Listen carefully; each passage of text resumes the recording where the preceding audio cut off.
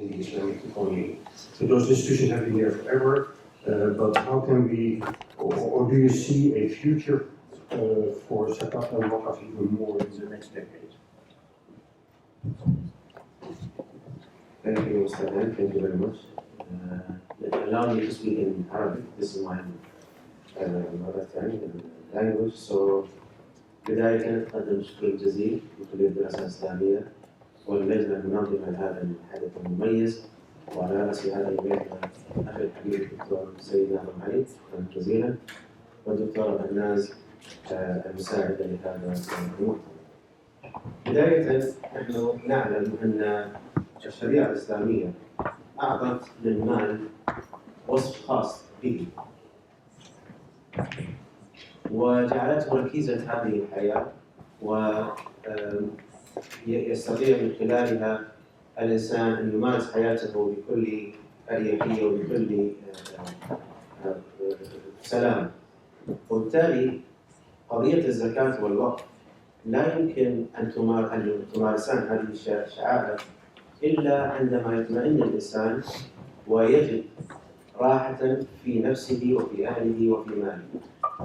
وبالتالي عندما نتكلم عن قضية الزكاة والوقف وحجم هذه الأموال في العالم الإسلامي، نقف عند أرقام قد تكون مهولة جدا، لا يمكن حصرها بأرقام غير دقيقة، لكن هناك بعض الإحصائيات التي تعطي نوعا ما تقدر حجم هذه الأموال التي نتكلم عنها.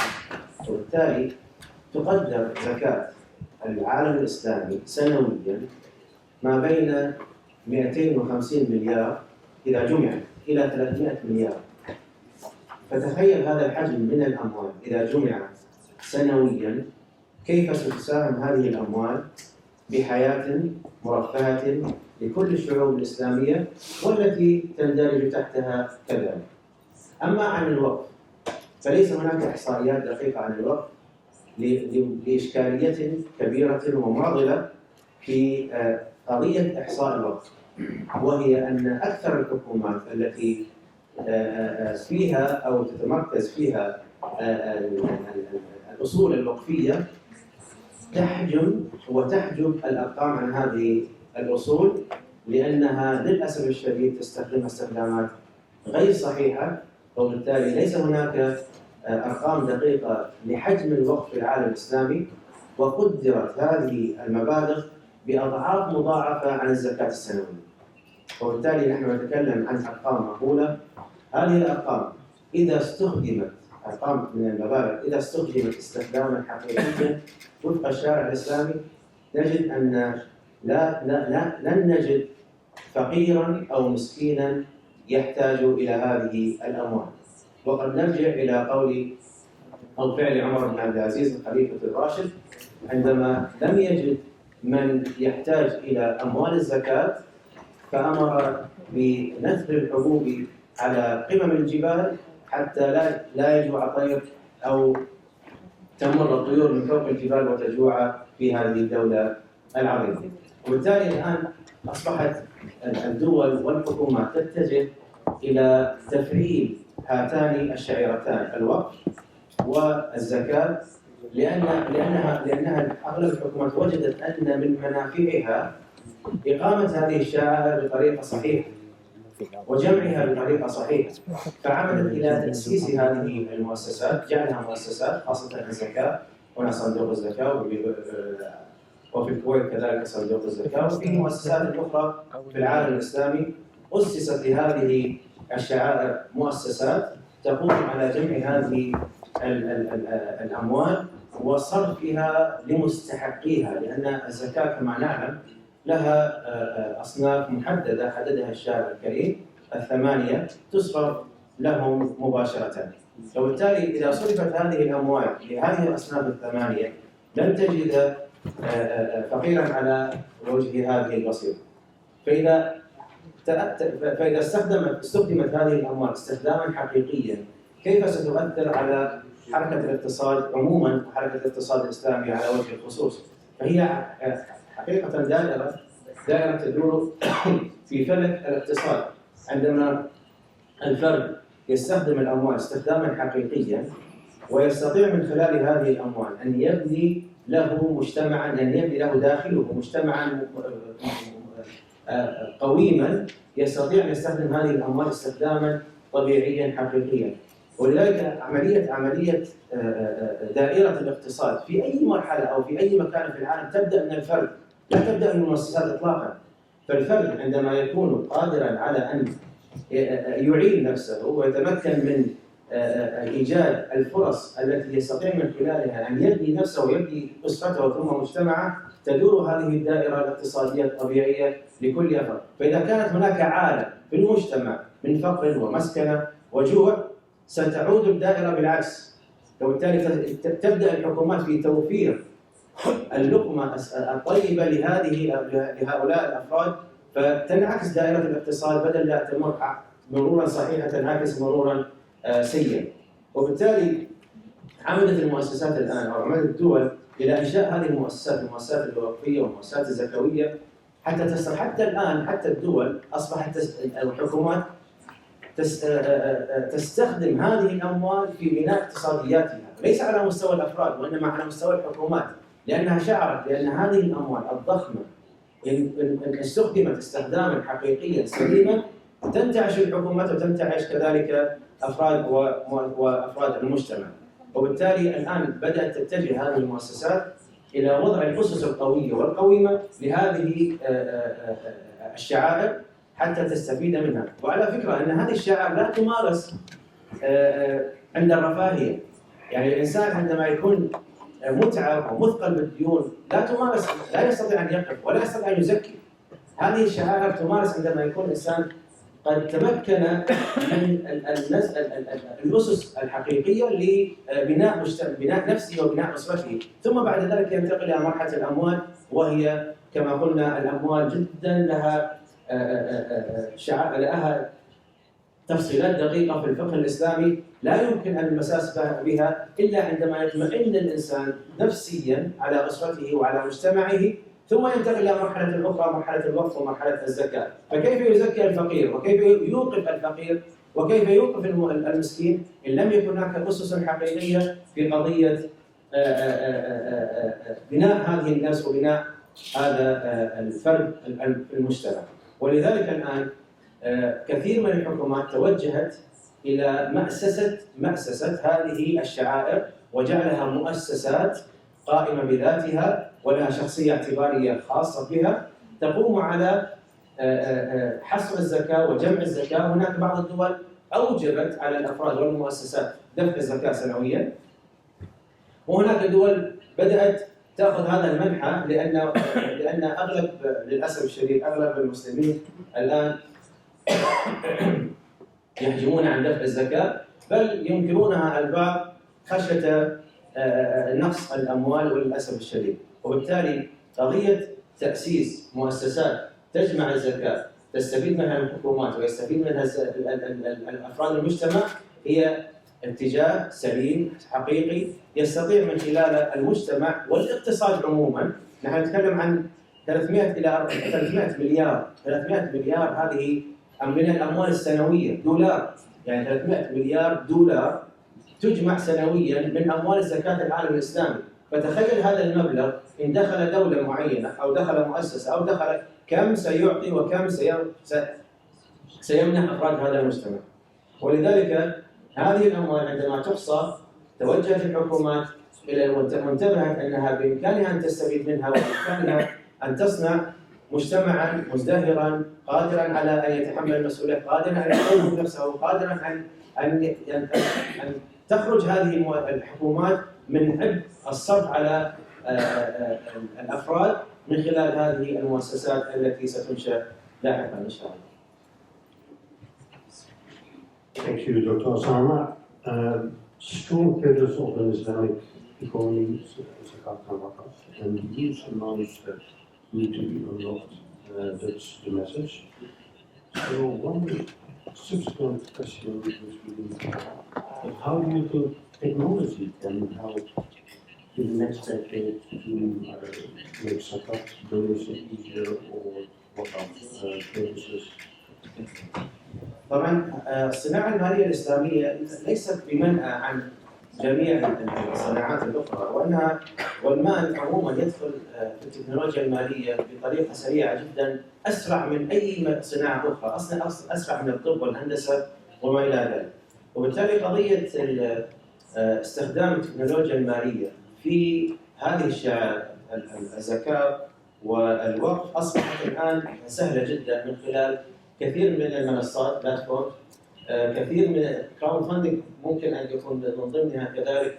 هذه المنصات اصبحت تسهل على الفرد ان يدفع زكاته او ان يوقف من خلال وان كان في اصقاع الارض يستطيع ان يوقف، والنزر القليل ايضا، يعني بامكانك ان تقف الان ريال واحد لارض موجوده مثلا في النيجر، وهذه الارض موقوفه لشخص معين، تستطيع انت من خلال بلاتفورم معين أن توقف هذا الريال أو هذا الريالان في هذه الأرض، وتبنى هذه الأرض مستقبلا بإذن الله عز وجل.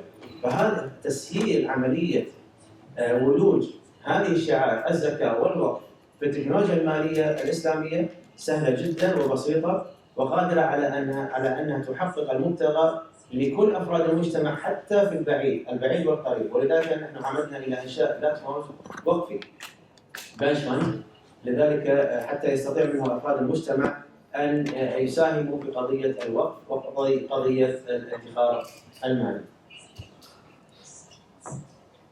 Thank you very much, Doctor. So I move over from these important, I would say, Islamic topics, Islamic finance topics, to down-to-earth a bank. And Mohammed, you are the Chief Risk Officer of Qatar International Islamic Bank. And my question to you is, how are Islamic banks coping with the challenges that banks currently faces? And what can Islamic banks do more in future to stay competitive? Because I think there are some more risks towards Islamic banks than conventional banks. So, looking forward to hearing from you. Thank you, and I'm glad and honored to be with you here in this important conference and in general. Actually, the challenge that banks are facing, maybe it's not only for Islamic banks or conventional banks. I think we face, all the banking sector is facing these challenges altogether. And if banks did not work to face and deal with these challenges, they will lose a lot. I think I will mention about a study that been done by ICIF and UI, and a survey that was sent to chief risk officers and board members for many banks. The results was for this survey, what are the priorities and challenges that banks have to deal with and are facing. For the next year, it was credit risk and cybersecurity and climate risk change. These are the most important things that CROs and board members are thinking about. For the last 7 years, maybe, we were talking about regulatory compliance, we were talking about cybersecurity. For the last 3 years, we are talking about cybersecurity only. And this year, it's about credit risk. I think the important thing is, why is credit risk is the important thing that after we even forget about credit risk since 10 years, since the financial crisis. Credit risk this year because of COVID-19 and the effects that happened to customers, all sectors, all customer direct and all indirect were affected by COVID-19. So many banks did well and were succeed in dealing with COVID-19 financially and also from operational resilience side. Also, the governments and the central banks also dealt with this risk, with this challenge as credit risk and the non-performing loans that can raise the shortage of liquidity, the shortage of cash flow that happened within the COVID-19 2 years. They did well with it. A lot of COVID-19 measures have been done by government and by central banks. I think now most of these measures are reached and end. So I think the banks are looking what will be next, what will happen, how much non-performing loans there will be from the from after COVID-19 time. Maybe here in Qatar we were lucky and we were efficient. Central bank and the government dealt with the issue in supporting the customers and the sectors that are affected or were affected, direct and indirect, and also QDB had a great role in that. And Central Bank of Qatar here, Qatar, they think, I think, out of the box, and they think that we are not doing business as usual. So they gave us a good solutions. For example, for the last 4 months, 5 months, we were working on rescheduling for loans. Loans for customers who were indirect or direct infected by COVID-19. I think this issue maybe after time for all around the world will be raised, more non-performing loans will be increased. Also the issue of inflation, the issue of interest rate risk, the issue of geopolitical what is happening in the world will affect also the credit risk very much. So I think banks need here to have a forward look. What we are talking about, we are talking about stress testing, early warning system, recovery planning, resolution planning, these issues that we need to work on as banks in order to deal with the challenge of credit risk that we face. Second thing that I think also banks will have to work, and is a challenge for us, it's digitization. Digitization, maybe during the COVID-19, what we planned for 4 years or 5 years have been achieved within months, to tell you the truth. And it was accelerated in a way that we put digitization as a priority at that time. Besides, and it was maybe part of business continuity also. Not only doing business, but also to business continuity for the bank. So digitization is very important, and I think fulfilling the customer experience, having a better experience for the customer to cope with his behavior, to have his requirements to be as fast, as efficient, and cost effectively is something important. But at the same time, I think digitization, we have to think about digitization that it must be led and guided by strategy, not to be guided by trends. It's an issue of strategy. To have our strategy must have competitive advantage, which is guided by innovation and differentiated from others. So I think it's very important. If it's not guided by this, it's not dealt with a strategy, it will be as others. It will be only a commodity or an asset that burden your financial statements. So we need to do that. At the same time, there's a risk in digitization. You can't say digitization is zero risk. No, there's a risk, and there's what we call a risk for digital. So we have at banks for our digitization efforts. So Islamic bank or conventional banks, we have to work on risk embedded in digitization. And before we were used that this is the digitization, this is the product, this is the channel, and that's it. No, now risks are part of designing the whole process until we reach the production. So this is very important risk for digital. And also, we can, as risk, we can benefit from digital for risk. We can always also use digitalization and digitals for managing the risk, like in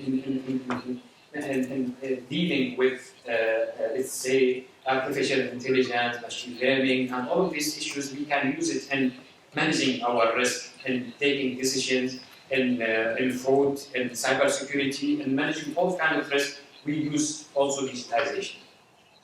I think also we have technology is a challenge, and the improvement or the development that happened in technology We are talking about data analytics, we are talking about artificial intelligence, machine learning,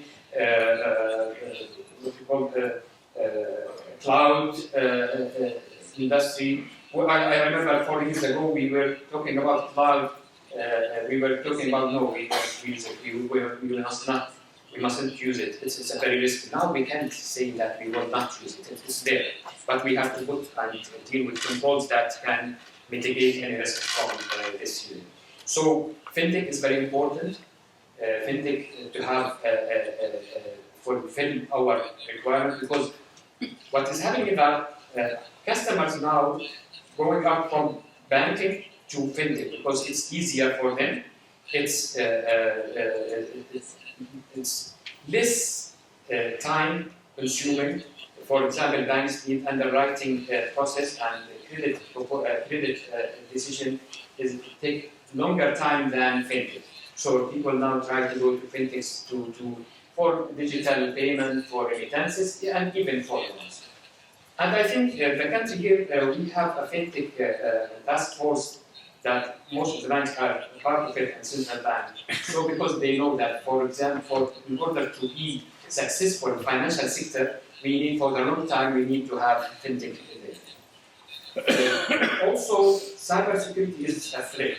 And we used to have, for the last 6 years, and even for the last 3 years, is because of COVID-19, working from home, and also what we have digitization, threats are increased.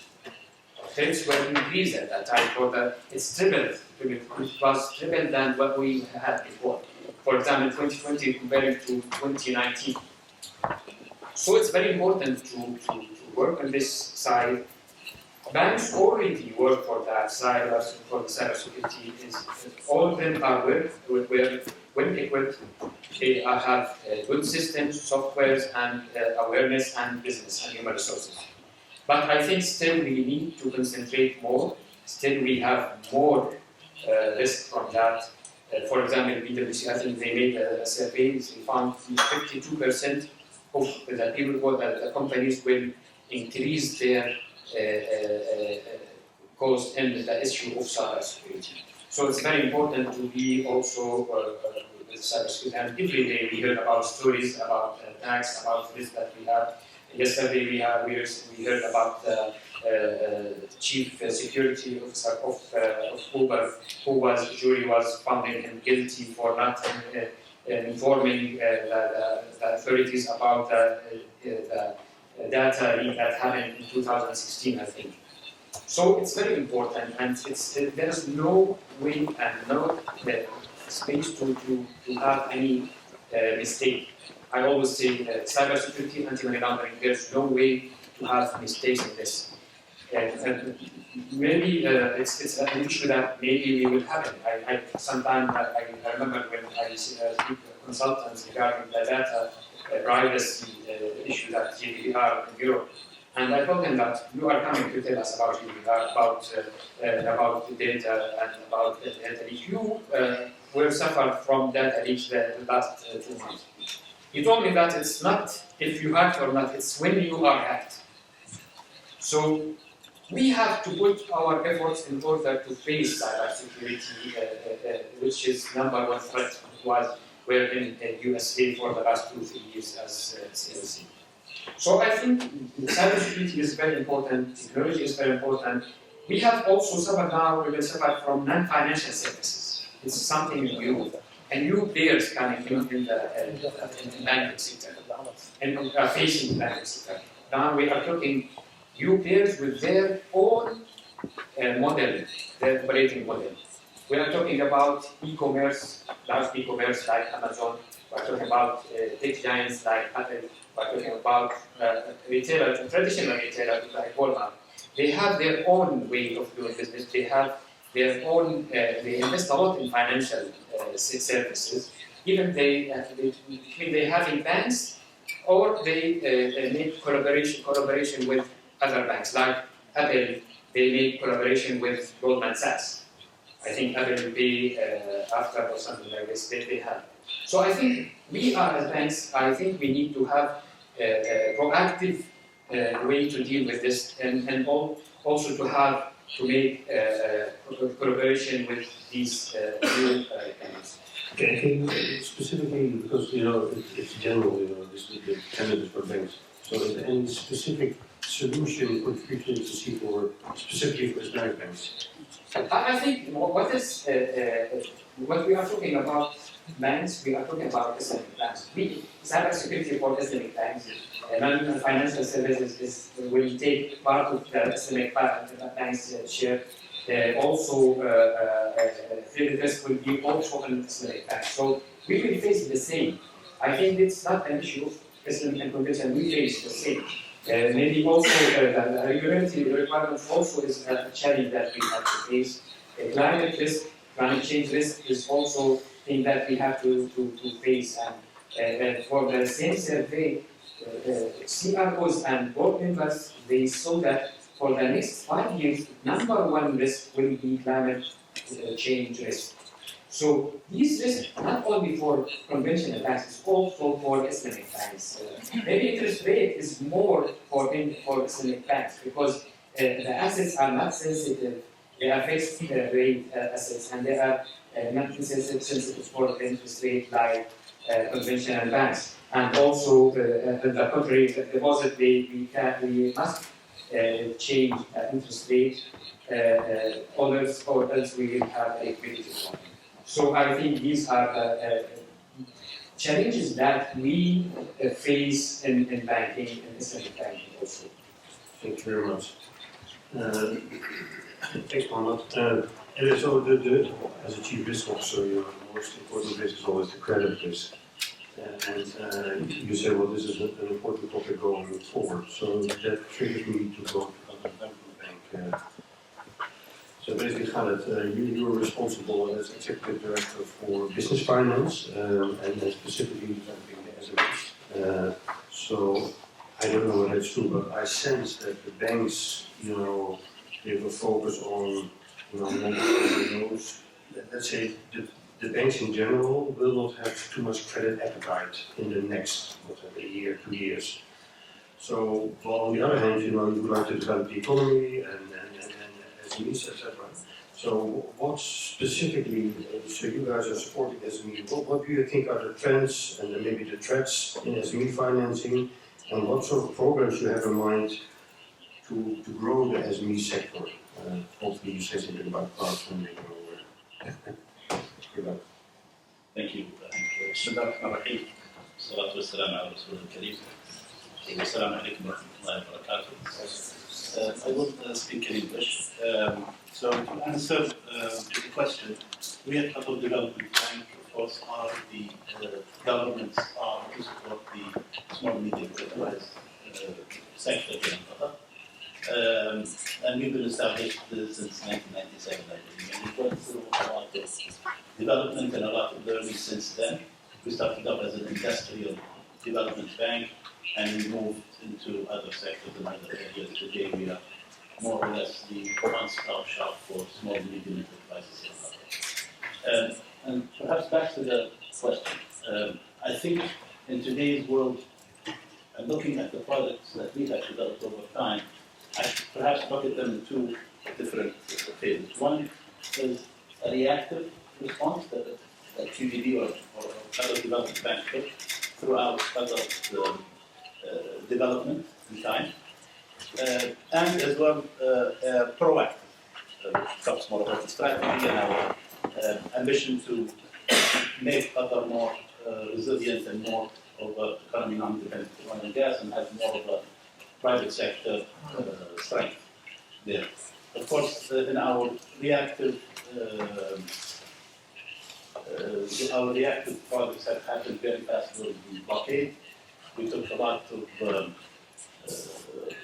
work and a lot of initiatives in order for helping the country going through that period and making the country more self-sufficient and self-reliant. But then, of course, we came to the COVID-19, and that was also a very strong and reactive approach that we had to keep the economy going. Especially the private sector, and in every country in the world, and we see a lot of people from many countries here visiting in this session. So we basically call it the small medium enterprises everywhere, and we developed a program called the NRGP, the National Rescue Guarantee Program for COVID, which 4,500 SMEs here in Qatar benefited from and keeping the cash flow going for these companies.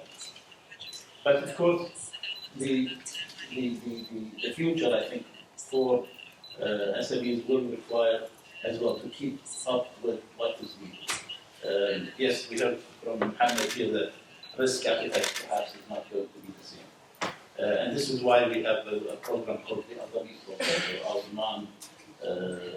indirect lending program called Islamic, is basically there to support the banks and increase their appetite to lend. So what we do is basically we guarantee a loan. We have an agreement with Qatar Islamic, International Islamic Bank. We have an agreement with all other as well banks in Qatar.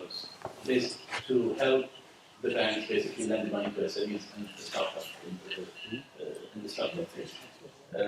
It's I think a generous proposal that we are offering. We give up to 15 million riyals, equivalent about $3.5 million as a maximum limit for that. Of course, the credit risk and the credit analysis needs to be in place by the banks, and we ask for an equity 30% from the customer.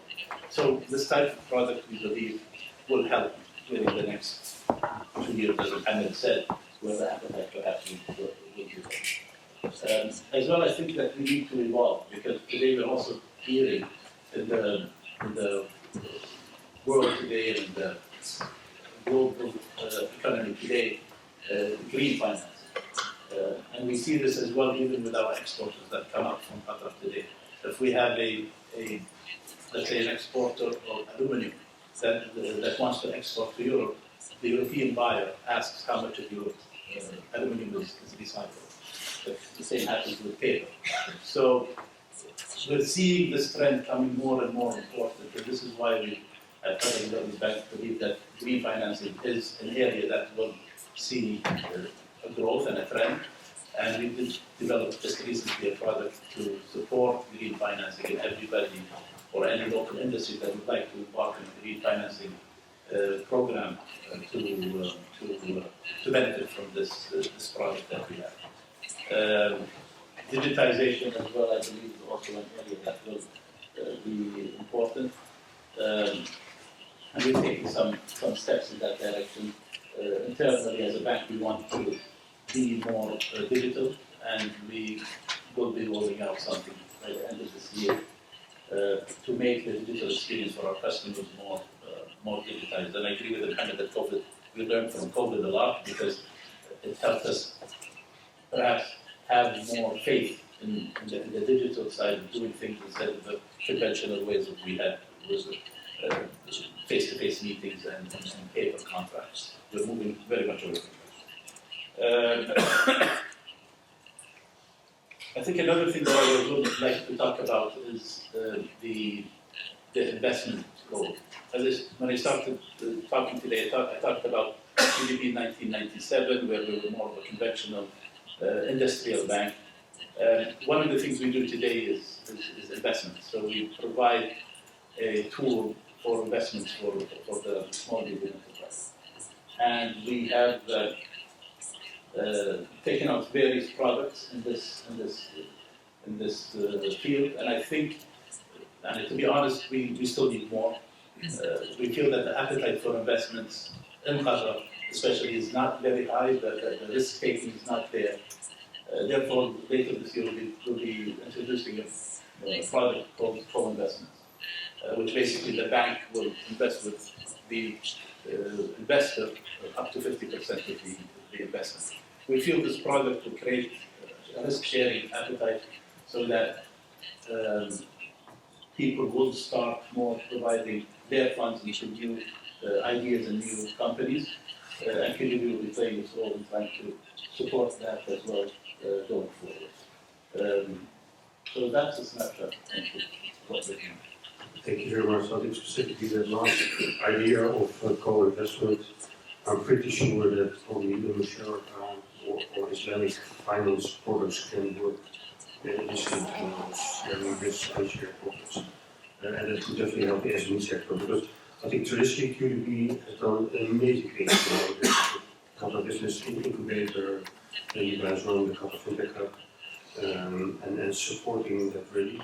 But I sense in general that the typical finance that SMEs goes with the help of the banks. But the classic situation, not only in Qatar, all around us, is that the SMEs don't have enough access to the banks. So I like the idea very much that you use other people to step in and maybe angel investors or groups of investors that have money to support SMEs. Thank you very much. Thank you. Okay, I'll talk about that. Okay, let's move to Professor Ahmed. You're here now 2 years, so you have seen the Turkish market, you've seen the Qatar market, but I think the question for you as an academic in general is, what are the future challenges for Islamic finance specifically, and do you see examples of policies and regulations in other countries where we can learn from, and you see any guidelines or blueprints that you think we can copy and make it more successful? Thank you, Hein. Thank you, great to be in this panel. I have been traveling for a while, just the last couple of weeks, and I had the impression about three main challenges. For the Islamic banks, but also overall for the banks. First of all, there is kind of a, and as it is mentioned actually, when we think about Islamic banks, it's quite difficult to think about them aside from the conventional banks. Because one way or the Islamic banks have been around now more than 40 years, and they are being challenged by the very same challenges that the conventional banks are challenging. Like the credit risk, like interest rate risk, and so on. In that sense, I categorize the challenges in three main items, which I believe first two is even much more important right now. The first one is the global systemic shift, and the second one is the market shift, which is related to fintech within market changes, and some within market changes, the third one. But I believe right now we are passing through a different period. I would consider this kind of a 2008 global crisis sort of episode. Why? Just think about the global development. Overall, interest rates are rising. Even though we say that Islamic banks are different and so on, but we are living in this earth. We are very down to earth, which Islamic banks are one way or the are being affected by the global interest rate hikes. And the global interest rate hikes is very uncertain because we passed through the global financial crisis, and then the central banks were contracting, and all of a sudden the COVID-19 came. So, and then most of the central banks have been kept with the lower interest rates, and then now they couldn't raise the interest rates to boost the economy later on. Because of global financial crisis, they were trying to fix interest rate. So business as usual is not the case in the last 14 years, at least after global financial crisis. And now, one year, let's just think about the value of dollar, or the value of euro. The euro has lost value about 15%, or value of funds, same thing. And also on top of it, we have global inflation, which was something like unexpected. If you think about, like 10 years ago, many of the central banks were trying to increase the inflation intentionally with all unconventional monetary policies, with all sorts of tools they have, but they were not achieving. But right now they are trying to contain inflation, which is even expected to rise close to 20% in UK by the end of this year. Same thing in US, like the inflation rates are like double-digit numbers. And one of the reasons for this is related with the energy prices, supply chain issues, which is another uncertainty, which there's a tension globally because of the energy prices, because of the war, because of the energy security-related issues. And I believe this is quite related with the global shift argument, because we have been discussing about the center of finance argument, right? This has been around for many years, but we all know that the center of global financial markets are changing. It is not anymore just London, New York, or Frankfurt, or just Dubai. There are more and more countries coming up, and there is no single hegemonic power like it was like the end of the Soviet Union, where the end of the history has been declined. Even remember the Fukuyama put the question mark at the end for the end of the history argument. It is not the end of history, it is not the victory of the globalization, it might be the other way around. So this is a major challenge, because imagine, even right now, I mean, it has been told about it with the Russian oligarchs, but it could be the case for other rich elite of the world. If somebody tells, like 10 years ago, that some of the properties of the global rich would be expropriated or would be freezed, nobody will be believing that, but their assets are frozen. And this is a challenge, even for the rich in Gulf countries, by the way. And nobody, and there could be an argument, for example, you are polluting the environment too much, so you get your money, your wealth, through certain ethical conditions or some climate-friendly conditions, and you have to pay some sort of a global tax.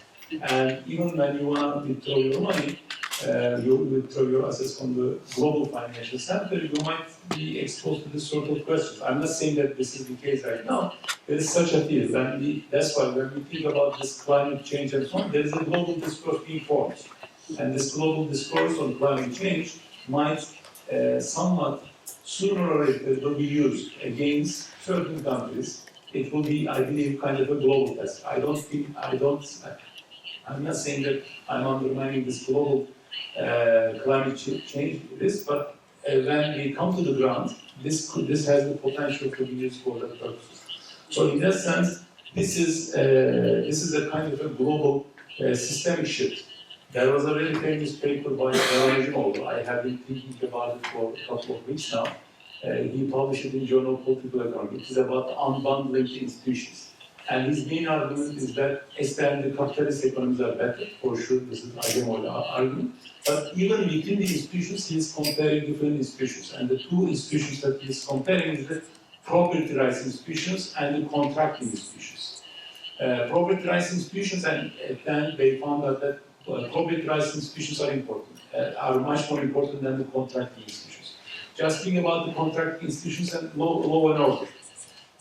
And their claim is that even as compared to kind of implementing the law and order contracts, property rights institutions are much more important. So when people fear about their properties, they will not invest globally.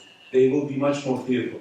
And I believe this is something more of a systemic change that people used to be not considering this much, but this is somewhat related, even more related. And this is the case. This is something that we should think globally. And as the global hegemonic powers are increasing in numbers, or there are some local, regional powers are increasing, most likely this will change the financial landscape. There are some famous books, and first the hegemonic power comes, and then the financial hegemonic power comes. And we know that the dollar is used as a reserve currency globally right now, and it has been used for many years. Not even euro, not other currencies. All the central banks keep their reserves mainly in dollar. So if there is this sort of a systemic shift, I believe this will affect overall financial system. And Islamic banks might be even more affected, because Islamic banks are not just for Islamic financial system in general. They are not just related with the returns. Islamic banks, Islamic financial institutions are actually related to qualities. It is, you can call it as ethical finance, impact investing, sustainable finance, or even climate finance is somewhat related. In the past, we were just looking at the returns, how much return we get, and that was the only concern. And we always claim that Islamic finance, Islamic economy, even precedes sustainable development goals, even precede sustainable finance, because Islamic finance and sustainable finance, impact investment, all of those are actually bringing other qualities of investment. Not just the return, but other qualities, like it has to be climate friendly, it has to be ethical, and so on. But these other qualities, I believe, are related with the times as business usual. If you are living in a normal time, if you are satisfied too much with the return, you will look at the other things. It's more of a lexicographic preference.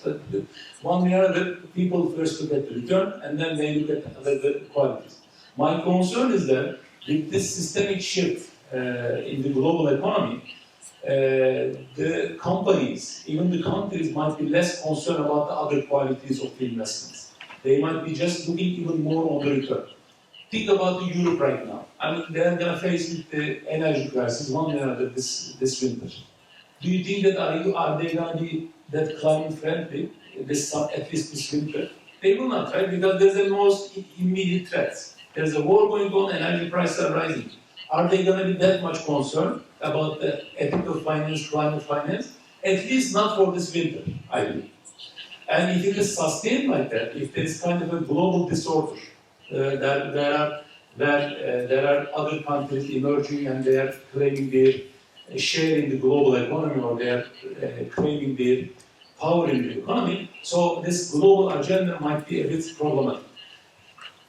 And other parties like the global hegemonic power like US will even try to use this sort of agenda more. Climate change arguments might be even more used, as it is the case for the sanctions. Right? The sanctions are used as a channel, right now, as a weapon for global order. Same thing for climate change. Probably there are arguments, especially for the Gulf countries, and the Gulf countries mean energy sources, gas and oil, right?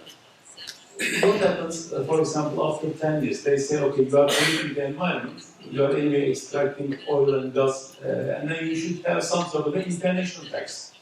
International tax issue could be an important thing.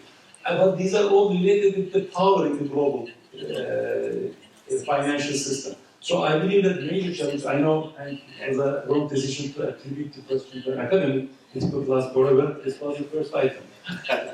But very quickly, I believe this is very important, and we should think about it even more, especially with the property rights, about how to use this sort of climate finance sort of things as a kind of a threat for the other countries. I believe this is not just completely a genuine idea, but it is a power relationship. And there are some markets development like the fintech issues that has been mentioned, but I believe these are the challenges for the banks maybe. There is a new financial system emerging. This is certainly affecting the Islamic banks, Islamic finances, but even more it is affecting the conventional finance. There are a lot to benefit. We have some papers with our students. We are showing that actually Islamic finance has even more to benefit from fintech companies. We had very good discussions yesterday, and I believe that Islamic Sharia experts and so on, they seem to be much more involved right now on the fintech issues. And there are other issues. The third dimension, again, let me remind very quickly, the first challenge is the global systemic shift. It is not the transfer shift. One way or other, the global order is apparently being reshaped.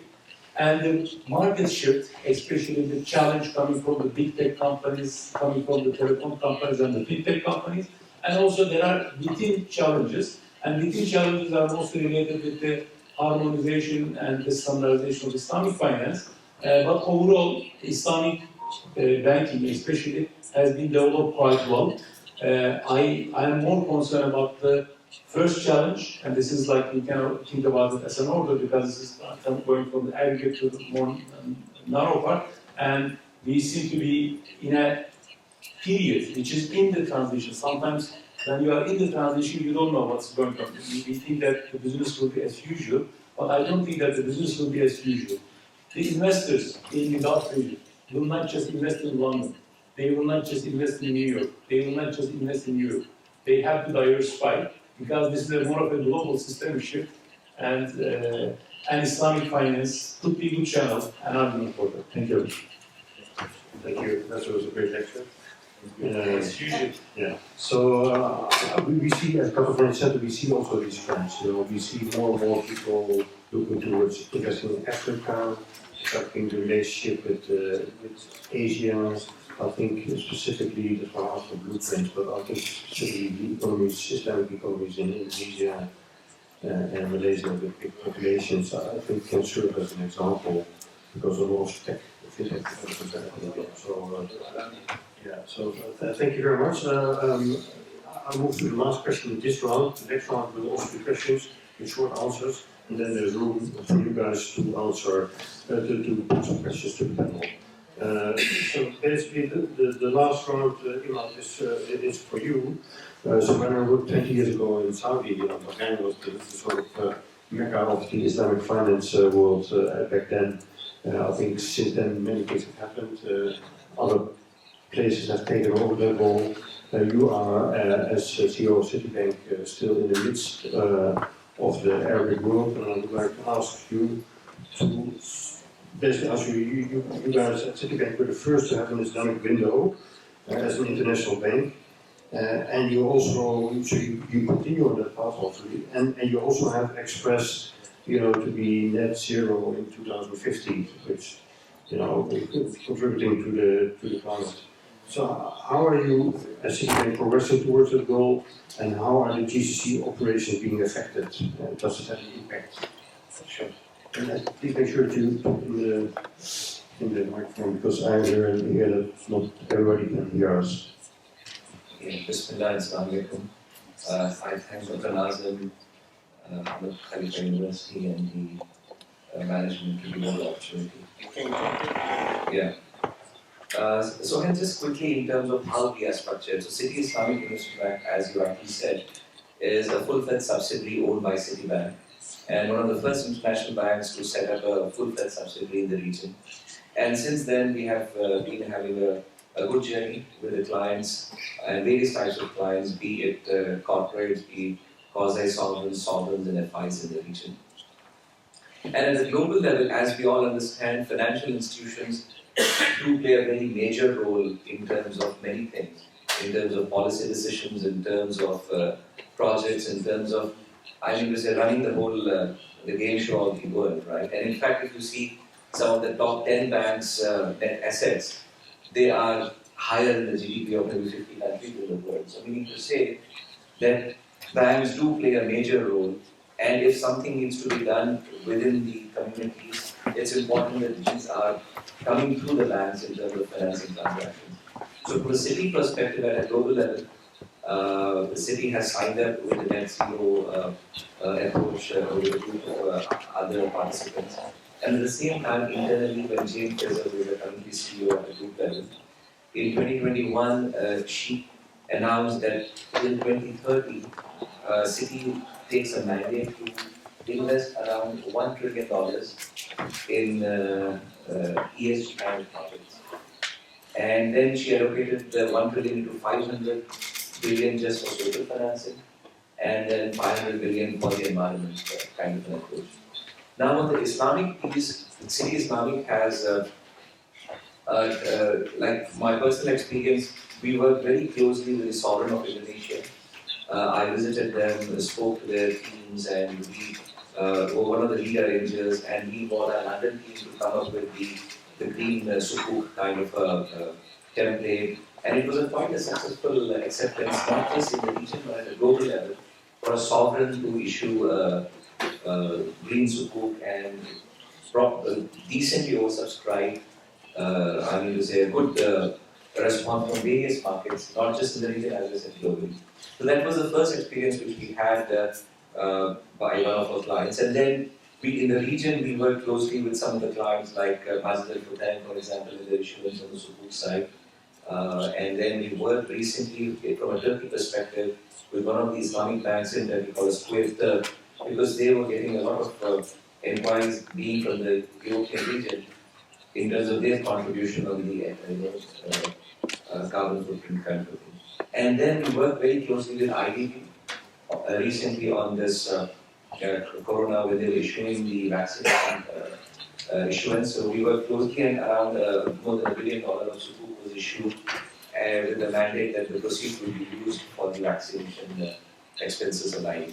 So that is what were the actuals which have happened. But in our regular interactions and our pictures with various clients in the region, we see an active change of approach both from the sovereigns and also from the corporates in terms of giving or helping them to understand the acceptability if they go and take the ESG kind of an approach. So, in a nutshell, as I said, in terms of global level, our commitment has been very strong in terms of supporting this whole initiative at a global level. Regional level, we are trying to engage with various clients and giving them support on various propositions. And just to give you, as someone was saying, in terms of participation on sukuks.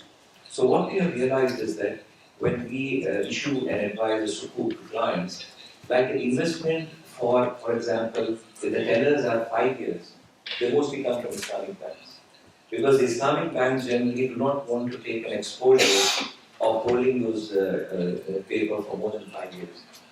But surprisingly, the moment we take the tenors and the series to 10 years, 15 years, and 30 years, there's an exponential participation from the Western world.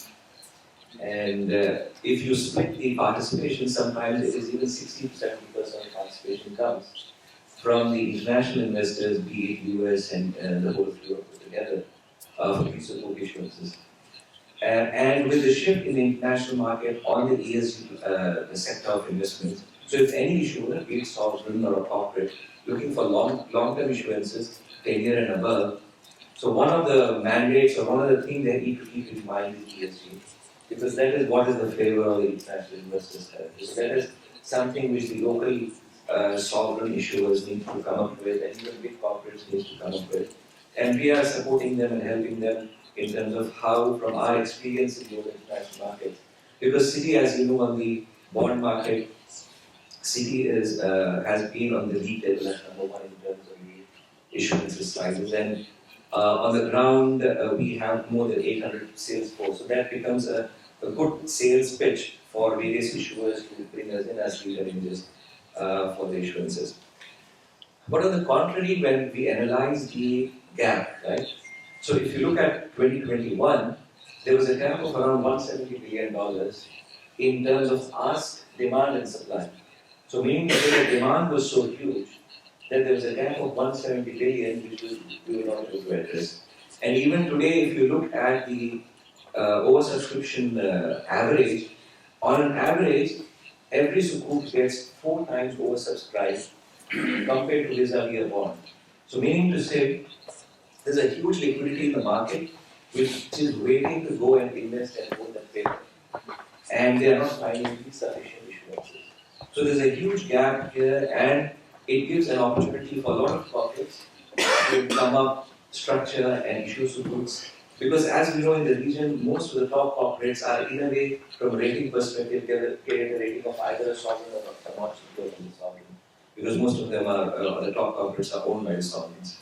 So that is something which I feel the corporates in the region should take benefit of and work towards that. And the other thing which I feel is there are certain Sharia reasons also in terms of the gapping. When I say Sharia reasons, meaning to say because as you know, in a sukuk structure, assets have to be there for the issuance. And for corporates, there are shortage of assets. And that is one of the reasons why a lot of corporates are not taking the sukuk route, but taking the bond route. So if you look at the volume of the bonds issued in the GCC and the volume of the sukuks issued in the GCC, there's almost 50% difference. But if you just change the paradigm and go to Malaysia, you will find the difference between the corporate bonds and the sukuk almost 150%. So there are a lot of corporates who are not, to say, owned by or they do not want to, they want to take Islamic route because they are easily subscribed by the liquidity. And on the other side, when you look at the balance sheet, so if you take the 12 top banks in the GCC, look at their balance sheet, there's almost $600 billion of the assets. And then if you look at the liquidity which is there, there's almost $70 to $80 million of liquidity which they are willing to invest in a paper like Sukuk. So looking at all these, I feel, number one, your question to address on the ESG, that is the flavor of the world, flavor of the market. So if you want to go to the international market, international platform, please have that check box tick and make a commitment to that, and which is not a very difficult commitment. And number two is that sovereigns need to look at how they could support the corporates in terms of access to assets, in terms of structuring. So if these two are addressed, I feel the one big relief will be number one for the Islamic banks to park their liquidity. Okay. And number two for corporates to not just tap into short-term liquidity of 5 years and even longer tenors of 10 or 15 years in the international market. Thank you very much. Please consider also Qatar as a platform to issue also Sukuk QC, to make a bit of promotion. Has recently announced a sustainable bond and a Sukuk framework, and hopefully we'll see the first Sukuks issued soon. And I agree that there is a lot of room to develop local Sukuk markets. And I think the Malaysian one, I think, is a great example, but GCC can catch up on that. So thank you very much. I'll go to the next round, and then the gentleman.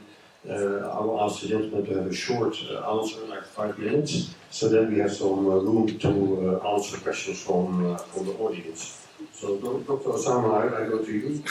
Peter Mansour is involved in many Islamic finance structures as a Sharia advisor, and I would like to ask you, what is the future of a Sharia advice? You know, there are all kind of influences and examples where people like to go for more uniform or standardized advice. I just want to know what will happen in that front. What is your view on this? And is indeed things like a Sharia panel possible? I think in recently UAE did something similar. Looking forward to your view, please. Thank you, Hannah. This is a very sensitive question. Okay. My friend, translation being outside. تطور الفتوى We can get it from here. وهذا بلا شك موجود ومشاهد، لأن الصناعة المالية الإسلامية تطورها سريع جدا، والفتاوى لابد أن تكون متوافقة ومتناسقة مع هذا التطور، بحيث تستطيع البنوك أن تعمل وفق التطور الحالي. وبالتالي تجد أن أغلب البنوك الإسلامية الآن عندها فيرتشوال بانكس من الميتافيرس، عندها اي بانكينج موجوده، كل الفنتك او الفاينانس تكنولوجي متوفره في البنوك الاسلاميه، وبالتالي لا تستطيع البنوك الاسلاميه ان تتقدم او ان تاخذ خطوه واحده في هذه الامور بدون موافقه الهيئات الشرعيه التي هي المفتاح الرئيسي لانطلاق هذه المؤسسات، وبالتالي الهيئات الشرعيه ايضا عليها أن تتطور وتطورت كثيرا بسبب هذه الصناعة المالية الإسلامية المتجددة. الشق الثاني، هل هناك توجه إلى إيجاد هيئات موحدة أو تحديد الفتوى أو تطوير الفتوى؟ أنا حقيقة سيدات أنا من أشد المعارضين لهذا الموضوع، لأن توحيد الفتاوى وتوحيد الهيئات الشرعية هذا قتل للعقل، قتل للاجتهاد، قتل للتطوير. تحديد الفتوى بعقول محددة لا تستطيع أن أعطيكم مثال بسيط. يعني ممكن وزارة الصحة الآن تحدد لك أن هناك فقط 5 دكاترة تذهب إلى هؤلاء الدكاترة تأخذ منهم التشخيص الطبي. هل يمكن أن يفعل ذلك؟ بخلاف هذه الأمور. وبالتالي قضية توحيد الفتوى وتوحيد الهيئات الشرعية وجعلها في هيئات موحدة، أنا أعتقد هذا قتل للإبداع وقتل للعقل وقتل للاجتهاد.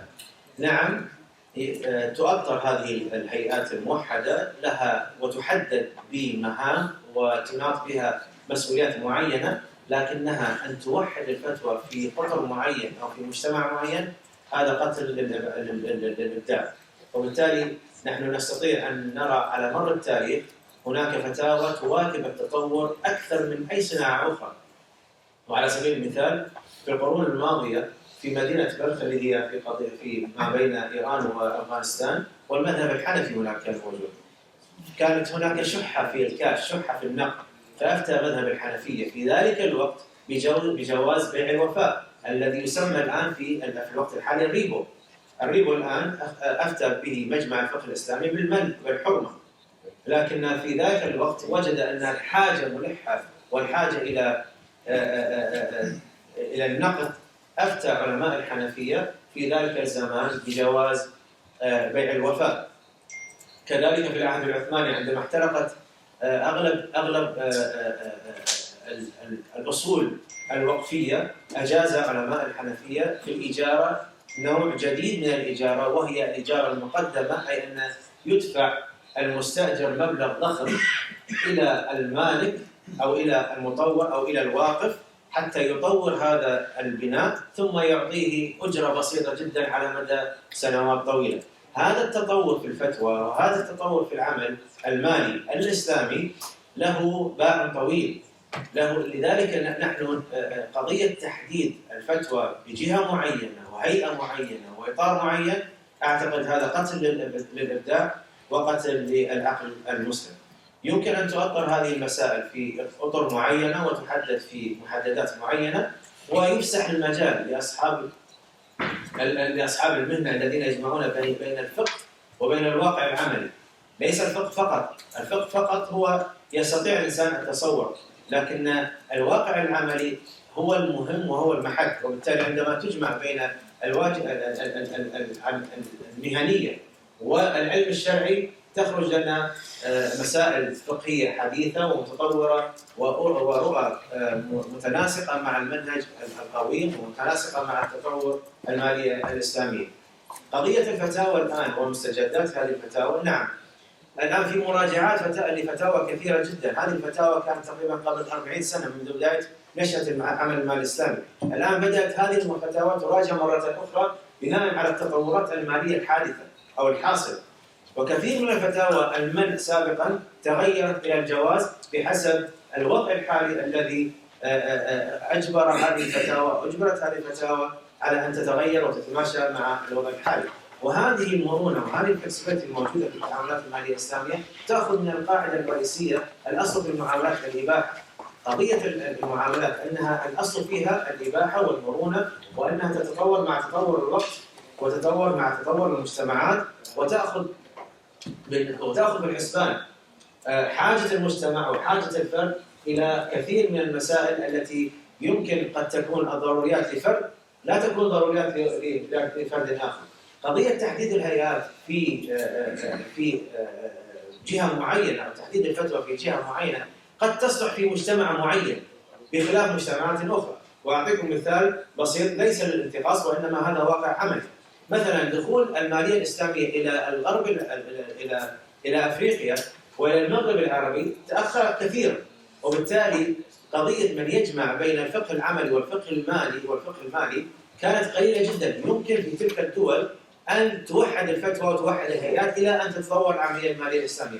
في منطقة الخليج العربي كانت العملية المالية الإسلامية قديمة جدا، دخلت في نهاية السبعينيات أو في منتصف السبعينيات، وبالتالي قضية 45 سنة من العمل المالي الإسلامي أعطت لأصحاب الهيئات الشرعية القدرة على تصور المسائل أكثر من غيرها. وبالتالي قضية التجربة في شرق آسيا أو في المغرب العربي لا يمكن أن أقبلها في مناطق أخرى، قد تكون مستساغة في بعض الأحيان وتؤطر في مسائل معينة، لكن لا يمكن أن أستقي التجارب من أطراف أخرى قد لا تتناسب مع مجتمعاتنا في العالم في الشرق الأوسط. أطلت عليكم المعذرة. Sorry for that. I think this is the only thing that I have. Thank you very much. Thank you, Doctor. Very clear message. That's not the creativity and the flexibility that Islamic finance has. by standardizing it too much. Framework okay, but it has to be creative. Thank you very much. I'll move over to Mohammed again, and the question is basically on ESG. As we also heard from Citibank, that ESG, green finance, climate finance, all these things are very important. It's here to stay, and that is a clear message. So, is this an opportunity or a threat to the Islamic banks? It's more of a commercial question than a risk question. I will try to connect to the 5 minutes. Yeah, please. Actually, I find it's an opportunity. It's not a threat. Yes. I found it an opportunity, not a threat, actually. Bloomberg issues expected numbers, and they mentioned that EC investment almost will reach with 2025 about 53 trillion. So I think, and this is double the number that was in 2016. So I think also Islamic finance is listed that as S&P specified and expected that about 3 trillion will be in 2025. So I think we can manage Islamic finance, Islamic banking, to get benefit from ESG and also from this very growing fast investment space that they have for ESG. As mentioned by Muhammad, it's very important for investors, for the rating agencies, for if you want to export as anything, it's needed there, and we need to have it. And as Dr. said, that we have common, as you mentioned, that we have common areas that between ESG and Islamic finance. And both also looking for, also beside what the Doctor said, we also have transparency, accountability, we have social justice, we have also equality, we have prosperity, economic prosperity. It's concentrated also on the environment for both. So I think we can get benefit from being certified as ESG and also have eligible financial instrument. Both are good, and we heard about many from asset side as green loans or liabilities from Sukuk and this that already been issued. I think, and if I have time, for the issue of ESG for governance and social sides, we already work on that as banking, Islamic banking and commercial banks. Since 2001, we already work on governance. So I don't think there is a problem in that, and also in the social. What we need to work on is environment.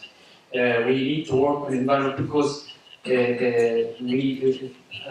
think I read a study that we have to, after 30 years, the whole world did not work on the issue of environment. For example, GDP will decrease if no action. If we have a correction action very fast, we will, for example, it will decrease for Europe, it will decrease 1.2, and for China 1.8. If we were late, for example, China will suffer with decrease in GDP about 5%. If no actions taken, for example, Europe will be affected by GDP decrease about 5% and also 50% for China. Also, Bank of England makes stress tests for banking sector in England. And they found that it will be affected after 30 years. It will be affected of profitability, it will be affected of asset quality, capital adequacy. All of these will be affected if we do not work in an environment. At the end, it's customer and also economy that will be affected. We need to work in that way. It's an opportunity. We can we must face the risk of transition and face the risk of physical risk that we can face from environmentalist, but also we can have it as an opportunity in order, for example, to invest for financing the sustainable initiatives. It will be a major business for banks. Thank you. Thank you very much. Yeah, it's clear. So we are, as you see, we are working together with the Ministry of Environment to formulate a taxonomy. So you see that Europe is formulating a taxonomy, other people also formulating, and it would not be fair to have the same taxonomy in all of the countries. So a hydrocarbon producing country, and let's say the West is far more developed already. It would not be fair to have the same taxonomies. So I think it's a strong element of Islamic countries to also include other elements, the social elements of the ESG, SME financing, etc., into those taxonomies. So that leads me basically to the next question. And just what can we do to, let me read out the question. So another key component of a well-designed financial economy is basically entrepreneurship, or supporting startups, but also financial inclusion. And QB is a key stakeholder, and is also supporting the second strategy of the central bank. So what can QB do specifically to grow more the Islamic and the halal economy? So, of course, Qatar on its own is I'd say most of all of the products that are made in Qatar are halal or Islamic based. Especially only if you're talking about Islamic. Yeah, so I was saying that everything, or almost everything that is made in Qatar is halal. So we need to work on exporting our products to the global market, and really does that. So we have activities in that regard.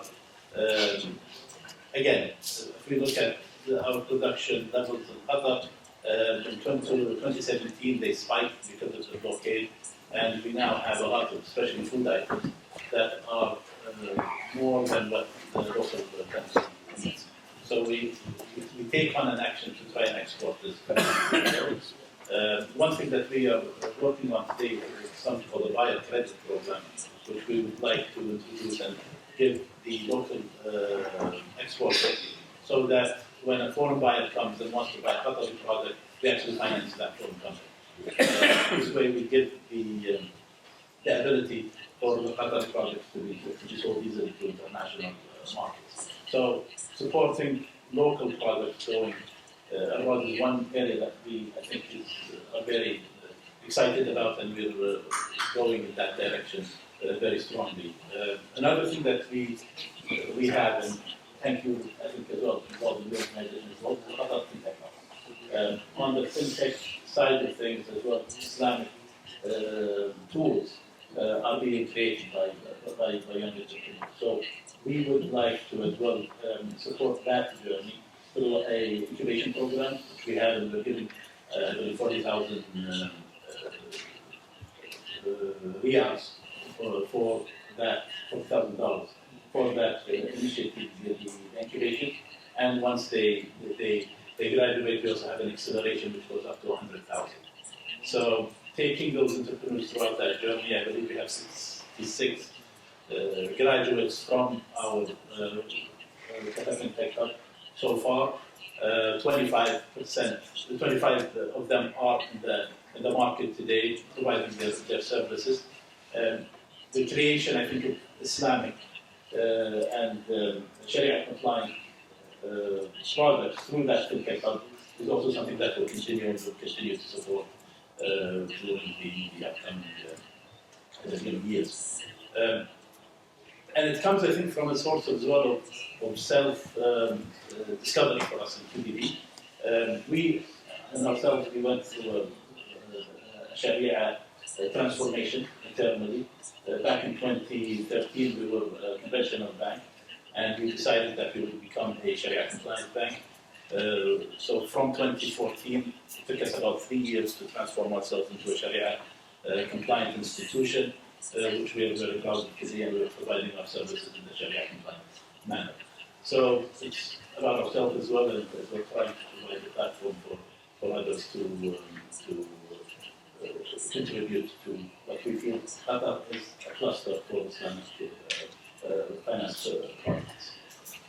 Thank you. A very strong message, specifically facilitating exporters and financing those exports, as well as because we work a lot with the Qatar Fintech Hub, attracting Islamic fintech companies, specifically from Malaysia, Indonesia, and UK to Qatar to team up with banks. I think is a very strong and powerful action QB is taking. Professor Ahmed, so academia, again, it's time for a 5-minute lecture only. Could play a huge part when it comes to supporting the circular and Islamic economy. So what is specifically HPKU, College of Islamic Affairs, doing or planning to do in order to support it a bit more? Thank you, Hein.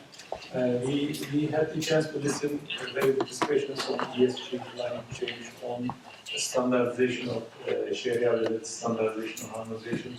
So these are very contemporary topics. And as College of Islamic Studies Islamic Finance Program, we are very much into all those discussions. We have 2 programs in Islamic finance, one for the master and one for the PhD. And these are relatively more practical. We are not just talking about the theory, certainly there are theory courses, but more importantly, we want our students to bring up with the new ideas and write their thesis on practical issues, such that they will be much more impactful for Qatar, for the Muslim world, for the globe in general, for their countries. And our students are here, and they really work on very interesting topics. And even from the yesterday discussions, I believe they asked really nice questions on the very contemporary issues of blockchain, cryptocurrencies even, on ESG, climate change related issues. So we are very proud actually to follow up with the most recent developments, because we don't want to just give the diploma, but we really want our students to be well equipped, such that later on, when they go for the job market, they will improve, they will get promoted, or they will find good jobs, first of all, especially for the master. For the PhD, we have relatively less, we are even more selective, because there are only 5 students, for example, this year in the PhD, and we emphasize academic writing and writings that to publish in good international journals. Even the main purpose is more global impact. But the bottom line is that we are all, the most important thing is not just to give the diploma, because I believe Qatar is a unique place, and in some places you just need the diploma, but in here, you can get the diploma anyway. It is not that an issue. I mean, there are, you can go to UK universities, you can go other places, and we all know that, especially at the master level, it is relatively become a sequence. I mean, you are done with the BA and then you go for master, and that's it. I mean, it is more of an exposure experience sort of thing. But we don't want to do that. We have 7 members in our Islamic finance program. We work very closely with our students, and I believe this is a great opportunity for the students to engage with the professors, to write papers together, to deal with the very contemporary issues. I believe this is not even present in American universities, in UK universities. These are more in masses. The good thing about Qatar, and good and bad thing, everything in Qatar is relatively small in share, but the good thing is that we have one-to-one relationship with our students. So this is the main advantage, I believe. And even, for example, when it comes to standardization, we are very much involved in the practical research. We got recently a grant from COMSEC, which is like an OIC, Organization of Islamic Countries sort of branch, and Dr. Mustafa, Dr. Adem, Dr. Murat is here from Turkey, and with a group of international academics, we wrote a report. And this report, we recently made our presentation.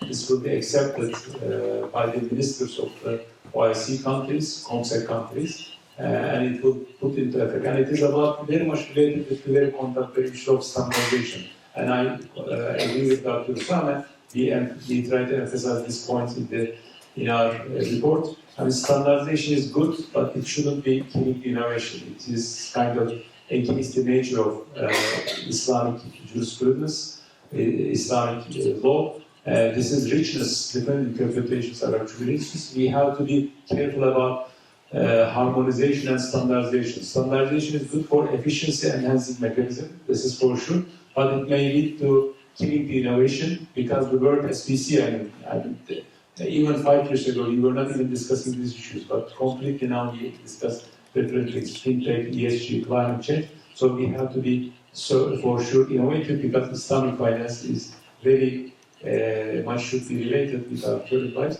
And we emphasize that harmonization might be needed, but for the standardization, we have to be even much more careful. So this is another example that our actually faculty, by publishing high-quality journals, by engaging with the sector, we try to be impactful.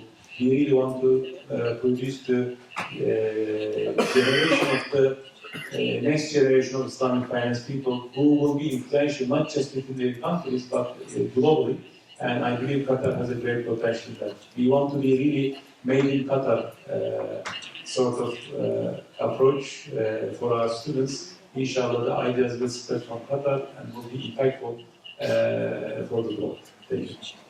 Thank you. Because the strong points of Qatar, if you look at the future, is the fact that we have about 30 universities. And Mohammed bin Khalifa is one of the most important, and I think having the College of Islamic Affairs here is important. I really hope we can attract more students and even maybe ask Qatar Foundation to support those students to follow their programs here, because it is to a certain extent, you know, if you look at the UK, what they have done by inviting young leaders to do the Centres program, which is their military academy, and people are strongly tied to the UK.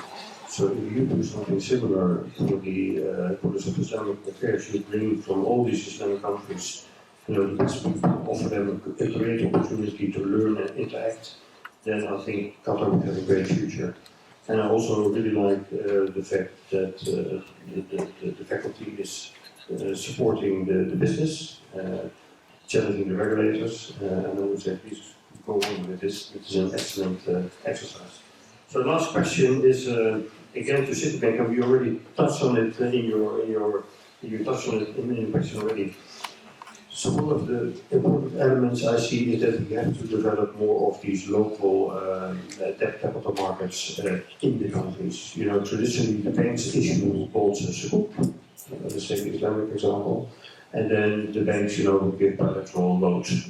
You hardly see any club deals here with banks, but there is room given the strength of some of these family companies.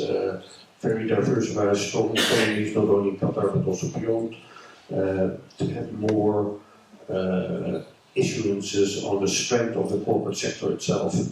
So what can we do more? You know, you are an international institution, you see the international market. How can we develop the local markets a bit more? What is your advice? Yeah.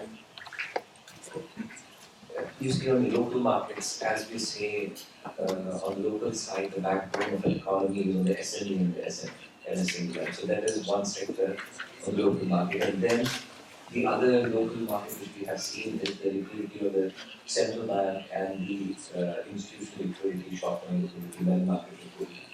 So if an adequate, suitable kind of solution, short-term, would be given on the money market side, as some other jurisdictions have done it, to manage on the local, to say, money market starting from 1 to 6 months, a tradable instrument, that would be a solution.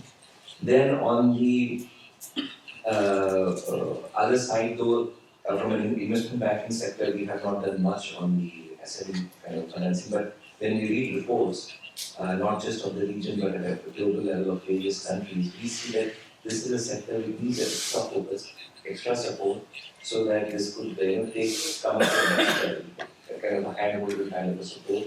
And in terms of their funding requirements, which starts from as short as 3 months, or 1 month to as long as 3 years, how that could be addressed effectively with some kind of backing of support and whatnot. So I feel these two. And just to add one piece, right, in the sense, there's one, because I feel in this modern era, Islamic finance is in a way a big opportunity and boon for Muslims at large to develop a communication channel with the different civilizations. Because generally religion is a very personal matter, right? But this aspect of religion, people are proudly discussing with each other. So this is one piece I think which should be emphasized and marketed more so that the communities and civilizations will communicate with each other on this piece. The other is, we also have to appreciate that at the end of the day, the well-being of a society is the well-being of a family. The well-being of a family is the well-being of health. And Islamic finance, from the day one when it started, has emphasized that they will not invest a dollar in investments which would harm health. So the alcohol, the tobacco, right? So if you just calculate that for just if you imagine 40 years not a dollar has gone, but at the same time every year we see a huge fatality because of these two things at a global level. So that is something which is a positive, kind of a feather in the cap of Islamic finance which needs to be marketed. Right? The other is that we have not invested a dollar in arms and armaments, right, since when we started. And we have seen for the last 50 years how many fatalities have happened because of TV and those things. So, in a way, we, in other side, we have been supporting, okay, human life, human emotion, well-being of the society in our format, okay. So, of course, ESG on the environment side, yes, we appreciate, we support it, and as a community, as a philosophy, we are for it, and whatever, because we are currently seeing at a global level, there is a crisis. Climate change is not something theory, it is a practical reality which everyone is facing. And if collectively as institutions on the financial side we address that, that would be good for all of us. Thank you. Thank you. One more question on, let's say, Bahrain has always been more advanced when it comes to regulators facilitating those capital markets. So what would be your advice to, let's say, regulators that are a bit behind? So what are the things that need to be done to create this local capital markets? I think when we look at it, there's some organizations formed in UAE and the IFC and the GCC bonds market, right? But I feel there should be two ways, right? Currently, there are two areas in the bond market which have not been opened up, unlike in the West. One is the retail sector and the municipal sector, right? And these are two very important sectors. With the retail sector, you don't have any retail sukuk in the market, right? But unlike if you look at the Western world, especially in US, there's a huge market for that. And on the municipal side, again, the government needs to develop those municipalities and various infrastructure for that. So again, for that, there is no separate sector. So I think, because currently, if we see, especially in the GCC, it's mainly focused on the sovereigns and corporates, right? And even on that, the more inclination is on the sovereigns. If you see the size of the corporate issuance is small.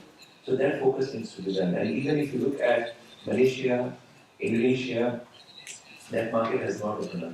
Even Turkey, for example, the corporate and the retail market is not open. So I feel that the regulators need to, if you evaluate the regulation of the GCC on sukuks, there is a gap on these pieces. So I feel that needs to be the case. Thank you very much. Ladies and gentlemen, I think it's now your turn to ask some questions. I see many, the gentleman over there, I don't know whether you have a microphone. No, okay. Yeah? No, the gentleman behind you. You will come next.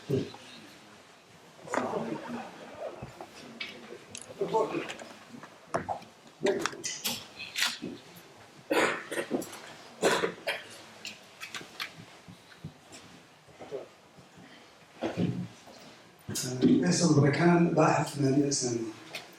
يخص الجامعة. كما تعلم دكتور وقف الزكاة كانت من الأمور اللي تتخطى الحدود الجغرافية في العالم الإسلامي. وكمثال على ذلك مثلا أنا أعرف من الحرمين مثلا لها أوقاف من المغرب إلى أندونيسيا ومن تركيا إلى أفريقيا. كذلك في مكة والمدينة هناك أربطة كانت للمغاربة للهنود للأتراك تخدم الحجاج والمتبعين.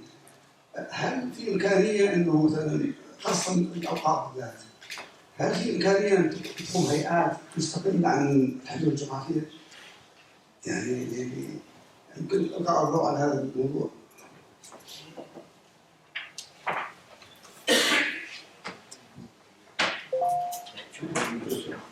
Not everybody could hear the question in the translation.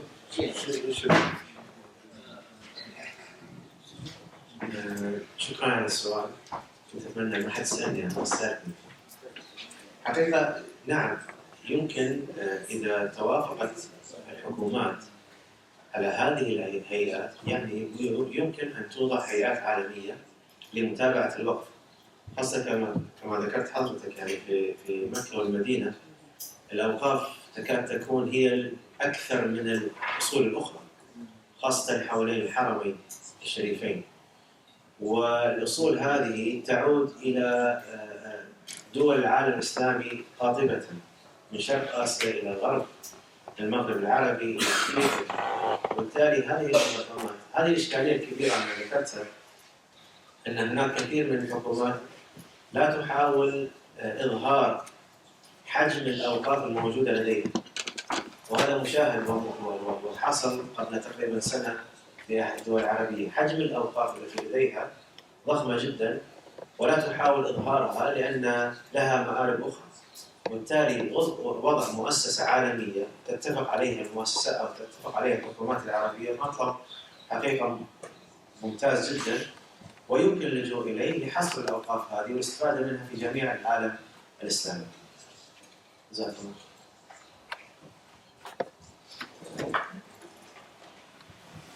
Thank you for the question. Thank you for the answer. The gentleman from the one. Assalamu alaikum. I'm Isa Mansouri. I'm a PhD student, Islam Finance and Economics. Dr. Ahmed, my supervisor, I was discussing with him the matter of decentralized finance, and more specifically, the disintermediation or the demise of banks and central banks, Islamic and otherwise. The disintermediation of banks, the risk of decentralized finance. Maybe Mr. Mohammed Jamal can even comment on this matter. What do you think? So crypto is in the game again.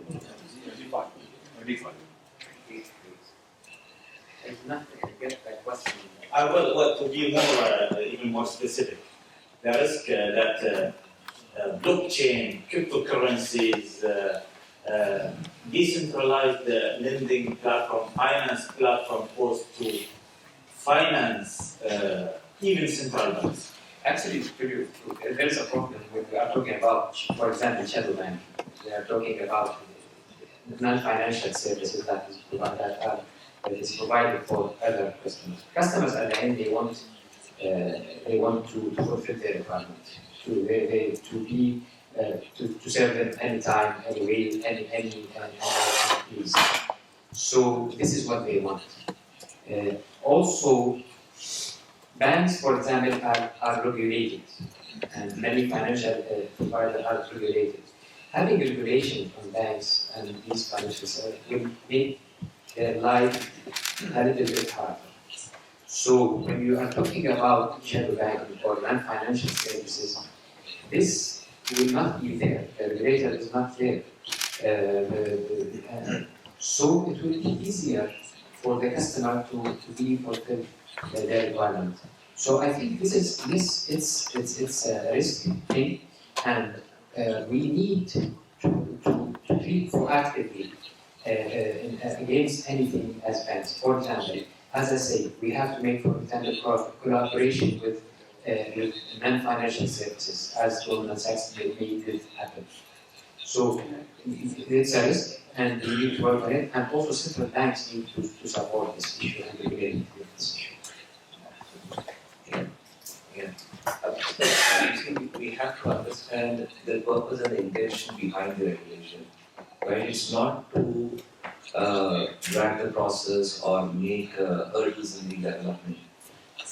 At the end of the day, generally, the people, when they open an account in the bank, they keep their hard-earned earnings in the bank, right? So that's the reason why there is a fiduciary responsibility for the government and the central banks to say that, as from Islamic perspective, it is an amana which the client has invested with the bank, right? Now, from a conflict perspective, if the bank is looking from its perspective, it would be in its interest to use it as it wants, right? And in that decision to maximize its profit, it can make mistakes which would harm the liquidity.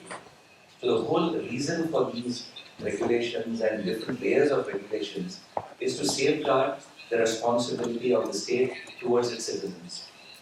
But if it is not that, if it is on the investment side, you want to go and invest in a business, there's a platform, decentralized platform, you are ready to take 100% risk, then it's fine, right? But specifically on the banking side, the extra regulation and the gaps and the Basel requirements across the world is only to safeguard the liquidity of the hard-earned money of the investor. It's very good. It's a very important question because one way or another, the technology is coming, and this is kind of a transformational change. It is easier to regulate the banks because we know the banks for many years. We have Basel 1, Basel 2, Basel 3, all those things. The issue is how to regulate these new entities, new fintech companies. Even it is easier, for example, to regulate the crowdfunding companies. I mean, these are relatively more measured. But what if it comes to device, some blockchain-related things? Yesterday we discussed in one of the panels, and these are relatively new. There are lots of Sharia-related aspects as well, but more importantly, what is this? I mean, people are generating money out of thin air. And money is actually, right now, we are all using fiat monies, and money is trust. So that's why it is written like God, we trust. In that we trust, right? I mean, it is something that, it is some sort of a godly affair, which out of thin air, you are producing value. And same thing for the banks. Banks are also producing money, right? These are like the broader definition of the money. Is actually most of the money is produced by banks because they are giving credit, and credit goes back as deposit, it goes like that. But the issue right now in this decentralized setup, who's going to be creating money? Those people are actually creating money, and then they are not regulating them. And it's quite difficult to regulate them. So in a sense, the financial sector is putting himself, or the market in a sense is putting himself in place of this invisible hand, let's say. So it is a very tough question, but from an Islamic perspective, especially when it comes to crowdfunding, this is also decentralized, and you are getting rid of the intermediation. At times, the main function of the banks are intermediation, and you are getting rid of them. And getting rid of the intermediation intermediate factor is good because it reduces the cost. But to what extent? If it is too much completely eliminating regulation, it could pose challenges, and this is something that we should think from this time perspective for sure. Thank you. I think it's a topic for next year, Professor. This decentralized finance and Islamic finance, how let's go together. Gentlemen from Indonesia, yes, I presume. Yes, you're right. Thank you very much. My name is Rani Josimana from Universitas Erlangga, Surabaya, Indonesia. I have a very short question actually. First is to Dr. Osama Reis, you mentioned about wakaf. I want to know what is the strategy when you receive a cash wakaf, what kind of investment opportunity that you can spend your cash wakaf so that you can generate the profit. Because in the context of Indonesia, my country, the national wakaf regulators can collect the wakaf from society and then buy suku which is issued by finance minister. And it's a risk-free. So it's benefit because it's a risk-free, and the profit because of the suku, the margin, can be spread to the wakaf. And also, MSME also, we can use the cash wakaf for financing, right? And also, we can use also when the Nazir get the cash wakaf, they can buy wakaf shares and then get the dividend out of it. Or buy and sell the wakaf when it goes up, the price of the stock goes up. So, in the context of Qatar, Can you elaborate more on what kind of investment opportunity if you have a cash lockup here? And second question is to Dr. Khalid. You're handling a small medium enterprise, right? How do you ensure the existence of the MSME to upgrade to the upper class, from micro to small to medium? In the context of Indonesia, my country, if you have like fakir and miskin, it is handled by the zakat institution by giving the zakat, right? Of course, when the miskin can work, they can give the consumption and then they give the things which is productive. And when this miskin want to expand their business, somehow zakat institutions cannot afford to give some more helps. And this miskin will go upper and it will be handled by Islamic cooperative. And this Islamic cooperative will not give the zakat, but the Islamic cooperatives will give the Qardul Hasan. Because it's mubah, right? Qardul Hasan, and this Islamic cooperative can get the source of financing from the cash wakaf. And when this miskin expand their business, only then the cash wakaf, the Qardul Hasan will change into murabaha and so on and so forth, and it will be handled by Islamic rural banks. So no more Islamic cooperative, but Islamic rural banks. So that's the way how we graduate all the. I want to know how is the practice here. Okay. And my last. Yeah, I think those are two questions already. You took the opportunity and you gave the people the opportunity to think about the question. Right. So I would like to give Dr. Osama the first opportunity to answer and then Will you think of Arabic? No, sorry. Okay. Tak boleh. كاسة. اوكي. شكرا جزيلا على السؤال. حقيقة استثمار الوقف منذ أزل، تم استثمار الوقف منذ العهود القديمة. وذكرت أن في العهد العثماني كيف تم تطوير استثمار الوقف وكيف لجأت الحاجة إلى استثماره وتطويره واستثمار الأموال والعوائد الموجودة فيه. وعادة الحاجة تدعو إلى التفكير أكثر من الإنسان غير المحتاج. وبالتالي قضية استثمار الوقف، نعم هناك قلة في استثمار الوقف في العالم الإسلامي. أعزو ذلك إلى الخوف الشديد في قضية التعامل مع الأموال، خاصة وصايا الوقف والناظر على الوقف وكيفية إعادة الأموال مرة أخرى، حتى أن هناك بعض الأصوات تدعو إلى إنشاء بنوك وقفية. الأموال الوقفية تكون في بنوك وتنشأ هذه البنوك وتستثمر هذه الأموال في هذه البنوك في مشروعات مع الحكومة، لأنها تكون أكثر ضمانا من الأفراد. وهذه الآن موجودة الآن في طور إنشاء قريبا في بعض الدول الخليجية وبعض الدول الإسلامية.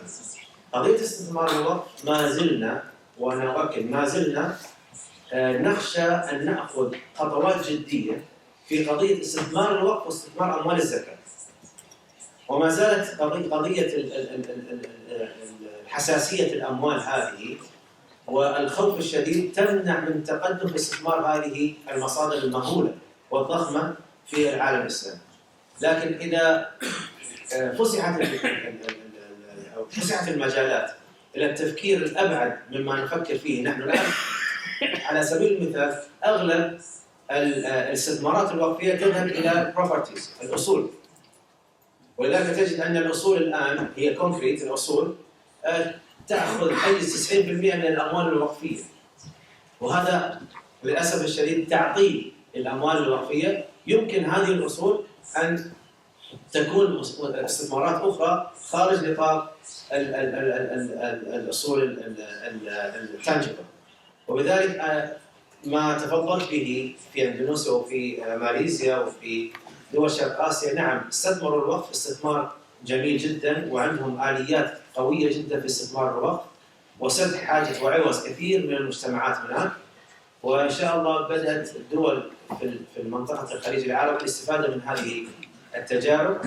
وأنا على اطلاع بأن هناك في تجارب متبادلة بين شرق آسيا ودول خليجية إن شاء الله ستتمخض عنها مشاريع ومنتجات مالية تحت مظلة الوقف قريبا بإذن الله. Thank you very much, Dr. Sama. So Khaled, I think the question is very specific to Indonesia and the cooperatives financing and the rural banks. Would you have an answer? Yes, and let me first of all thank you for the example, because I think it's a fantastic way of growing companies using the leverage of profit to make a new business for a scheme. I think that's a fantastic model, and it's something to learn. I think I agree with Dr. Osama that perhaps you guys in Indonesia, perhaps there's something that we in Qatar perhaps can learn from that sort of example. However, as well, when we talk, because you asked me about the question how we deal with it here, there is something fundamentally perhaps different between Qatar and Indonesia, is the population. You have a very large population in Indonesia, while here in Qatar we have a very small population. And that, because of that, we are not really, employment, when we look at our strategy at Development Bank, is not one of our top priorities. So we don't have, when we look at starting a new business, we don't really look at employment as a strategic advantage. We look at employment as a normal advantage. But what we look at is the possibility for that specific MSME or small business to grow and potentially to either be exported if it's a production phase, or if it is something that can go into a crowd investment type of journey of growth. So we do look at the growth of this, and we do start like you in Qatar. We do have Qard al-Hasan. However, when we develop the journey of the entrepreneur, we develop it from the startup to export. And that's how we look at it there. But I praise your example, and I think it's a humane and very, very fantastic example that we can. Thank you very much. So the last question is for Sarah, and then I think we have to take for prayer. Sarah. Thank you, and thank you all esteemed panelists. I have two quick comments and one quick question. I'll try to keep it as short as I can. My first comment is addressed to Osama and what he mentioned in relation to zakat. I fully agree with what he said in terms of the need to look at zakat seriously as an alternative for Islamic countries to mobilize revenue.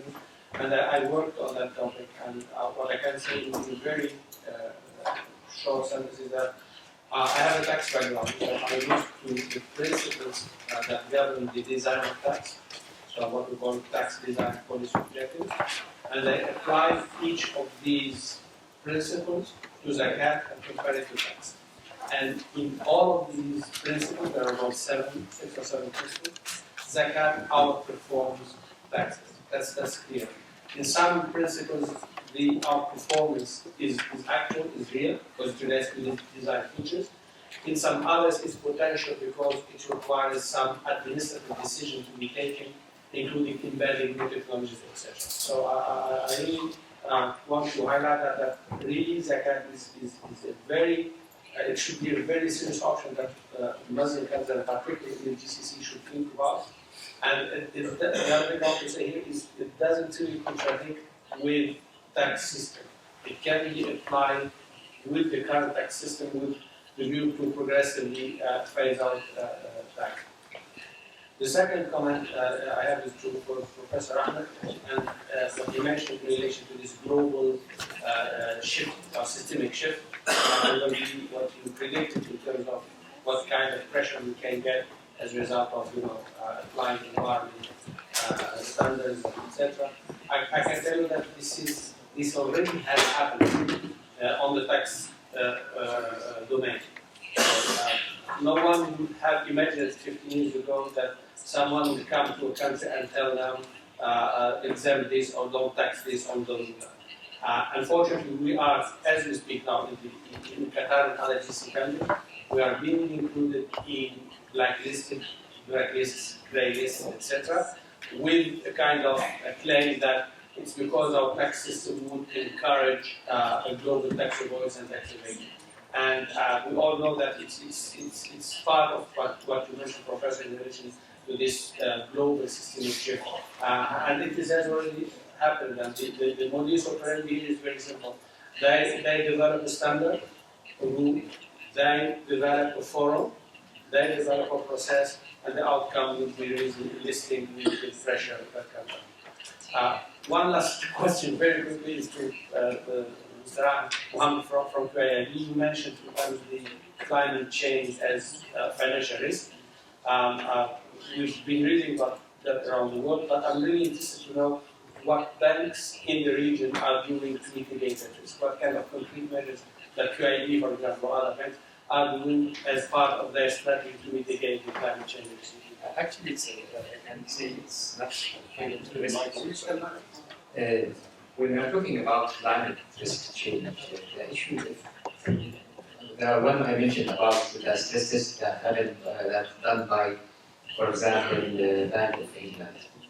They concentrate on the maturity level of four issues: for the governance, for the policy governance, and reporting, disclosure, and also the tools of managing the climate risk. The issue that was raised there, and I think it applies also all over many banks or many areas in the whole world, that we are as banks are advanced in the issue of governance. Maybe reporting and disclosure required by regulators that we have. But the issue of measuring and modeling is still not mature. I think this issue needs to be done.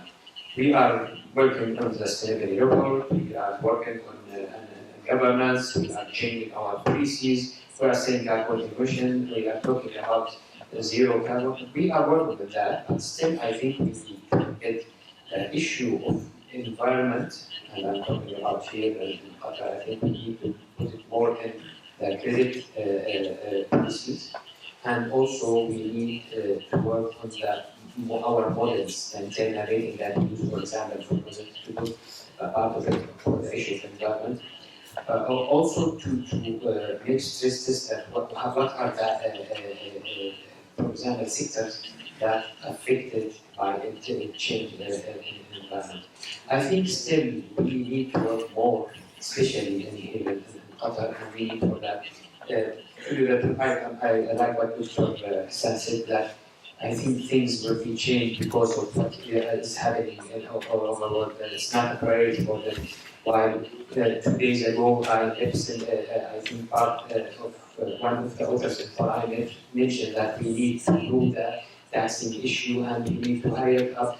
No, don't look for the inflation. We need to do that, and if we did not do that, we will suffer from the results. So, and also, I think central banks need to also do more on this issue. If you leave it to the banks, and I think, okay, there is investors, there is rating agencies, but still we need to work more. So I think the governance issue is okay, the other thing is still we need to work. Okay, thank you very much. I think final question, a few more minutes. I think the gentleman over there on top, I think you had a final question, and then we close the session. Please.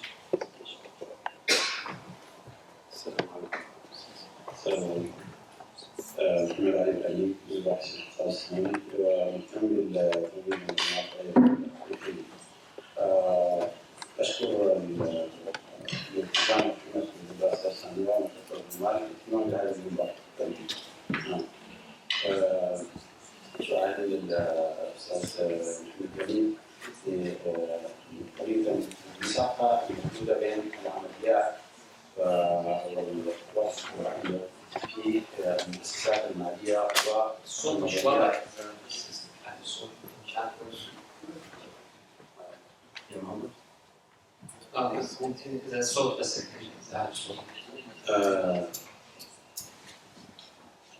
بسأل عن المسافة الموجودة بين النظريات والمبادئ الاقتصاد الإسلامي وبين العمليات الإجرائية الموجودة في المؤسسات المالية هذه تمثل إشكالية موجودة باستمرار في المؤسسات المالية. كثير من الخطوات الإجرائية ممكن تخرج العملية من مثلا التمويل من الإطار الإسلامي إلى إطار الربوي. ما هي الجهود الموجودة لهذه المؤسسات المالية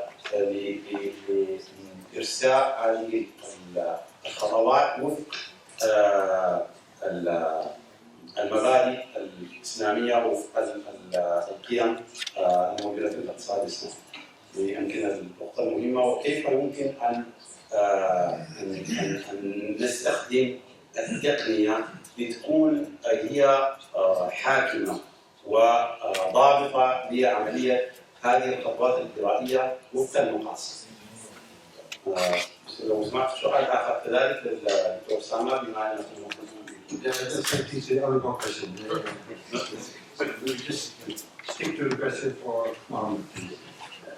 أشكرك على السؤال. أتوقع أنك الدكتور سامر ذكر هذا الأمر بحيث أنه إحنا لنا 40 سنة للسير الفلسطيني، بالتالي أمور الهيئات الرقابية دي تقدر توصل لمرحلة إنه ديفرنشيت، تقدر تميز بين الامور التطورات اللي بتصير اعمالها وبين الشغلات اللي لازم نلتزم فيها من الناحيه الشرعيه والاسلاميه. فاتوقع احنا وصلنا لمرحله من النضج، وبطل هذا السؤال كثير مطروح بحيث وصلنا لمرحله من النضج انه نستطيع ان نتوائم مع هذه الشغله يكون بحيث انه مقبوله شرعا. الدكتور اسامه ممكن يجيب على هذا الموضوع اكثر من برضه. جزاكم الله خير. حقيقه مثل ما تفضلت اخي الكريم، يعني هذا السؤال أكل الدهر عليه وشرب، يعني خلاص انتهى هذا السؤال، لأن هناك عدة جهات وعدة إجراءات وعدة أجهزة داخل البنك تتأكد من أن المعاملات التي تتم داخل البنك تتم وفق الإجراءات الشرعية المتبعة. أما قضية إدخال التكنولوجيا المالية في التدقيق الشرعي هذا سؤال آخر. نعم، الآن هناك ما يسمى بالروبو أوديتنج، الآن في طور إعداده، لكن قضايا التدقيق الشرعي داخل المؤسسات المالية الإسلامية هذه مسائل يعني تم تجاوزها منذ عشرات السنين، لأن هناك جهاز تدقيق داخلي وجهاز آخر تدقيق شرعي داخلي، وتمر المعاملات تقريبا حتى كل هالمعاملات على هذه الأجهزة وتغربل، فإذا وجد هناك ما فيه خلل شرعي يحال إلى الهيئة الشرعية ويطرح. وهناك كثير من الإجراءات التي تتخذ ضد الموظف وتصحيح للإجراء الذي تم بالخطأ.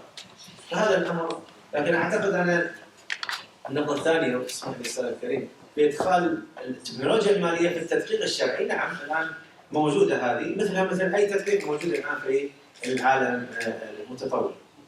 وما يسمى بالروبو أوديتنج الآن راح يكون موجود بإدخال الإجراءات الشرعية داخل هذا الريبورت، وهو يدقق تلقائيا حسب الإجراءات المتبعة.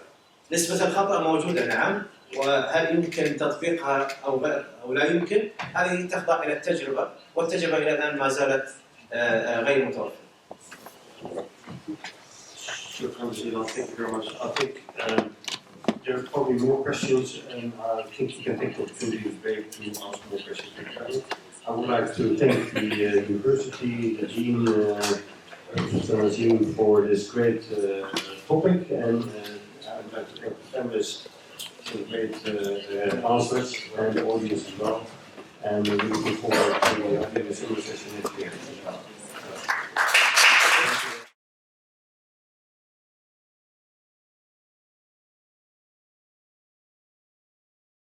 Its pros and cons, and then kind of like focus in there. How does basically where does the finance element of this digital economy can play a role?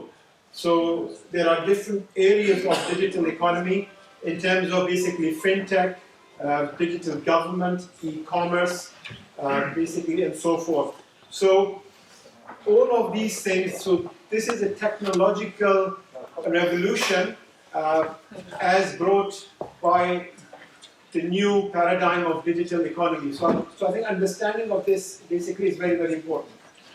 So digital economy, basically the new construct, the rise of the social media and the smartphone, it would not have been possible if the rise of the smartphone has not been proliferated as it has in the world.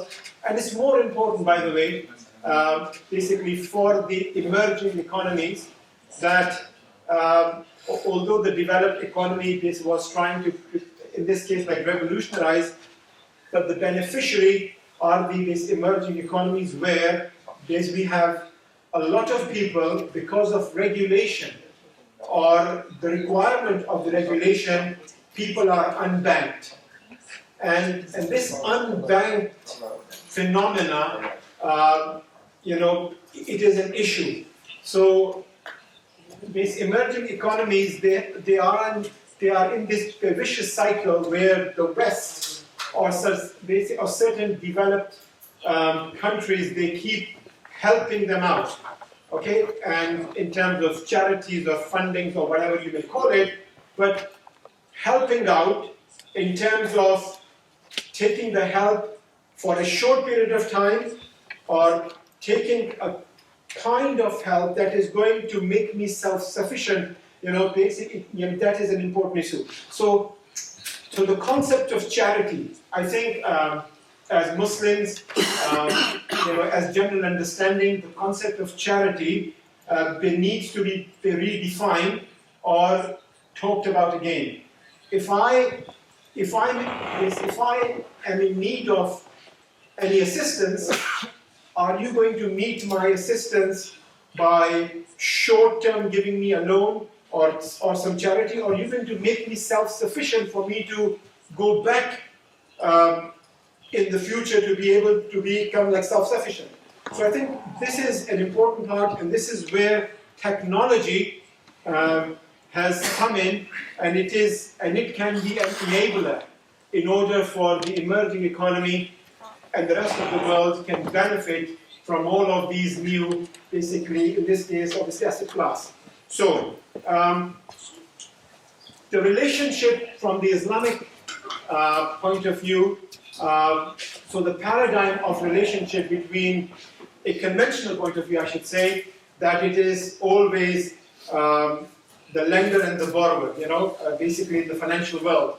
But in this, basically, relationship, there is incentive for both parties. Now, unfortunately, the incentive in the conventional world, the incentive sometimes can be seen as exploitation of the person who is requiring the fund, then compared to the person who is giving the funds, for example. But if you look at the Western world, for example, the exploitation goes almost like the other way around as well. So if you have a multi-millionaire, for example, Bill Gates, and if he needs 100 million pounds, that 100 million pounds, he's going to only pay 5 to 6% interest, nothing more.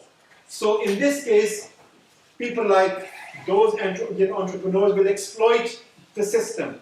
So it doesn't benefit either X or Y. So this basically, in this case, like the relationship has to be understood. So this is where the issue of money comes in. I've seen a lot of definition of money. People have debated over time, and people talked about being it is being a legal construct. It could be gold or anything else like that. But I think the most apt definition, in my opinion, that it is an agreement between the economies or the economic agent to establish basically a legitimate consensus of the value of whatever they want to exchange, and that can become the money. So it could be crypto, it could be gold, it could be it could be anything. So this kind of basically revaluation of the value changes over a period of time. And this is what we need to understand, so this is a dynamic, basically, kind of like relationship of the construct of that instrument that we are trying to use. So all I'm trying to say that basically we need to be open-minded of the phenomena of money, because as the evolution takes place, things change place, and our instrument, takes place, So this is where when people are basically stuck in the past and they do not want to accept anything new because the demands of the societies have changed. So this is where an open-mindedness about the construct of whatever you want to put the money which will add value, it's important. So, for example, as I was talking to you about emerging economies, so the greatest example for me is Kenya. For example, in the absence of any facilitation of the unbanked population, in this case the population with the help of technology started this peer-to-peer kind of lending, and the basic structure that they had, that everyone had a mobile phone and everyone had credits on their mobile phone. In the beginning, they do not have a yearly contract, they have pay-as-you-go phones in the beginning, and because every credit of that mobile phone is considered as basically as some form of the money or a transaction, so people started transacting those credits in order to do their peer-to-peer transactions, and this is where it developed further. When it became basically serious, then in this case the regulator and the government they said, okay, let's provide them a kind of like basically, in this case, a platform, and this is where the innovation or in this case, the birth of M-Pesa came. So I'm just highlighting these basically for some of the students who are here. They can go and explore a lot more on this, but I'm just highlighting that how technology is transforming. It does basically jurisdictions and people do not require. In this case, so we have to be in this case, like we have to be the facilitator and understand. So these are some of the population of the world which is unbanked. Again, basically, as you can see, the issue of blockchain came about. So from the most basic term, in Islamic finance, the whole Islamic finance contract, it says a form of finance which is dependent on contract from the jurisprudence, so in this case the clarity of the contract in Islamic finance, it is the foundation of any Islamic finance product, right? So unfortunately, a lot of time even the paper contracts are not very clear, basically who owns what and where it's coming from. And here I believe that an opportunity is created, and blockchain as a gift from God, if you want to call it, that offers that clarity and that transparency, basically for your contract. So all we want to see that it offers a decentralized, it offers like clarity. So if the contract is established, the first parameter is ticked, and I can establish a contract which is clear, transparent, and we understand the different people basically in the parties. So that is the first part of Islamic finance contract is done. The next part of the contract is to establish what? To establish credibility. So the first part is transparency, the second part is prudence. So if you establish transparency through blockchain and prudence through our asset classes in terms of the crypto asset, which I will talk basically very quickly, all I want to show that blockchain is not only basically is embedded in finance, it has many different purposes, as you can see. A lot of these companies are using blockchain, even if you like it or not, it has been basically in practice. Have a look at that. Basically, blockchain is used in research, it is used for piloting. Tesla cannot test its cars without using the blockchain because they need to see transparency, basically with all the logic system, and blockchain does offer that.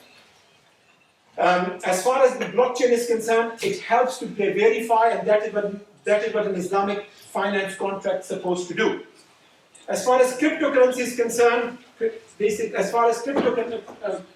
currency is concerned, okay, there is no issues with the cryptocurrency. We have to understand, this new dynamics of electronic exchange. But again, the fundamental of Islamic finance contract, the basics should not be ignored. Every Islamic finance contract, in one way or the other, it has to have an asset backing. So if you do not have an asset backing, if you do not have contractual, in this case, like in clarity, then there is an issue with that Islamic finance contract. So I believe cryptocurrency, by the use of blockchain technology, it is an opportunity for Islamic finance, because every time there is something new out in the market, we are always catching up. So it is important for us to not talk at high level, basically talk at the most simplistic level, so that basically from the education sector, from the awareness sector, people understand this basic technology so that we can build upon it without compromising any Sharia principles. So, as far as the compliantness is concerned, as far as the, it reduces uncertainty, insecurity, ambiguity in transaction. All of these are basic, principles, basically, of Islamic finance contracts. So, understand, blockchain is not haram. It is nothing to do that. So the problem is that basically we do not understand, and the textbooks do not explain that in its entire sense. So it's a transaction of trust and decentralization. I'm just going to go to the research. There's a bit of a historical context. I basically have not talked about. Basically, like these slides are available. So the empirical contribution basically of the research is that I'm trying to advocate by the use of blockchain to create or to understand the Islamic crypto assets. Again, whatever backing of those crypto assets is. So if we have a gold-backed crypto assets, I need to see that empirically how does that impact in terms of correlation. So basically I'm using a model here because I have qualitative and quantitative models. So basically, in the people who understand, so basically these are my two hypotheses. Are Islamic gold-backed crypto assets, do they hedge against Islamic equity market? And are the gold-backed cryptocurrency basically hedges against international equity market? Because here, in order, basically my motivation is to propagate this in London, basically in UK, and this is where the empirical part becomes very, very important, that if I can show, basically by empirical testing, by statistical basic method, so basically I'm using the DCC Gash model for people who understand econometrics. So this is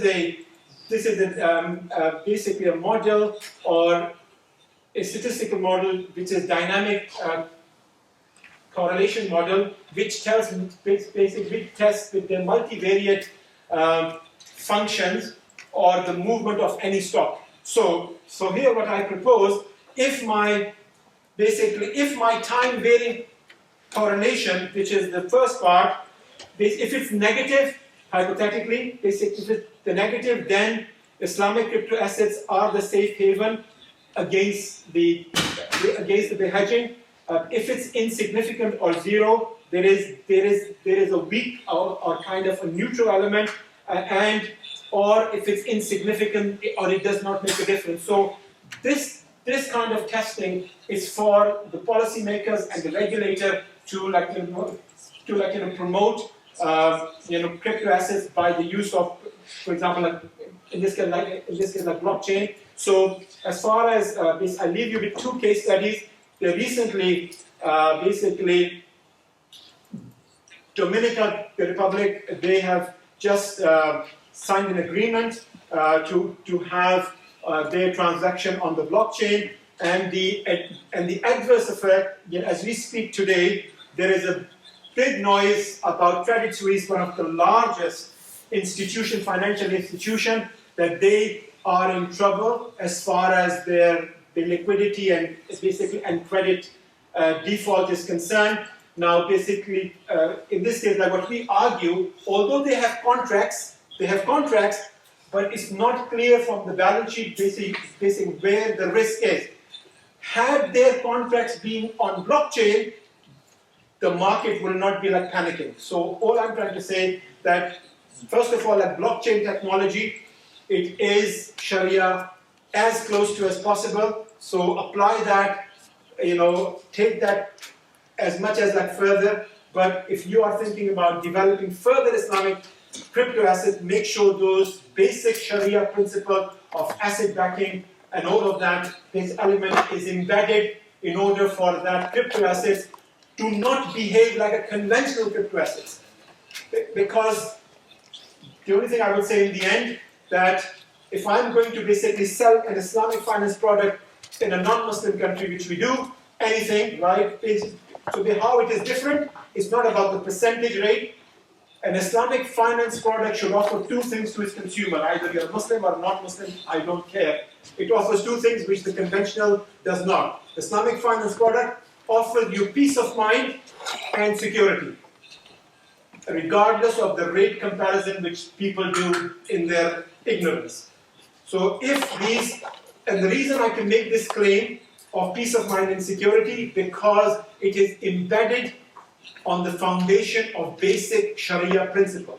If you can do that, then the world is going to be basically a better place, and there will be a lot more like a prudence. We do not have to, in this case, like bail out banks. And by using blockchain technology, we are creating the impetus of finance amongst the underdeveloped or the developing countries, where there is a greater need for the peer-to-peer like financing without the interference of the regulator. That's all I can say. Thank you very much. Thank you. Next, we will move to Dr. Yusuf Mochi, Decentralized Islamic Finance, the Blockchain Security Muhabba Center. Dr. Yusuf, you have the floor. Thank you very much, Dr. Mustafa. Thank you for the organizers of the conference for having me. I will be trying to keep it within 15 minutes. So today we'll be talking about the Murabaha Center of Islamic Finance and how the blockchain technology can be a solution, and to explore the blockchain technology as a solution to this Murabaha Center. As an introduction, I'm sure you all know that the literature advocating for Islamic banking and finance, or emphasizing its superiority compared to conventional finance, whether in terms of efficiency, whether in terms of equity or fairness. And this model has been pushed and based on the profit and loss sharing instrument. So the whole idea of Islamic banking and what makes it superior to conventional ones is the fact that it's based on using mudaraba and musharaka. However, when you look into the practice of Islamic banks, mudaraba is mostly used on the asset side, however, on the liability side. However, when financing clients, the practice is dominated by murabaha and murabaha, musawama or ijab. Just to show you the number, this is the last statistics from the IFSB, and as you can see, of course, not all countries. I think this is aggregated data from 15 countries. 72% of financing is based on murabaha. So, the benefits of Islamic banking is based on profit and loss sharing. However, the practice on one side is mostly on murabaha. A very important note here, I'm not arguing that Islamic banking and finance should be based on mudaraba or musharaka or murabaha is not right. I'm just looking at the theoretical models underpinning and supporting Islamic banking and finance, and there is a central place for mudaraba. The practice is known as the Murabaha syndrome, and sometimes Islamic finance is accused to be Sharia compliant on the form, however, not really fulfilling the purpose or the spirit of Islamic banking. So the idea is, how can we bring this Islamic banking and finance closer to the use of profit and loss share? So that's what I will be trying to highlight here. The literature that try to tackle the issue and explain why Islamic banks are mostly using murabaha, a lot of reasons have been advanced. So from the lack of human resources, the lack of human capital, the problem of maturities and matching maturities between the asset and liabilities are, and you have many, many reasons and tools. However, the most probably theoretically grounded reason is the problem of asymmetric information. So the main argument is the fact that Mudaraba and Musharaka have a higher degree of moral hazard and adverse selection. Islamic banks tend to avoid them when they are the principal. So you have a relationship principal-agent in Mudaraba or Musharaka, and the Islamic bank is facing too much risk. So it will avoid this contract and move to a contract with less adverse selection or moral hazard problem, less asymmetric information. And the problem with this explanation, so they use mostly conventional or classical financial and economic models. So whether you, in economics, a lot of students here, I'm sure you went through the incomplete contract theory or the costly state verification. These theories, they basically explain why in conventional finance and in traditional finance, debt is much more used than equity. Because debt is more optimal in a world where you have asymmetric information. So that's why Islamic banks, just like conventional banks and conventional financial institutions, are relying mostly on debt, murabaha ijara, and avoiding musharaka in the I have a simple example here just to show the dominance of a debt contract or a murabaha. So let's say you have an entrepreneur who needs to raise $50, and the project will have the following cash flows: 0 with a 37.5% chance, and $100 as cash flow, 25% probability, and 200 cash flow with 37.5 probability. And the Islamic financial institution proposes two contracts, whether murabaha, where the Islamic bank will buy an asset and sell it to the client with a markup of 33, so the client promises to pay back $88, or a mudaraba, where there will be a profit sharing ratio of 55 to the Rabbillah, Islamic financial institution, and 45% to the mudaraba. Taking into account the probabilities and the uncertainty between the two parties, the two contracts are the same. If we live in a world without asymmetric information, if we don't have adverse selection, if we don't have moral hazard, if we can control what the entrepreneur does, what the mudarib does, both contracts are similar. So the literature says, okay, now let's introduce frictions. We cannot control what the mudarib does. We cannot control what the entrepreneur does. And we don't know the characteristic of the entrepreneur or the mudarib. In this case, we need to monitor the actions or what the entrepreneur is reporting. And if we introduce a cost, so here within the framework of costly state verification, the entrepreneur will report the number and will verify. So in the case of murabaha, in the debt, if the entrepreneur reports if the entrepreneur reports 0, we will verify his claim. In this case, the expected cost of verification is 3.75, and the net return for the bank is 1.25. So how am I getting this? It's just from the returns that I calculated. So, however, in murabaha, the entrepreneur has, or the mudarib, has incentives to underreport or can cheat when he reports 0 or 100. So in this case, in order to verify, we have to verify in two states. When he reports 0, when he reports 100. So if I compare here, the net expected return for the Islamic financial institution will be minus 1.25, and you can see that the Islamic bank will always choose to use a murabaha. If you move to a complete contract theory, the same model will give you the same result. The outcome will be just different, is that you will have a cutoff of asymmetric information, starting from which the debt contract will be obtained. So we explain the dominance of murabaha using this asymmetric information. The issue with this explanation, and they use here a beautiful expression that I like from Harold Demset, he calls it the nirvana fallacy. What is the nirvana fallacy? Is that you compare between an ideal world without asymmetric information with an actual world where there are asymmetric information. So you will always end up explaining the issue that you are facing with asymmetric information. So instead of doing that, we should compare between institutional arrangement in the real world, not with the ideal world. And I'm pointing to this because if mudaraba or musharaka was used by the early Islamic merchants, it means that they overcame this problem of asymmetric information. Otherwise, they wouldn't have used this mudaraba. However, it was used, and it has a central place in the fiqh al-mu'amalat books. Again, when you go back to the fiqh al-mu'amalat books, mudaraba and musharaka, they don't have a specific place. They are just sharia compliant contract like others. However, they, in the theoretical, modern theoretical Islamic finance, they occupy a central role. So, if they use that, what are the mechanisms that enabled them to use mudaraba and musharaka and overcome this asymmetric information problem? Unfortunately, when it comes to studying the historical practices, we don't have many historical records. So I'm putting here a quotation from Abraham Idovich. He wrote one seminal book that I invite you to read if you haven't. A partnership and profit in medieval Islam.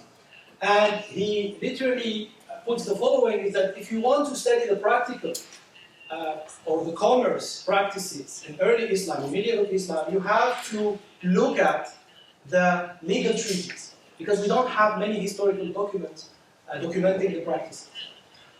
So when you look at the legal treaties in Islamic law, you realize that ahkam al-daman, the remedies for breach of contract, they have no rules or no remedies for breaches.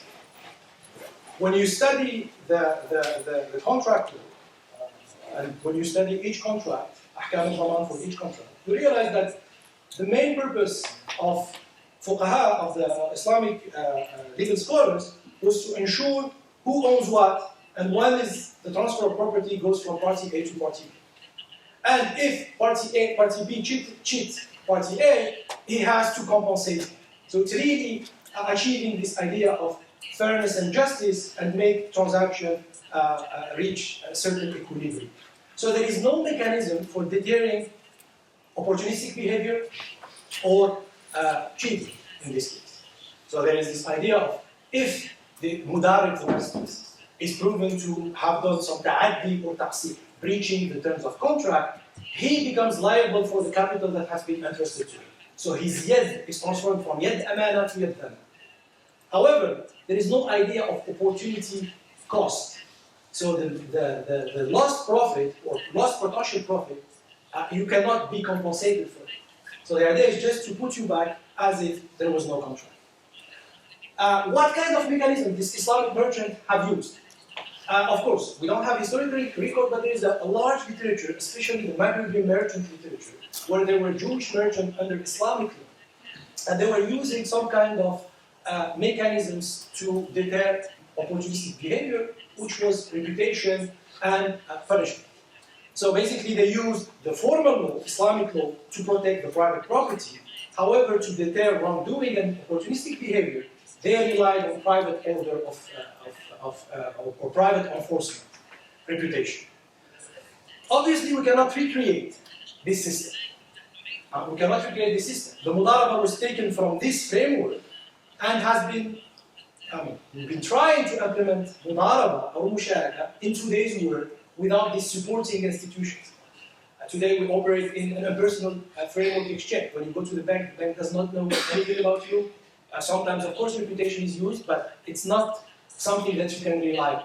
So obviously we cannot recreate the same framework. However, the blockchain might open some doors for using mudaraba and musharaka. I'll go quickly. There is a large literature on dynamic contracting, which shows basically when you introduce some dynamic interaction between the contracting parties, and when the contract is history dependent, equity can become optimal compared to that. So here, the idea is that if you use a mudaraba and a blockchain technology, you can get rid or at least lower the cost of verification. So you get rid of the problem of costly state verification because the mudaraba enables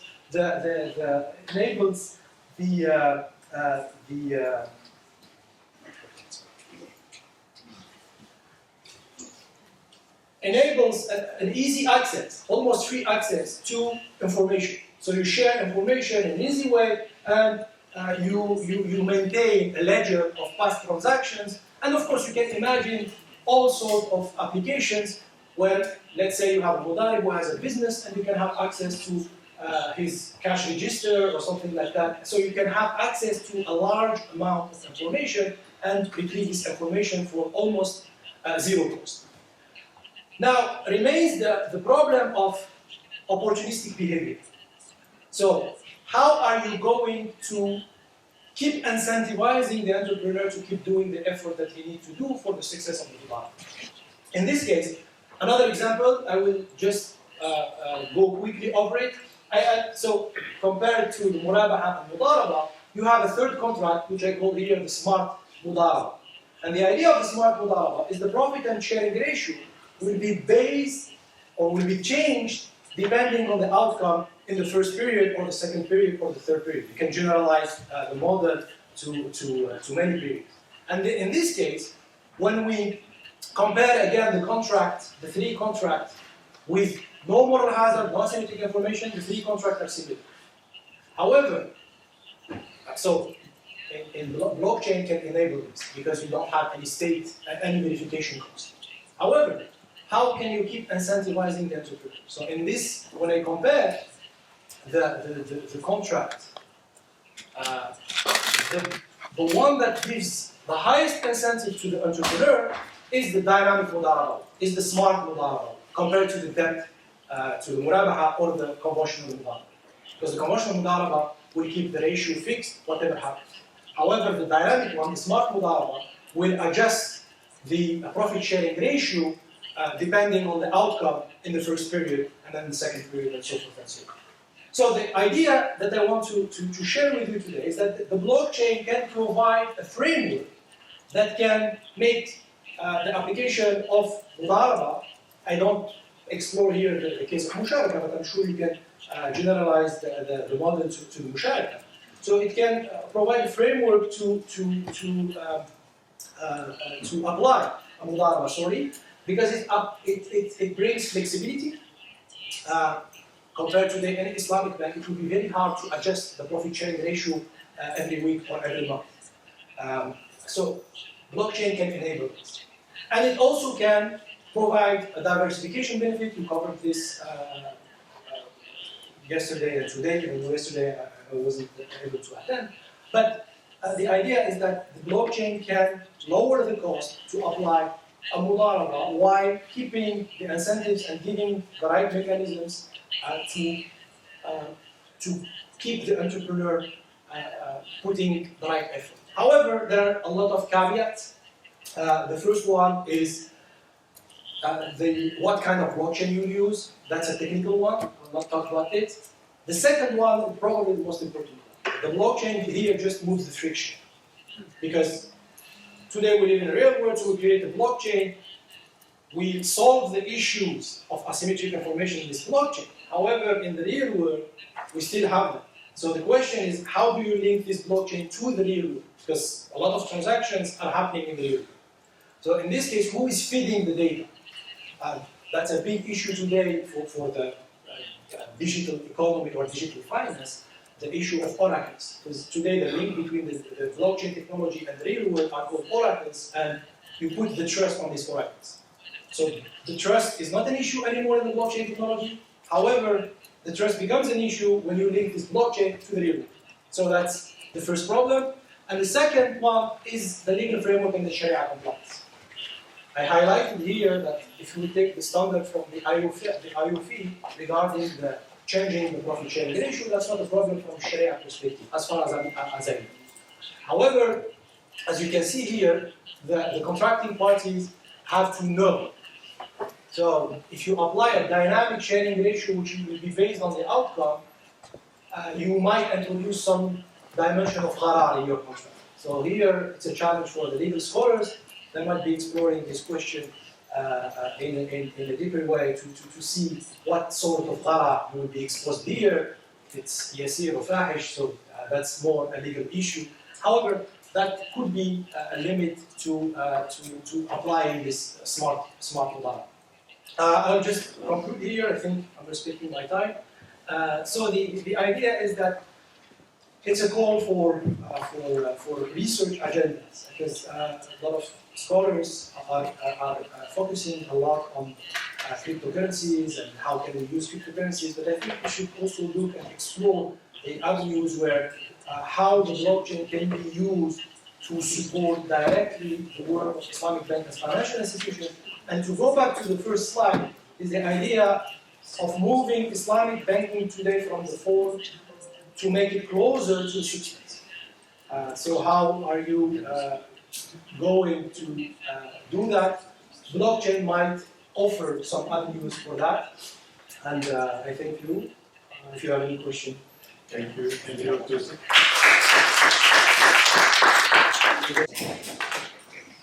So the next presentation is by on Islamic compliant framework for metaverse and opportunity for equitable finance in the metaverse. I guess. Bismillahirrahmanirrahim.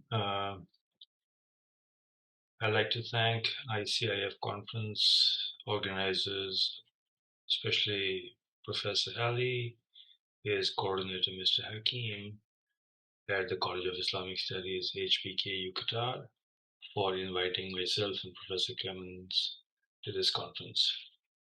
Our paper is about Islamic compliant frameworks for the metaverse. And we have tried to explain certain equitable finance opportunities for Islamic finance in the metaverse. The topic of metaverse is not new. It has caught the world's attention during the past couple of years, and presently it is a market of about $25 billion globally and is expected to grow to almost $500 billion by the year 2025.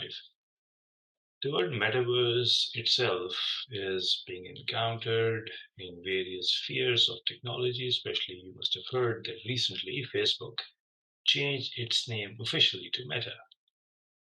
So basically the technologies behind metaverse is a combination of technologies such as the virtual reality and of course the augmented reality, which allows users to interact, immerse and collaborate virtually in a three-dimensional virtual universe. This has various financial and economic values, especially now it is becoming, in terms of commercial transactions, it's gaining weight and is expected to be part of financial technologies of fintech as the world financial markets grow. The financial metaverse is a composition of the capabilities of various social media, video games enterprises, which are built upon a base and platform that allows individuals to create avatars and then also allows themselves to interact with various transactions.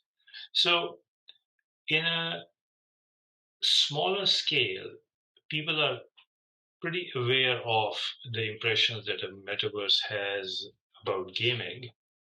But as the immersive technologies increase, we are seeing the conduct of business across the metaverse having monetary value, which is beyond gaming and social media.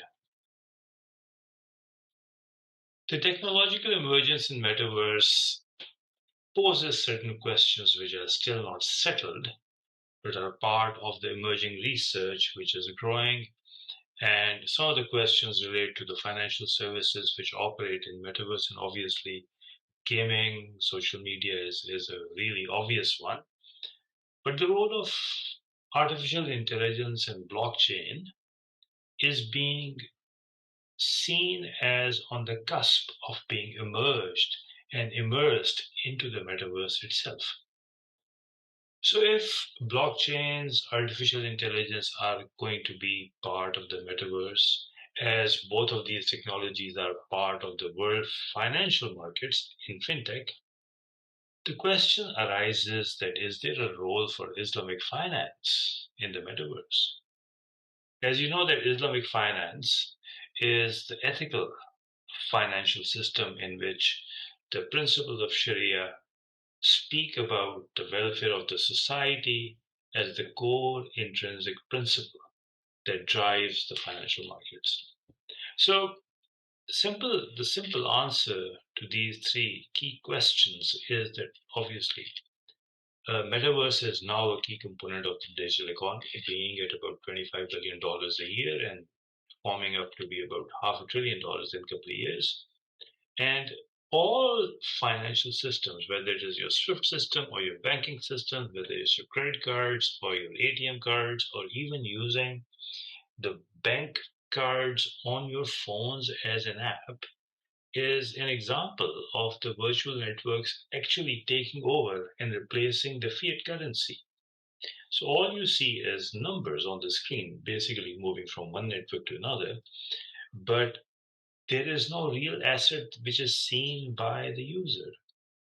So in reality, the metaverse, the financial metaverse is already here. We are already experiencing it in our daily lives. So the role of Islamic finance now is the other part that we need to be talking about. You're aware of because it's a gathering of scholars, we don't need to talk about the prohibitions in Islamic finance, but obviously just to recap it real quick, riba, the charging of interest, or other, which is speculation in contracts, gambling, uncertainty in contracts, and trading in commodities which are prohibited, etc., all part of the prohibitions that are part of Islamic finance. So if we are to talk about this, can we then say that metaverse or anything which is virtual can be part of Islamic finance? So I think the biggest question that we have tried to answer in our research paper is that we have to adopt a comparative approach within Islamic finance to speculation, which is really the big challenge here when we are trying to look at contracts or transactions. So Islamic scholars have, for example, Mufti Abu Bakr, who is advisor in Islamic finance. He has actually given a very elaborate explanation that we have to look at speculation from the point of view of being minor speculation or a substantial speculation. And of course, financial products such as derivatives or betting in contracts is forbidden. But if there is minor speculation, for example, adherence to short sellings of fungible items such as wheat or other commodities is allowed in Islam. Similarly, crypto-backed by assets are permissible, but just in case, if we are just looking at a cryptocurrency, Bitcoin is being termed by Islamic scholars and Sharia scholars as having the same sort of speculative value as any other currency, which is by itself, it means this currency is just a medium of exchange and has no intrinsic value itself. So really, crypto is not designed on any interest charging. In fact, the miners are bidding for pay for a fee to complete a transaction. So it is not really based on interest. It is actually, if it is a currency side, then it has the same speculative value of any other fiat currency as your dollars or pounds or whatever currency you're using. So really, Islamic finance does not really put any kind of prohibition on virtual currencies or currencies which are not there in terms of fiat.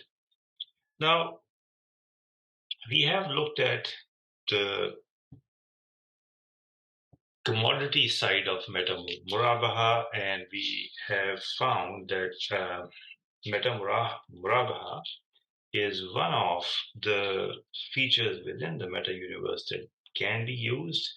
And so in terms of Islamic finance in the metaverse using meta murahaba, basically requires virtual commodities which are in form of various shapes but non-fungible tokens, NFTs.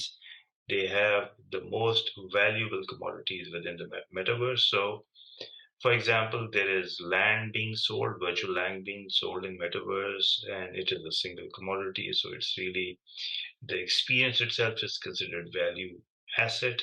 So this is one of the things that we have talked about in our paper, is to see the value of a commodity meta murabaha, in which the user's experience really is the asset there which is being sold.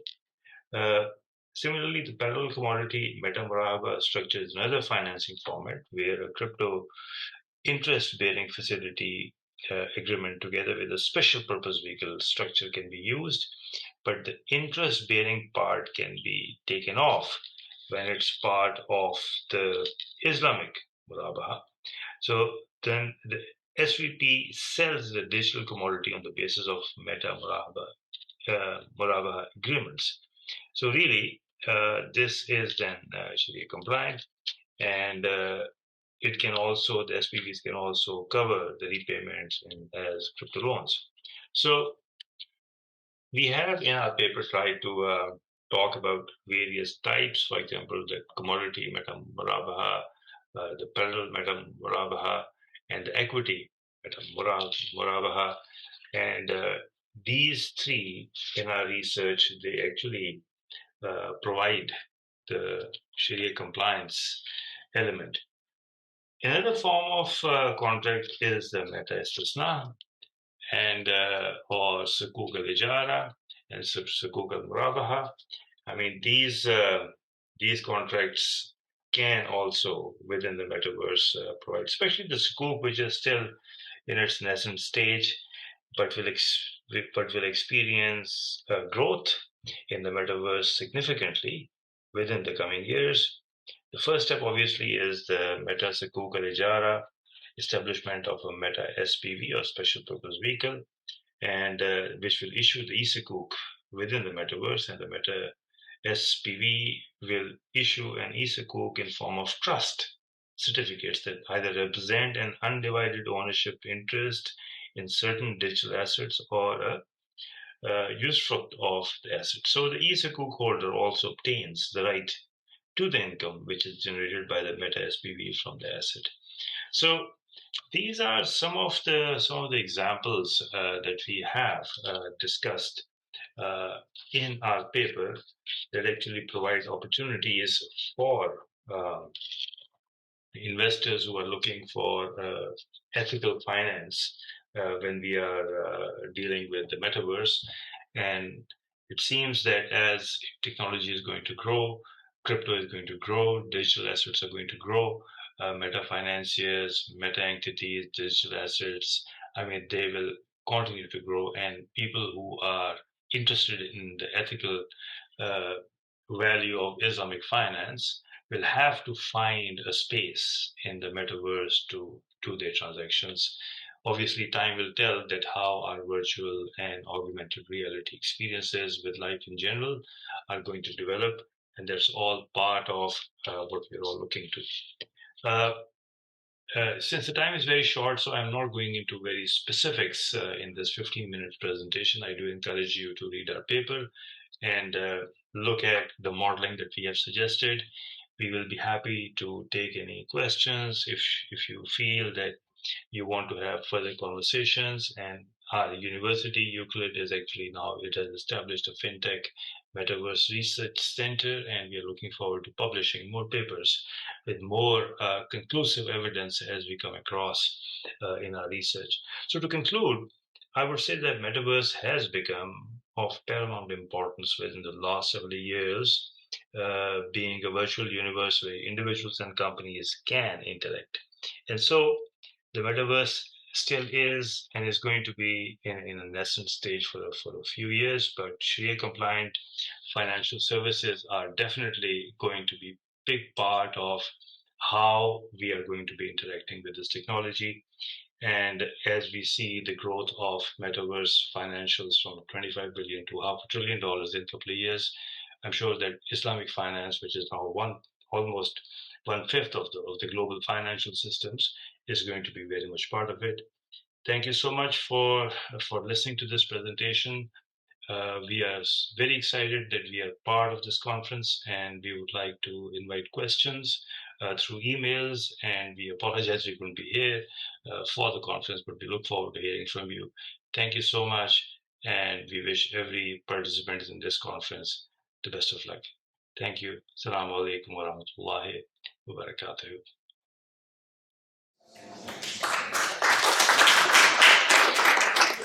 So you are applauding someone from the metaverse. I have to say it was not online, it was a video recording. And actually it's quite an interesting one, because as you see, we don't get into the details of what the metaverse, the ethics of metaverse and so on. We get immediately into the applications, how we are going to form the universe. And this is very typical of Islamic finance, I should say. Because, I mean, imagine, we are not getting into details of why we need the metaverse, how the metaverse will be formed, how the identities will be there, how the identities will be judged, whether there will be digital twins or not. But we get into practical side of it. We get into, and this is very much Islamic finance, really. This is very much Islamic finance, because we get into details. Okay, this is how we are going to structure it. Then this is a digital world, and before those questions, I believe we should ask why we need the metaverse, why we need to have the identities in the metaverse, whatever we do in the metaverse, does it mean anything in terms of law, in terms of implications? Certainly these papers are needed, for sure, but I believe we have to think about the ethical dimensions even more. For about 2 weeks ago, I was in London. It was a University of College London event, and the Liverpool was organizing it, and there was the one metaverse session there.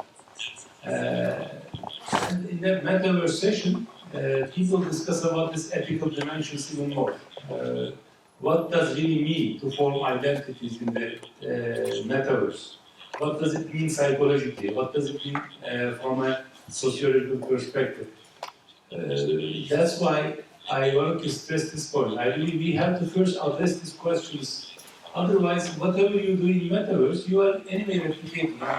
There is nothing specific, interesting. There is nothing specific which is different that you do in real life. All those examples, you just add in front of it meta, and it becomes Islamic meta version.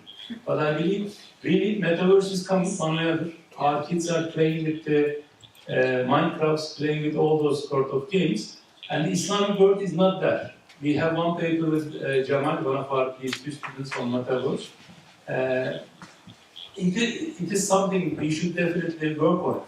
But I don't think that we should work on it just by replicating the terms, by putting something in front of it as a meta, and then this will be what we are providing. As Muslims, we should really discuss the ethical dimensions. What does it really mean? When you do something in the metaverse which is unlawful, which is unethical, does it really mean something for us? I mean, for example, we become, let's say, 5 times practicing life, are we going to have the same thing in metaverse? And why is it needed? Why it is not needed? This sort of discussions, I believe, first, more in-depth theoretical, philosophical discussions are very much needed before getting into providing some metaverse solutions, I believe. So, and this is very important, because this is the criticism Timur Kuran has made. You know Timur Kuran, all people in Islamic finance know. And he started with very genuine ideas when he was studying Islamic finance. And then after a while, he said, okay, we are all dealing with the same thing again and again. There is nothing is new in Islamic finance. There are typical contracts, and then people are always repeating the same thing. And I actually, when I was listening, I felt the same thing. That's why I believe we have to start from something more philosophical, something really touchy, not just for Muslims, but even for others, something for our kids, because one way or another, they will be the generation of the next generation of the metaverse. I believe then we will really contribute to the global discussions. Otherwise, we just repeat, and then it is as if the Muslims are not contributing at all, and then we will have Timur-Quran criticism, which will be even worse for us. Thank you. And let's move to the next. So I used the privilege of being a chair for this one, but I needed to make such an explanation. Let's go for the next one. And the next one is, and we will get the question and answers at the end for sure. How Islamic are the services offered by Islamic peer-to-peer funding, financing fintech companies, and observation from Indonesia? Bismillah, Assalamualaikum warahmatullahi wabarakatuh, and good morning or afternoon to all of you. I'm Miranti Kartika Dewi from the Department of Accounting, Faculty of Economics and Business, Universitas Indonesia. It is a pleasure for my colleagues and I to be able to get the opportunity to share our thoughts with all of you.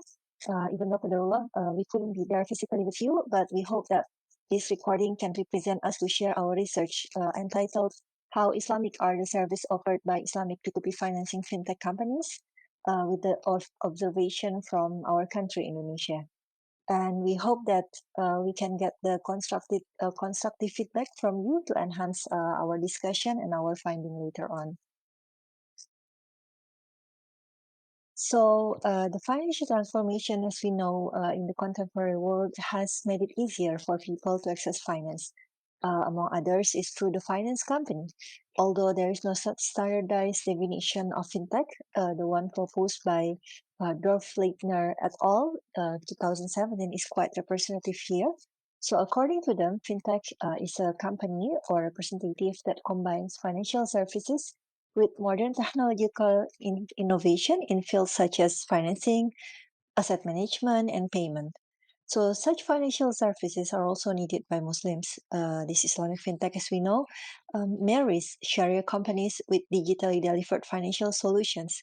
Therefore, Sharia compliance and access are two fronts that must be delivered by Islamic fintech company. We understand that that actually our religion, Islam, facilitates various innovations that can improve the quality of human life, including Islamic fintech. So here, in matters related to muamalah or interaction between human beings, the principle is that as long as there is no violation of Sharia principle, innovation is allowed. Therefore, as long as Islamic fintech products, services, and operations do not contain any riba, gharar, or uncertainty and zalim unfairness, then such activities are allowed. Therefore, this study aims to find out how compliant are the services offered by Islamic fintech company. We examined 5 cases of the practices conducted by Islamic fintech companies in Indonesia, especially those in the P2P financing sector. So why actually we take Indonesia? Because Indonesia's Islamic fintech global market will be 2 billion in 2020, or it has been 2 billion. So this brings Indonesia to the 5th largest market following Saudi Arabia, Iran, United Arab Emirates, and Malaysia.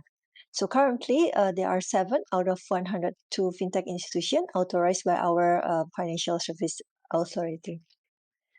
To elaborate more on why we focus on the P2P financing fintechs, because the P2P financing fintech companies dominate the Islamic fintech industry globally, perhaps because they represent the nature of Islamic finance by connecting the capital provider with the users of capital with the help of technology.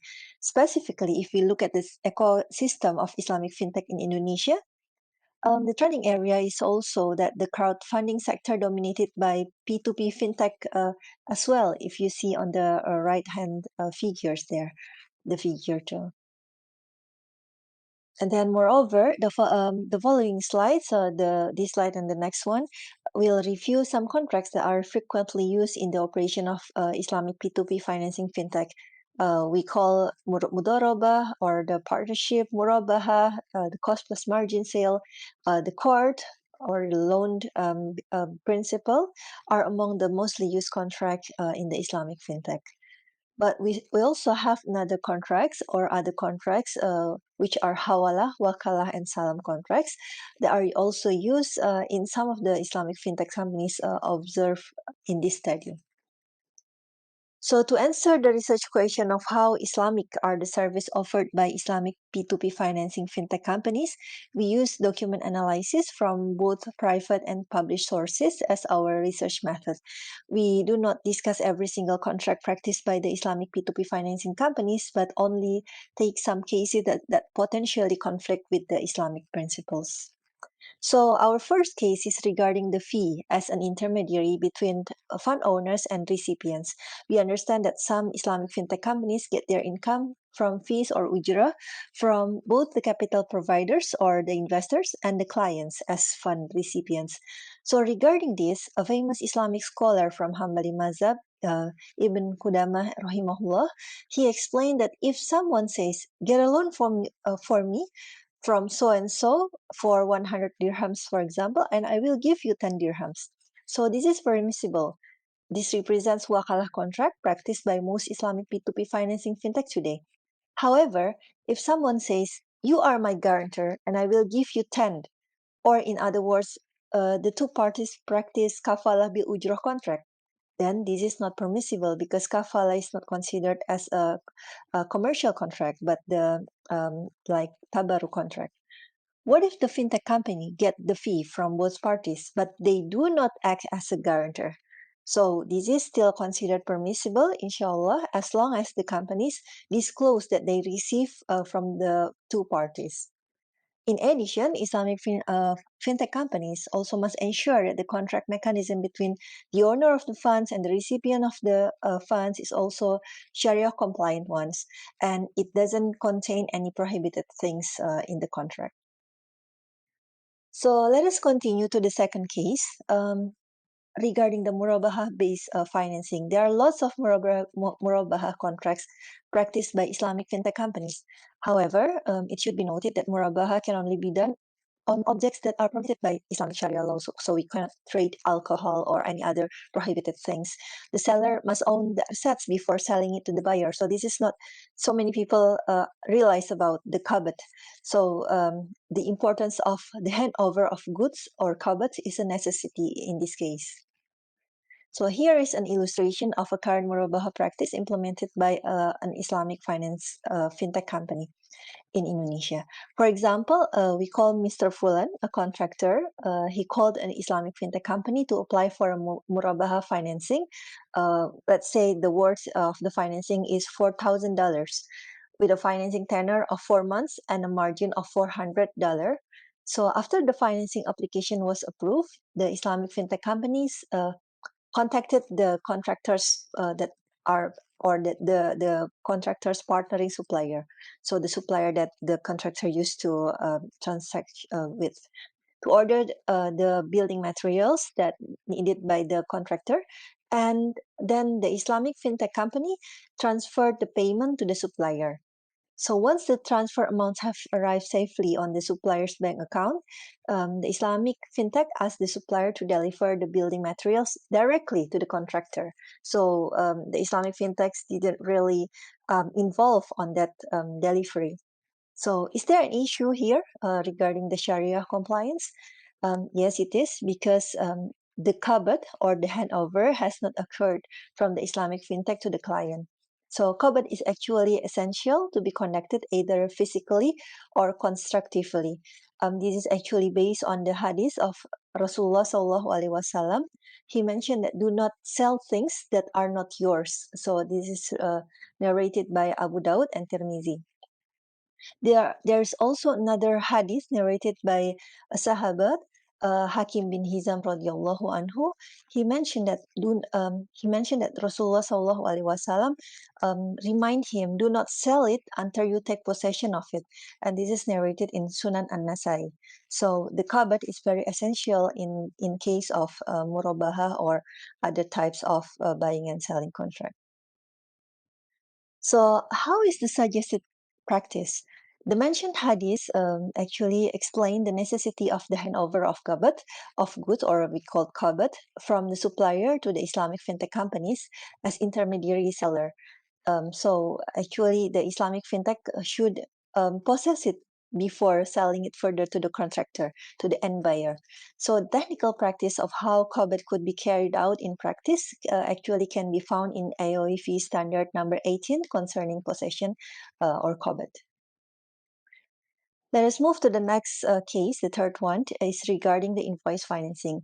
Our observation shows that several Islamic fintech companies in Indonesia offer invoice financing services. The facility is actually provided based on a combination of certain fatwas issued by National Sharia Board of Indonesia. Here's the current practice. For example, a company classified under micro, small, and medium enterprise, or we abbreviate with MSMEs, supplying vegetable transacted with the supermarket. So despite buying vegetable in bulk, the supermarket requires a quarterly accumulated payment. So this is not very well received by the MSMEs because they need liquid working capital. So to meet its working capital, the MSMEs applied for an invoice financing facility to an Islamic fintech company to assist them in getting the invoice paid by the supermarket. After conducting some credit scoring, the Islamic fintech companies then decided to approve the invoice financing facility to the MSME based on the court contract, mentioning that the 80% of the invoice would be funded. The court contract or the loan contract and a wakalah bil ujroh or representative contract with fee would be used to facilitate the collection from the supermarket by the Islamic fintech. So is there any Sharia issue here? Yes, of course, because a court contract should not be combined with wakalah bil ujroh contract, as it may represent a hidden riba. Basically, our DSN MUI fatwa or our national board has also National Sharia Board has also mentioned that such aluk or related contract between court and wakala should be avoided. So what factors need to be considered regarding the invoice financing? First, is the payment made by the payer or the supermarket to the fintech company should not exceed the bailout of the invoice amount. It means that if the Islamic fintech provides 80% bailout to the MSME, then the Islamic fintech couldn't collect 100% invoice from the supermarket. Otherwise, the 20% will be questionable. And then the second one is that the wakalah fee should not be associated with the court contract so that it doesn't become a hidden riba as well. It must be agreed upon and clearly stated at the time of the contract. The third one, there should be no penalties if the payer pays late. If the payer is in default, basically IOEF also regulated in its standard hawala that Islamic fintech can or is entitled to have a right recourse against the MSMEs. And then the fourth case is concerning the service financing facility. Some of the Islamic fintech companies provide umrah, education, healthcare financing to the clients. So regarding these services, actually Islamic fintech companies must ensure that the contract mechanism underlying these financing facilities is Sharia compliant. We mentioned a bit more detail in our paper, so if you are interested, you may find it there. And then in addition, Islamic fintech companies should promote financially intelligent behavior, not to promote everyone to just go for liability for that. This is because actually based on the history of our beloved Prophet Sallallahu Alaihi Wasallam, that if not in dire need, actually Rasulullah Sallallahu Alaihi Wasallam always kept himself out of that. So the Messenger of Allah bought some food from a Jew with a payment to be made later, and he pawned his armor for that. So he he make that for buying foods, not buying like luxurious things and so on. So lastly, the fifth case is regarding the use of wakalah contract in salam-based financing. This is also applied by one of the Islamic fintech in our country. So for example, there's a farmer that has an order or he received an order from an end buyer to deliver certain commodities at a certain price, at a certain quantity, at a specified date. So actually this fulfill the salam requirement and it's okay, inshallah, from the Sharia point of view. So he needs a fresh money to prepare for the land, for the farming and so on. To do that, he applied for some financing facility to Islamic fintech company. After conducting some credit scoring, the steps, the Islamic fintech decided to provide the salam financing by providing advance payment to the farmer. And the Islamic fintech company, as they do not involve in farming practices, so they just appoint the farmer to just send it or sell it directly and act on behalf of the Islamic fintech company as its representative to sell the commodities to end buyer at its requested price. So what Sharia issue should be considered here is that suppose that the farmer managed to sell the commodities at a price higher than requested. So in that case, the farmer has to hand over everything, the entire proceeds, including the excess price, to the fintech company. However, and this should be noted, if the selling price is made below the requested price, then it is not responsibility of the farmer, but it's the responsibility of the Islamic fintech company to to burden that losses. So therefore, no hidden riba would be involved here. So those are actually the things that we would like to share with you regarding the 5 types of contracts that we observe from the Islamic fintech companies. And we also have provided some suggested solutions to improve its practice. To conclude, fintech and Islamic Sharia actually have a clear intersection. Both exist to simplify life. For Islamic fintech companies to continue developing and spreading benefits, of course, providing easiness and guaranteeing cybersecurity, data protection are not the only concern. So they carry the label of Sharia or Islamic. So this brings consequences for the companies to continue conducting self-review on their internal and external operations. So if we back to our research questions early on, how Islamic is the service provided by Islamic P2P financing fintech company, then the answer is that some are still potentially conflicting with the Sharia principles. However, we have provided some solutions for alternative solutions for that. Therefore, Sharia compliance just cannot be entrusted solely to the Sharia supervisory board, who may only serve perhaps only part-time at the Islamic fintech companies. So Islamic fintech practitioners must continuously upgrade their knowledge and skills, including in fiqh muamalah. And we hope that what we have discussed in this research also could be an aid for the Islamic fintech companies to enhance their Sharia compliance. Bismillah. So at the end, thank you very much for listening to our presentation. If you have any questions, comments, critiques, or any other suggestions, please let us know in the Q&A sections. And otherwise, you may also contact me, Miranti, at my email. Thank you very much. Assalamualaikum warahmatullahi wabarakatuh. Jazakumullah. Thank you very much, Dr. Miranti. Dr. Miranti will be with us at the question and answer part. So let's move to the last presentation. The last presentation by Khalid Al-Ansari. He will be talking about central bank digital currencies, Internet of Things, and blockchain. Prospects and challenges for Islamic finance.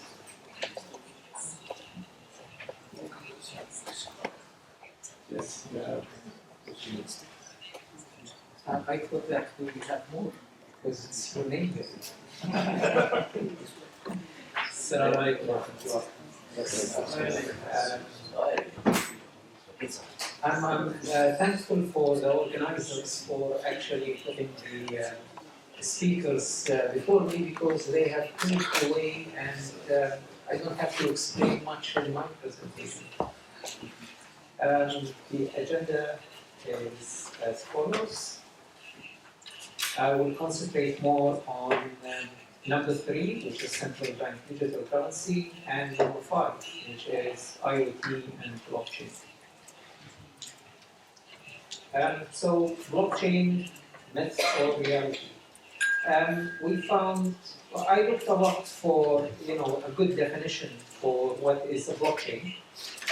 You are all colleagues here and scholars, so I assume you already know about it, but I would say one of the good definitions is Gartner definition for what is blockchain. And blockchain is an expanding list of cryptographically signed irrevocable transactional records shared by all participants in the network. And this is a very good definition that will apply through all of that. Now there are various types of blockchain, public, private, and hybrid. And I guess to Dr. Yusuf Maushi, the one that you avoided to say which one will be used will be either the private or the hybrid.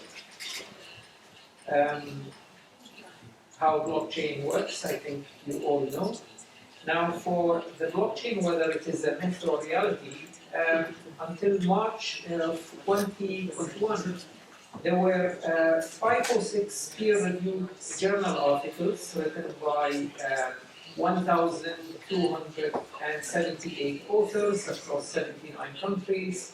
And it was actually, this number is only for journal articles that have been written on the areas of finance, economics, and social science subjects. It was not, like covering engineering, computer science, and other areas. It's because we are in the finance program, so I'm interested only in finance and economics. The finding, of course, is a primary evidence that blockchain technology will disrupt the banking sector. And depending on how the banking and financial institution looks at it, it's either can be considered as a threat or an opportunity. And in this perspective paper, we actually consider it as an opportunity. Benefits and unknown, many potential applications in automotive, financial services, voting, we don't want that, and healthcare and property registration. Now we have many applications of blockchain. I will just go through quickly through those 3 aspects. Cryptocurrencies, they are until February of this year, there were more than 10,397, I think, different types of cryptocurrencies. So there is not one type. And there is another type called stable coins, and that is, it derives its value from underlying external assets as US dollar or price of gold. But it does not have a price stability as the name implies. I was informed by one of my colleagues here, Hakim, he disappeared, that one of them, actually one of those stable coins in particular, Terra USD, has, flipped out because they went bankrupt. So it's very sudden, it's very volatile for cryptocurrencies. Even for stable coins, it's not that stable anyway. Smart contract, they are algorithmic computer programs. We know that they are self-executing and self-enforcing. And they are defined as agreement between 2 parties, recorded as computer code in the blockchain. Smart contract advantages, they allow people from around the world to transact. You don't have to be there. Transaction, there is cost reduction due to reducing cost of middleman and reducing administrative charges. And it is legally binding, by the way, in many jurisdictions except in Qatar. Right now in Qatar we don't have a legal framework for it. We have only legal framework for entities that are bought and sold through the electronic dealing, but it's not addressing in particular smart contract and blockchain. Now, central banks, digital currency, abbreviated as CBDC, they are different from cryptocurrencies. They are considered by many economists as the future of money. The digital form, it's a digital form of a country fiat currency. And there are multiple CBDCs, bridges for transboundary payments. Two types of CBDCs, the wholesale CBDC, which is utilized by financial institutions like banks, and it is mainly for cross-boundary settlement, and a retail CBDC, which is offered for the public, for individuals. Now this is the world map of CBDCs. It shows 11 countries that have already launched their CBDCs. The last one was Jamaica. And there are 14 in the pilot stage, 28 in the development, and the remaining are in research. Key findings of current CBDCs: 105 countries are pursuing and exploring it. That has changed from a couple of months. 10 countries have already fully launched. Project Gambler is the latest cross-boundary project. US and the UK, they are the furthest behind in CBDC development. And 19 countries are exploring CBDC, with 16 of them in development. This includes South Korea, big industries like big economies like South Korea, Japan, India, and Russia. Until 2 months back, the European Central Bank was behind, but as of this September, they have actually launched a consultancy to select 5 organizations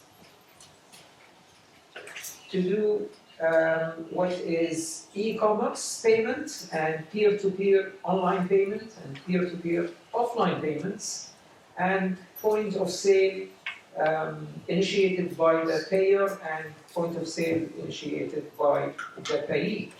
And you can see that most of them are European, except Amazon is from US, which actually brought some criticism for the ESP. Now the advantages are many, supporting digitalization of economies, streamlining current payment system, enhancing monetary and fiscal policy, improving financial inclusion, and it has impacts. Impacts are not all negative, except the last one, which is bank run. That's when the bank runs out of customers because they come and withdraw their money so that they will go to... But there are policies and there are solutions for it. Now, thankfully, the other speakers have spoken about blockchain in Islamic finance. So I will just give example for a digital bank, which is BU. This has been initiated this year in June in Malaysia, and it's following and providing Sharia-compliant banking. And this is, MENA Bank is not Islamic bank, but it's a good example to actually look at. It's a good business model. It had recorded more than 1 million downloads of their apps, and they have got more than 400,000 accounts established already. Smart Sukuk, I just have to mention that Abu Dhabi Al-Hilal Bank has actually done a very good project in 2018. It's worth $1 million US. And I will just go over. And distributed ledger technology have been mentioned by the other speakers. and we avoid agency cost and moral hazard as part of the transaction cost. Now, IoTs, this is a big subject, so I will go very quickly in it. IoT has been there for a long time, maybe before we realized that there is IoT.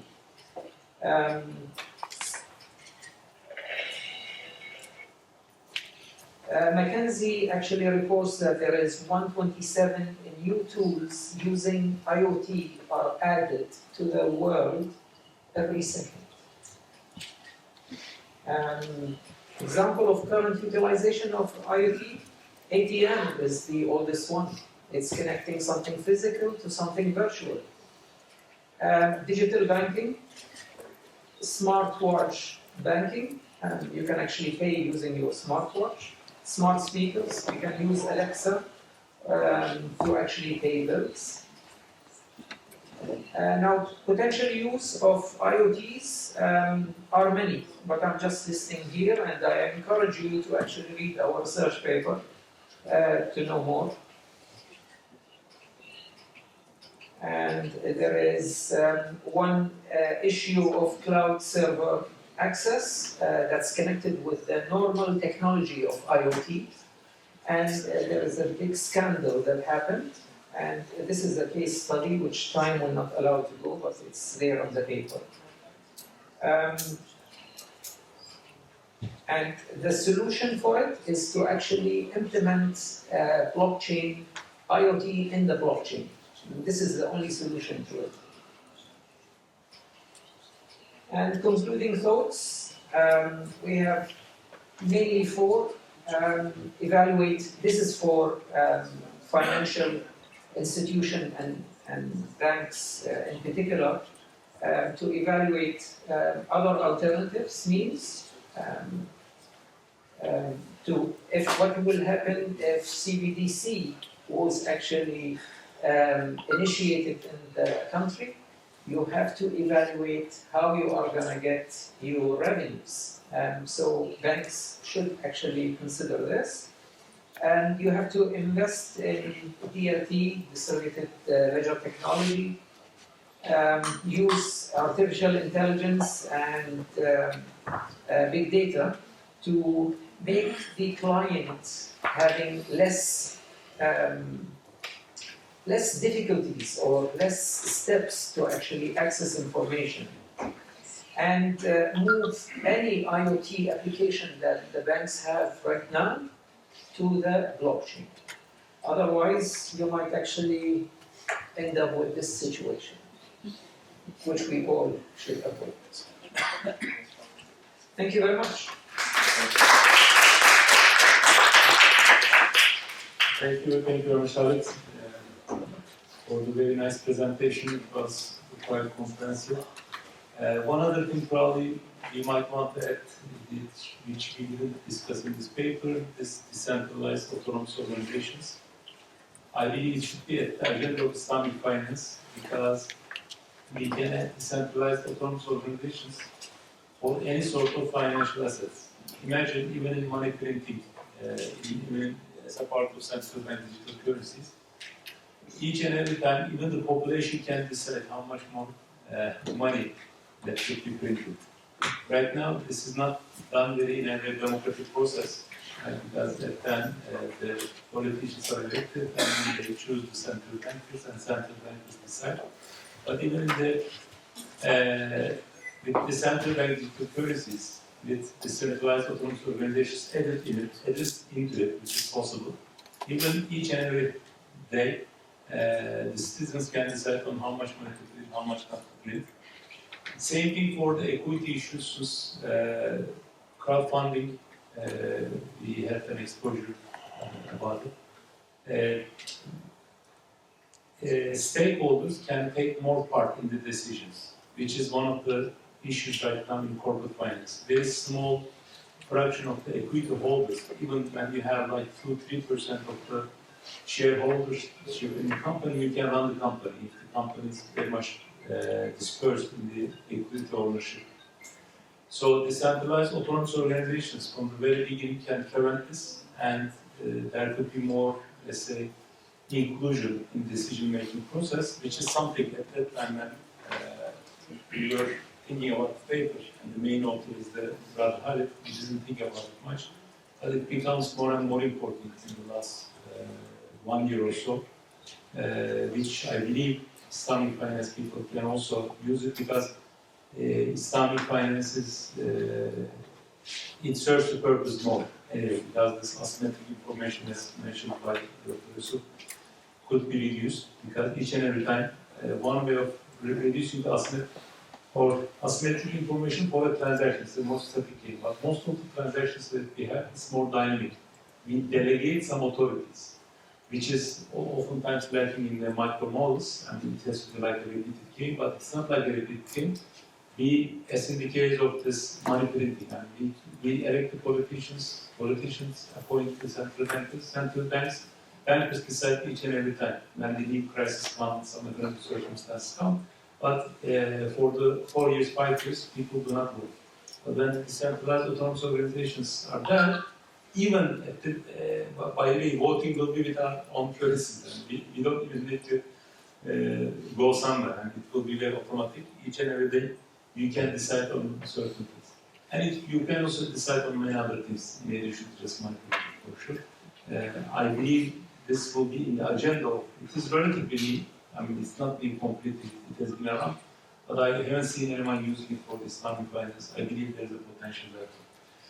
Thank you very much for all the presentations. I believe we had very interesting discussions, but most of those discussions are relatively in making, and especially when it comes to cryptocurrency blockchain.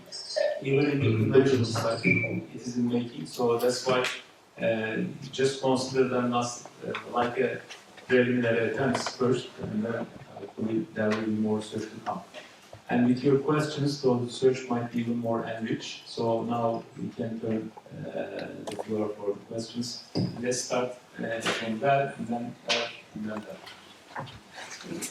I guess you can just press on something. I guess there's something there.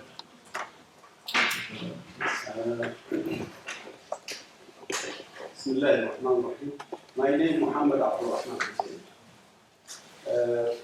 First of all, thank you so much for all the speakers for this very sophisticated and articulated papers and presentations. We really benefited a lot. And I would like to request Dr. Asif and even Dr. Yusuf and Dr. Khalid. They are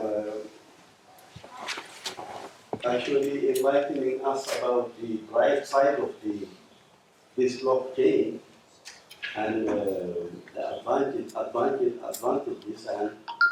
But we would be appreciated if you could. It would be very beneficial if you could enlighten us about the dark side also, the potential dark side. I mean the risk. They are not. We cannot imagine them to be free of risk, because being a blockchain and being a decentralized technology, there will be a cause of a lot of risk that is for this breach, and there will be a cost for protecting these data. Thank you. Thank you. Let's get all the questions, and then if you can take your notes, it will be more efficient, I believe. Yes, Professor. Yes, thank you, Mr. My name is from Another University. I want to bring this session from the technology into the formula on monetary economics by Rifkin Fisher, quantitative theory of money, a simple NV equals PN. In that formula, we know that there are two assumptions that is fixed, that is phi, velocity, is very much depend on the advancement of the technology, and also the last one, the T1, which depends on the production capacity.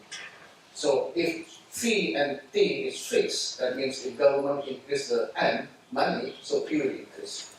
So with the advancement of the technology right now, my question is directed to you, Professor Aisan, and to Asif Zaman. with the advancement of the current technology, do you think that it is still valid to say that the short-term fee is fixed? Because even in the short term, we know that the advancement of technology is so fast. Can we say that the short term, the fee is still fixed? If that's the case, then what should the central government do in terms of managing the end to keep the price stable? Thank you very much. Yes.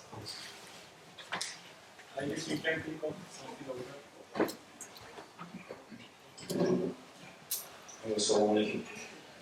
Very quickly, first of all, a quick comment on what Dr. Asif said that the blockchain is not haram. I don't think anybody said the blockchain is haram. Haram is it's a beautiful platform to save just information. This is one thing. And the other question is to both of you. I'm sorry, brother, I didn't catch your name. Because Dr. Asif, and to you. You mentioned that Dr. Asif mentioned that sometimes even ordinary contract is not very clear what belongs to who, buyer and seller and this and that. But when you use a blockchain, the scenario is different. Something like this, the meaning of that. And also you mentioned that when it comes to Mudaraba, you can trace back the information about the Mudarib, so it makes it like more transparent to what extent the client or your partner is reliable. That's the meaning that I understood.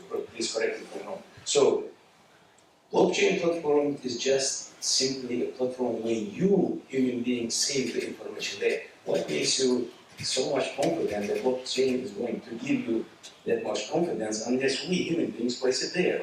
So, if we missed some point or I missed the point, please elaborate on that.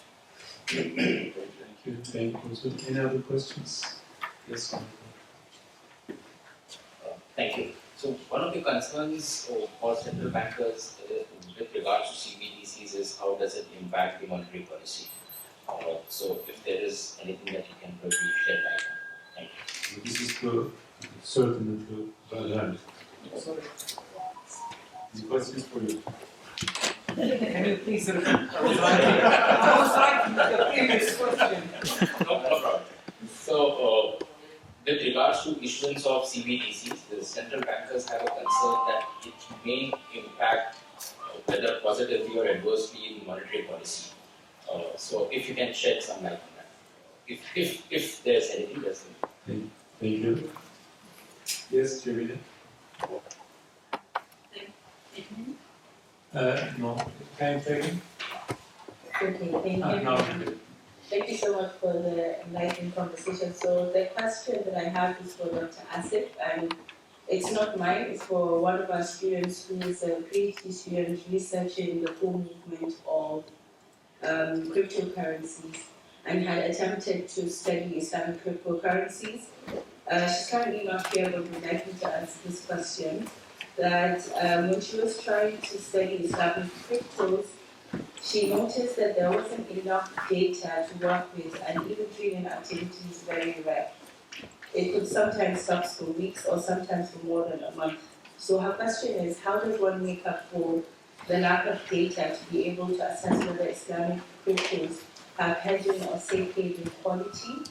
And was also wondering if she can follow up this view to get a little bit more information on that. And her name is Fatima. Fatima. Okay, thank you. Any other? Thank yes, Murat? Murat Aydemir, our PhD student. Assalamu alaikum. Thank you very much for this amazing session. My question is to Dr. Yusuf Mushin. I know that some words in some times are fancy to look like sustainability, circular economy, or human rights, etc. So blockchain is one of them. I'm also an entrepreneur trying to develop a blockchain project, so I'm in the field right now. My question is that in order to make Mudaraba contract smart or smarter, do we really need blockchain? Because if we just add some if clauses on the agreement, so it can function well. And also the data, information isn't widely available on the blockchain ecosystem as well right now. So my question is that, do we really need blockchain on this aspect? Thank you. Any other questions? Okay, thank you. Now let's start with Dr. Yusuf, and I will give one by one. Please just answer the questions that's posed to you. Okay, so I had the first question from Sarah. I think they're both linked on the drawbacks of the blockchain. What is the dark side? And I think it's related to the question from my brother here regarding the limits of the blockchain, because we are humans inputting data to the blockchain. So that's why I mentioned in one of my caveats, it's just the blockchain is moving the problem one step away. So basically issues of incomplete contract, or because we live in a world of uncertainty, we move these uncertainties from the blockchain. However, you still face one challenge, one step behind, is that what kind of data you are feeding. So there are certain situations where the blockchain can be useful, where we can have access to this objective data. However, again, there will be so many limits, and you cannot just generalize it as you wish. And that would be linked to one of the, probably the biggest drawbacks, is that once you put things in the blockchain, what happens if we run into problems? Because once you code your smart contract, the idea is that who decides to change what and when if we run into problems. Today, if we have a disagreement, we go see a judge. And the judge might decide, or the arbiter will decide. However, if you put it in the blockchain, what would happen if we run into an issue in the real world? So that's probably one of the main problems that I see. Besides the issues of cybersecurity, if you have a breach in data, what would happen? If you have hackers, you have the example of DAO, which lost hundreds of millions over a couple of days or weeks. So, of course, there are many challenges, and I think that the scholars have also something to contribute exploring these issues. We don't have all the answers.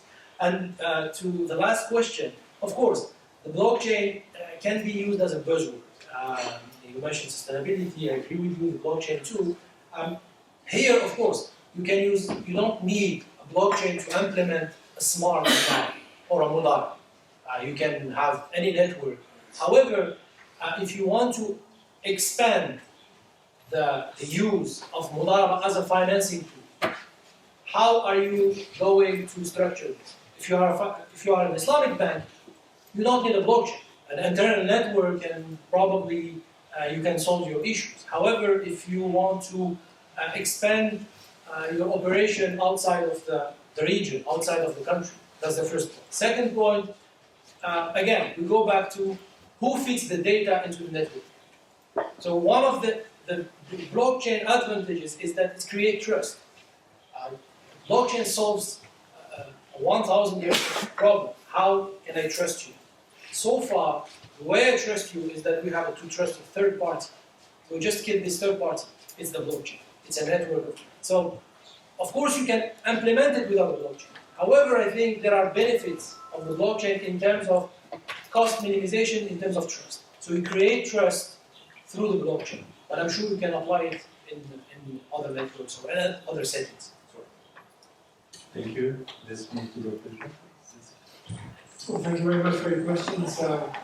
As I can go back to you. What we need to understand that this idea basically of blockchain, this is a new phenomenon in the space and time of technology, if you're talking about. And this is one of the asset class, and this is one of the mechanisms that we have. Now, the issue is, in order for you to judge in terms of the validity of Islamic finance, it is the issue of transparency. I will go back to the validity of contract, either it's a paper contract or a contract which is going to be administered through like blockchain. Now, a blockchain can offer you the level of transparency which I believe the world is not ready at the minute. because even within the financial contract, there are certain things we do not want to disclose. And I'm not going to open up a debate that how do you calculate the cost plus, how do you even come to that cost plus financing? Okay, everyone has a right to, as an example, but here on blockchain, you have to be very particularly, defining. So, in the beginning, we wanted to have, as far as the mindset is concerned, we wanted to have a contract between two parties, and the third party should not know about the contract. But now we have come to an evolution where I want my contract to be as transparent as possible. Now, the misconception comes in the market. When I said the word halal, the reason we say it's halal, or basically in this quotation, that people only talk about, for example, Bitcoin, which is also on the platform of blockchain. But the problem was basically with Bitcoin is that it is not transparent. And the reason it's not transparent because they have different ulterior motives. Because if Bitcoin was transparent, then people from different jurisdictions, cartels of drug mafia or anywhere else would not be able to propagate them. But again, we need to come back to our Islamic point of view. From the Islamic point of view, that if you want to confine any financial contract, then we say partnership based. But when no one defines what is the level of partnership we are talking about. How many partners should we have? Should we have 2 partners? Should we have 6 partners? Should we have 7 partners? But the minute we restrict the number of partnerships, we are confining, or we are kind of promoting exclusion. So we want to have Islamic financial contract to be inclusive. In order to have this inclusivity of our finance, we need to think about a globalization of the contract in one way or the other. Okay? So in order for us to have economies of scale, then, although at the minute we are not thinking in that macro environment, but if we had to, for example, if I'm buying a tractor in some African countries, say for example in Ouagadougou in Africa, okay, and there are different components of that tractor, and I could have an investor somewhere in London, and I could have an investor somewhere else in different components. That can be done on blockchain because of this visibility. So we can create that impetus and that financial inclusion. Now, the other question to you lady up there, I believe Fatima, yes, I totally agree, and the reason for the research is that every Islamic finance contract or basically the information, the information is a big problem for Islamic finance, because the way Islamic finance, as I see from the UK point of view, is we do not have a directory inquiry that I can open up, give me all the Islamic indexes in the world. It's not going to happen. Either you know the name of the company, either you know, for example, IFN, Dinar, Capital Markets, or Bloomberg, or MCSI.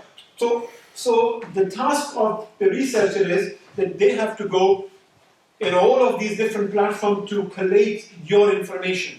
So the idea for mine, basically, this research is that when I want to collate information, that information is brought up to a point that it's easily available. Otherwise, we kind of become, this information become basically Freemason information. Not everyone is supposed to access that information. Okay? Now, I was quite surprised. I was basically in the forum in the UK, and then we were discussing, the information. Now, unfortunately, because there are certain information which is not available on public forum, it's unfortunately that information is available on dark web. And then they say, who creates the dark web? Now, that's another question that we have, And then we find out through basically our research, and quite easily, it is created by intelligence agencies because they want to monitor people's behavior. So in the same way, yes, if you want to connect with me, I think as a student, I think it's about time we should prepare information in a way so that we can point people to where they can find, like in this case, incredible information. And the issue is that when MCSI is issuing and basically financial data, it is only catered for that particular jurisdiction. So IOFI does a great job, but then again, we do not have enough a unified, in this case, platform for us to conduct the research. So at the minute, I personally relying on Bloomberg and the Refinitiv, and then that is my best way to do it. But unfortunately, the Refinitiv, as the head of department, I just spent £85,000 to get the license in basically for 1 year. And it's not possible for developing countries to access that because it's a lot of money, you know. What was the other question? So I think we've answered in one way or the other, but the basic information, Doctor, to you as well, that it doesn't matter if it's any contract, go back to the basics. The basic will never change. Either you can have a contract in metaverse, either you can create, for example, like a centralized, decentralized finance, smart contract. The basic premise of Sharia compliantness should be adhered to. Contractual clarity is very important, and security for the consumers. If you can offer that, the world will be waiting outside and they want to open an Islamic product because, you know, and this is the basic case. We get bogged down with all of this information like jargon, and we do not understand the basic, and we need to propagate the basic as much as we can. And this is what we saw basically in the UK. After financial crisis, and at the minute we are going towards this hyperinflation in the UK. And we suspect any more, the rise of interest rate is going to have the mortgage defaults, public mortgage default. And then the banks are going to come and throw people out of their houses. And because this is a welfare state, if you throw someone from their house, the government has to come and support them. So it is not in the interest of that. But then if you had an Islamic product where you are partners together, the bank will think twice to chuck you out of the house because you have that partnership. And this is the beauty about Islamic finance. Thank you. Thank you very much. Sorry. Let's move to Dr. Miranti. If you have any last words, comments, please go ahead, please.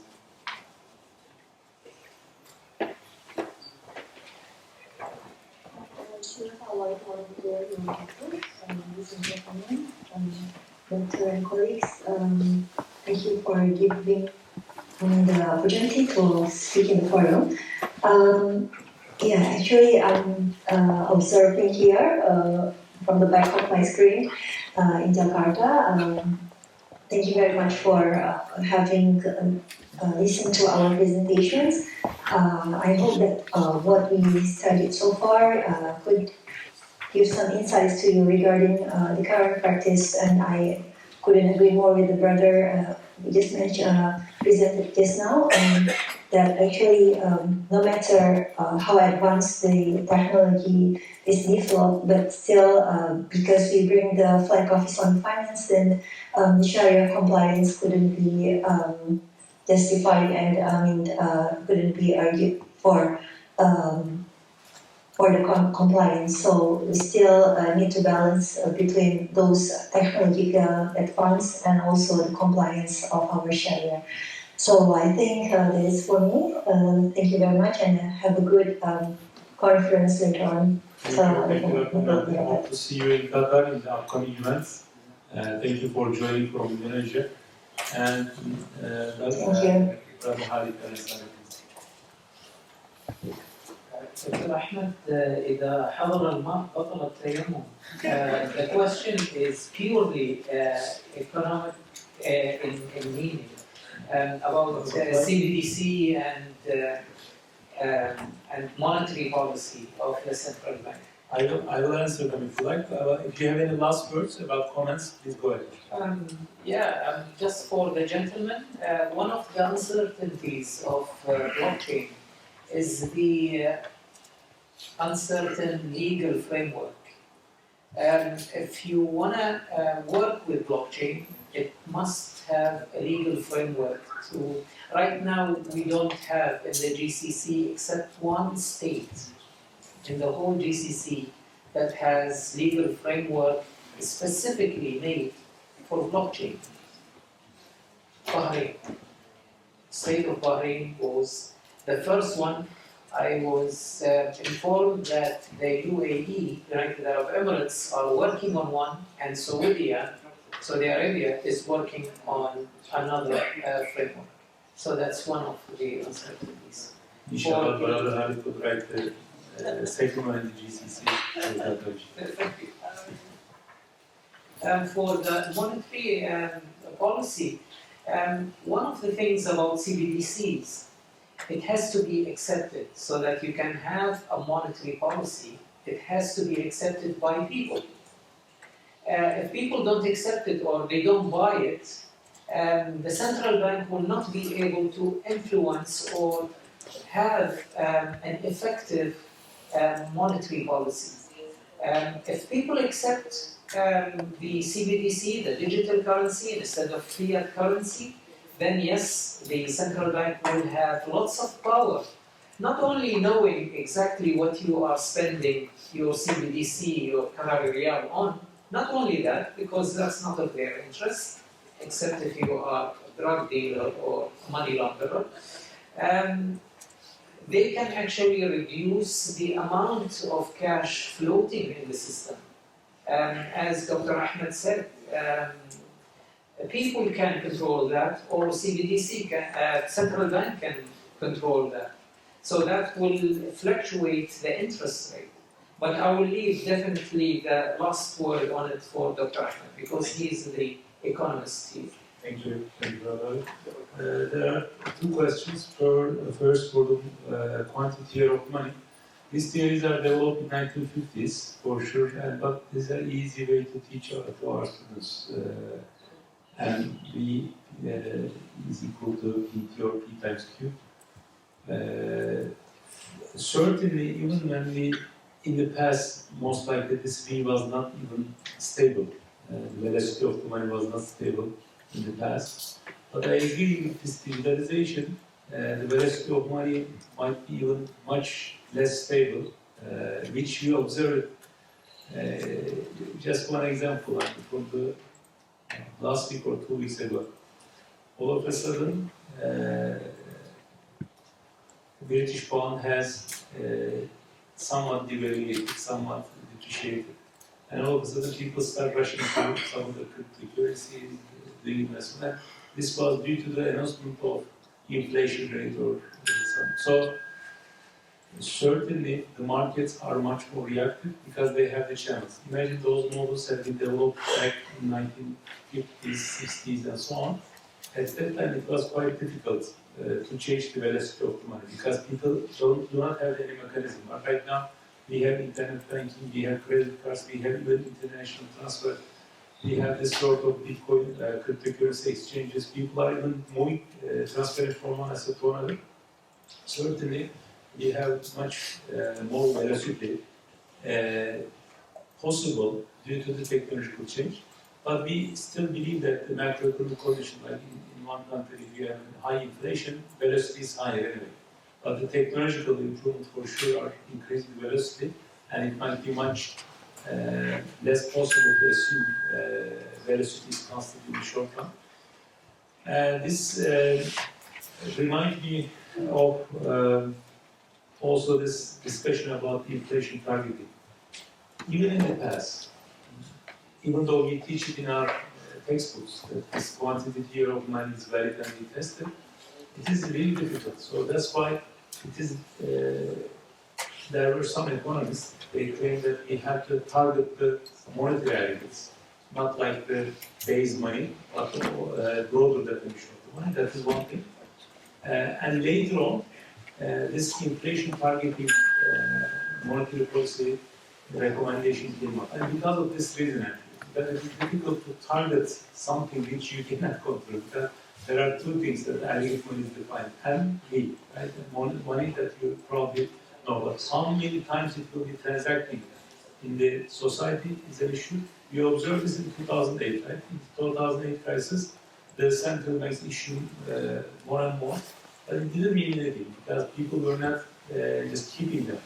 And it is the issue for Japan for many years, you know. So that's why there was a logic of this inflation targeting, and I still believe that there's a logic of inflation targeting, and I believe that inflation targeting monetary framework will be popular, especially with this inflation environment as a side note. And for my first question, just to complement what Brother Halikas mentioned, the real effect of the CBDCs will come on the monetary policy, because this is why the central banks are there, or the CBDCs are coming out. Central banks feel the challenge by cryptocurrencies. They realize that they are losing power against the market, against this private currencies. So that's why they are coming up with CBDCs. By coming up with CBDCs, they are actually assuming their monetary policy function. By assuming monetary policy function, they are not just assuming their old function. They are even assuming it in a much comprehensive manner. With the CBDCs, it will be even possible how to distribute, because at then any sort of monetary thing is one way or another a kind of a redistribution. And you are getting from one side, you to another side. So, but in the advanced version of CBDCs, sooner or later it will come. All the countries by the way will adopt CBDCs. There is no way out for any central bank. I was in Indonesia. Indonesian central bank is, mashallah, is quite well advanced, and the Governor Perry was talking about it. Some countries will be more advanced. The ones who are, first of all, more advanced will take the advantage even more. Some of the countries' currencies will be even more redundant under this setup. This is one thing. This is a more international issue. Another thing is that if the central banks start using too much of monetary policy tools through their CBDCs, they might lose their monetary policy completely. People might move to other CBDCs. That's another thing. But let's assume that there is credibility. Those central banks, like US Central Bank, even though Brother said that it is not a coincidence why Federal Reserve and Bank of England is relatively lacking in CBDCs, because they are reserve currencies, they are relatively bigger currencies. So they are going to be the last to this sort of CBDCs. I'm sure at the background they are doing it. I'm sure they are going to be the first, even though they claim to be not doing anything, they are going to be the first adopting this. But there's a great potential to use it selectively for monetary policy. For example, one of the issues in 2008 crisis was the central banks couldn't boost the economy because they were printing money, but they were giving it to society, and it was kept parked in the banks, so the velocity was even lower. But now you can give, for example, at the lowest segment of the society, you can give it to the poor, and you can even say the following: I'm going to distribute more money through CBDCs, and this new money has to be used within 3 months. If you don't use it, it will go away. So this is the best form of boosting the economy. So these are all doable because these are very smart contracts. They are not going to be like initial forms will be basic CBDCs, but over time we will have much smarter forms of it. But this is also worrying because that is the reason why Bitcoin came up. That's the reason why central banks have been criticized. But the good thing is that the global economy is in competition. Many central banks are actually competing. So if one of the central banks overplay the role of the monetary policy, people will take their money and then will invest in other CBDCs or other cryptocurrencies. But that's another thing I believe we, as Islamic economics and finance people should even give more emphasis. It is really pity that we are also kind of policy takers there. And the best research right now done on CBDCs are at BIS, Bank for International Settlement, but we don't see really good research done in Islamic countries, unfortunately, for that. So, any urgent questions? Any urgent questions? We are already over time. Last question from Hiva. Doctor, on the issue of CBDCs, if central banks started introducing their own currencies, Would there be a need for other cryptocurrencies, and wouldn't that be just a replication to the real world where central banks issue fiat currency and this is what's in circulation? If this will be the only trusted currency, would they replace other cryptocurrencies? What would be the interplay between the two? I believe it will even need it more, because that is the reason why all those cryptocurrencies are coming. People do not trust the state, their central banks. So that's why it is good that there are many central banks issuing CBDCs. The only thing that we should be worried if there is only one CBDC throughout the world and if it dominates, then that's a problem. Otherwise, I believe CBDCs will even legitimize cryptocurrencies more, and there will be even more needs because these are like complementary. When you have more CBDCs, you will have more cryptocurrencies. Because there is always a trust issue. It doesn't mean that in that we trust, but not in central banks we trust. I believe they will go complementary. Thank you. Okay, we are at overtime. Thank you very much, Dr. Nazım, for giving us such an opportunity. Thank you for all the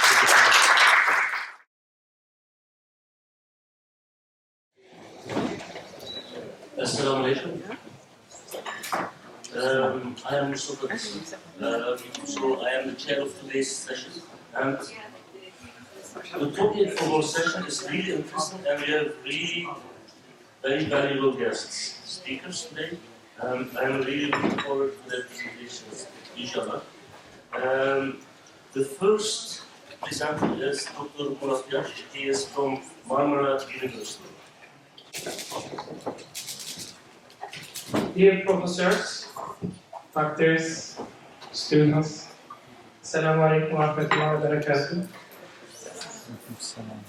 First of all, I would like to thank Hamad bin Khalifa University to organize such a wonderful event. It's a great privilege to be here. So today, our topic is related to religious compliance impact and theological risk. Evidence from Bursa, Malaysia. So, religiosity compliance, actually for this paper refers to Sharia compliance, it's a more broad term. And theological risk, usually in the literature also be used for Sharia non-compliance risk. So, this is a paper that we write together with Prof. Ahmed Faruk Aysel and with Prof. Iskender. So, maybe before starting, I should give some brief background about Bursa Malaysia and Sharia compliant stocks. So, once in 6 months or semi-annually, Security Commission of Malaysia announced the list of Sharia compliant stocks. So, this list shows which stocks are Islamic. Right? And whenever this list is announced, they also announce which stocks become Sharia non-compliant, like it was a Sharia compliant before, and which stocks become Sharia compliant, and it was a Sharia non-compliant before. So every announcement, some stocks are removed or added to this list. So in this paper, we are analyzing the impact of this list announcement. Alright, on the added and removed stocks. So as a content of the presentation, first I will start with introduction, and then I will present literature review, and then I will show the data and methodology, and empirical results, and we provide conclusion and policy recommendations at the end. So as introduction, so the topic is investigating the effect of changes in this Sharia compliant stock list in Malaysia. So we investigate the impact of this change on the stock price and also in trading volume. So as most of you know, many research papers show the limitations of neoclassical theories in economics and finance that investors are assumed as rational, but many studies show that investors do not always act rationally, and psychological and religious factors affect investor behavior. And recently there is a in the last 2 decades, there is a growing demand for Sharia-compliant stocks, and there is an increasing regulations for Islamic financial institutions, especially in the case of Malaysia. There are strict rules for Islamic funds so that they can keep the Islamic stocks in their portfolio. And many studies also investigate the index effect and calendar effect or religious calendar effect. But very few studies focus on Islamic calendar effects or Sharia compliance effect or Islamic index effects. So that is why in this study we will investigate the effect of Sharia compliance stock lists, stock price and trading. So why do we investigate this topic in the case of Malaysia? Malaysia provides a fertile ground to investigate this topic. They have new financial system that conventional Islamic financial institutions operate next to each other. Government implement market neutrality policy. That means that there is no financial disadvantage to invest in Islamic or conventional products in financial markets. And there are certain restrictions to dispose Sharia non-compliant securities within 1 month from Islamic funds after the announcement. So if a stock was a Sharia compliant before and it becomes Sharia non-compliant after this announcement, they have to dispose it within 1 month. So there are certain regulations for institutions as well. So as a demographic characteristics, Malaysia has 61% Muslim population. There are also non-Muslim communities in the country, and most Muslims they have a sensitivity to invest in Sharia-compliant products and Islamic financial institutions. So this makes Malaysia a unique country case. As research objectives, we have the objective that we want to investigate the impact of theological risk on the stock market by investigating whether the Sharia compliance announcements affect stock prices and trading volume.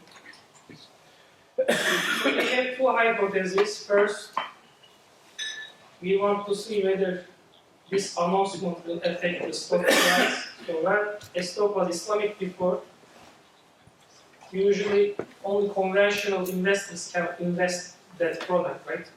Because Islamic financial institutions has restrictions, they cannot invest. And Muslims who are religious, they are also expected to invest only Islamic stocks.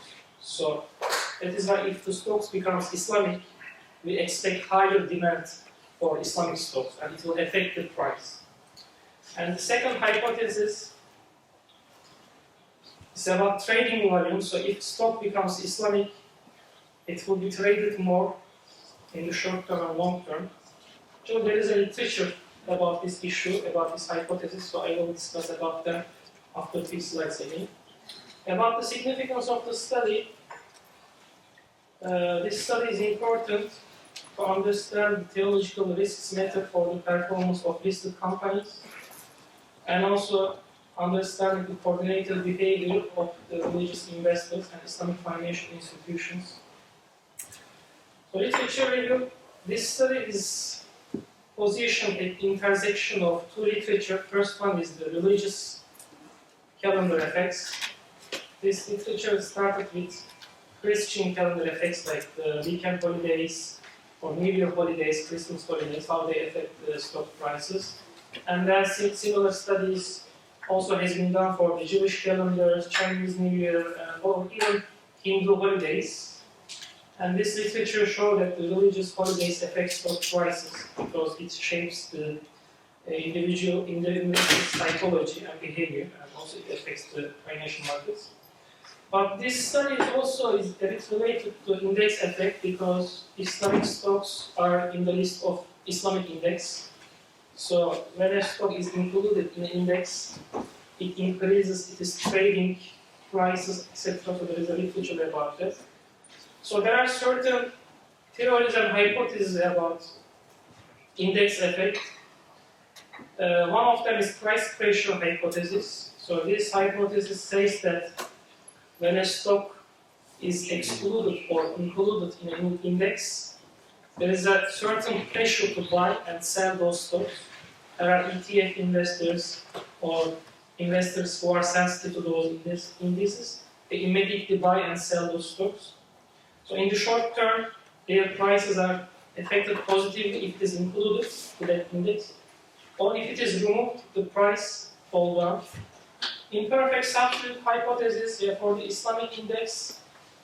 Islamic stocks are not perfect hypotheses of the conventional or Sharia non-compliant stocks because Muslim investors cannot replace Islamic stocks with conventional, so they are not a substitute of each other. So, and this hypothesis shows that the price increases in the long term while trading volume increases in the short term for these 8 stocks. And there is the liquidity cost hypothesis, like when a stock becomes Islamic in an index, it is traded more and it improves the liquidity and it affects the prices. And there's another hypothesis about investor awareness. So those who are listed in an index, they are investors are more aware of those stocks, so it affects the prices. So contribution to the literature. Similar studies has been done before, but this study is a bit different from others. This study investigates long-term performance as well, while other studies only focus on short-term performance. And also we use very large data for this study. Usually other studies focus on only 1 or 2 events or very few years, but we focus on 15 years and 30 announcements by Security Commission of Malaysia, so we have a rich data set. Our data methodology, as I mentioned, we have a large data. We have 370 additions and 284 deletions from this list. We excluded stocks. I picked some of the stocks like IPO stocks or splitted stocks. We used the FTSE Bursa Malaysia TLCI as market index, and sample period is 15 years. In 2000 and 2015, and source of data is coming from Reuters and Security Commission of Malaysia. So as a methodology for abnormal return calculation, we use event study methodology with market model. So we have certain event window period before the event, and we estimate the expected price after the event, and we just compare the real price and expected price to calculate this abnormal return and calculating cumulative abnormal returns. And for the abnormal return, again we use the same event window, 60 trading days before the event. So it's like 60 trading days is roughly 3 months before the event, until 6 days before the event. And we calculate average trading volume before the event, and we compare this average trading volume before the event with the trading volume after the event. So if it is more than 1, then it shows that the trading volume has abnormal increase. If it is less than 1, opposite. So okay, let me show the empirical results and discussions. So this is the important part. So for the additions, so additions refer to stocks which were Sharia non-compliant before, and those stocks become Sharia compliant recently and added to this list of Sharia compliant securities. So if you look at the numbers, so we have short-term period and long-term periods. In the short term, there is no significant change in the return. So when a stock becomes Sharia compliant, there is not much reaction, stock price reaction. But in the long term, there is a positive impact of Sharia compliance for stock performance. So in the 1 month period, the stock price increased around 2%. And in the 3 months period, the stock price had around 4% abnormal return after this announcement. So there is a value of Sharia compliance for the stock performance. And similarly for the Sharia non-compliant stocks, when a stock becomes Sharia non-compliant in the short term, especially we expect that Islamic financial institutions, especially Islamic funds, because of the restrictions and regulations by Security Commission, they dispose these Sharia non-compliant stocks in 1 month. So in the 1 month, the stock prices of newly Sharia non-compliant stocks had abnormal loss. So in 1 month period, the stock price decreased almost 4%. After 1 month, conventional investors, they noticed that these stocks are underpriced, and they buy it when they are underpriced. And in the long term, again, stock price increases. So it is an opportunity for conventional investors when a stock becomes Sharia non-compliant. And trading volume, we have similar result. In the long term, Islamic stocks are traded more because more investors can buy those stocks compared to announcement before. And also trading volume of the removed stocks, newly Sharia non-compliant stocks, increases, even if it seems a bit unexpected. Since stock prices become undervalued, it is traded more, and there is a pressure to sell these stocks more at the end of the last few days of this 1 month period. So suddenly they sell more, and suddenly these conventional buyers, they buy those stocks more when it's undervalued. The trading volume also increases because of that, as our interpretation of this result. So as conclusion, we found that a positive abnormal return for edit stocks are existing in the long term, while deleted stocks had abnormal loss in the short term. And the trading volume was abnormally higher than before for both edit and deleted stocks. And this study provides some policy recommendations. First of all, we find that index revision effects are associated with Sharia compliant securities exists in the Bursa Malaysia. We show that in this study. And abnormal loss and returns after this announcement show that there is a fast profit opportunity for investors if they estimate this announcement earlier. And we learned that some Malaysian fund managers, they also have their own monitoring system to figure out expected stock lists. And they already buy and sell those stocks earlier than announcement. So some investors already take opportunity of that. And our results show that 1 month period for disposal of newly classified Sharia non-compliant stocks is short, and a longer period of time can be given for fund managers, Islamic fund managers. And finally, managing process of Sharia screening criteria revision carefully is essential to prevent loss of fund managers. That's all. Thank you for listening. Thank you very much, Dr. Murat, and perfect time management as well.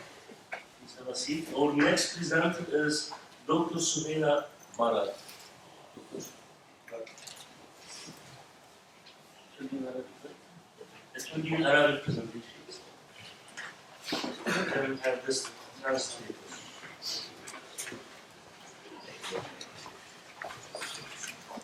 بسم الله الرحمن الرحيم. السلام عليكم.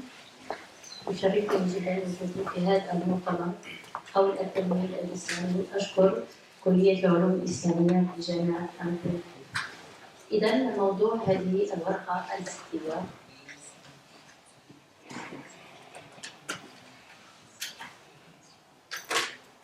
حول مسيرة البنوك الإسلامية نحو الرقمنة المتطلبات والبوائع بدراسة حالة وعرض البنوك الرقمية الإسلامية. الهدف من هذه الدراسة هو توضيح متطلبات التحول والضوابط الشرعية التي تؤثر ممارسات البنوك الرقمية الإسلامية، نظرا لأن هذه الموجة وصلت إلى البنوك الإسلامية وتمثلت في إنشاء بنوك رقمية تلتزم بالقواعد الشرعية. إذا تواجه هذه البنوك بما أنه جديدة من ناحية التأسيس عدة مشاكل من بينها الأطر التشريعية والتنظيمية المنظمة لها، وكذلك مستوى النضوج التقنيات المستخدمة.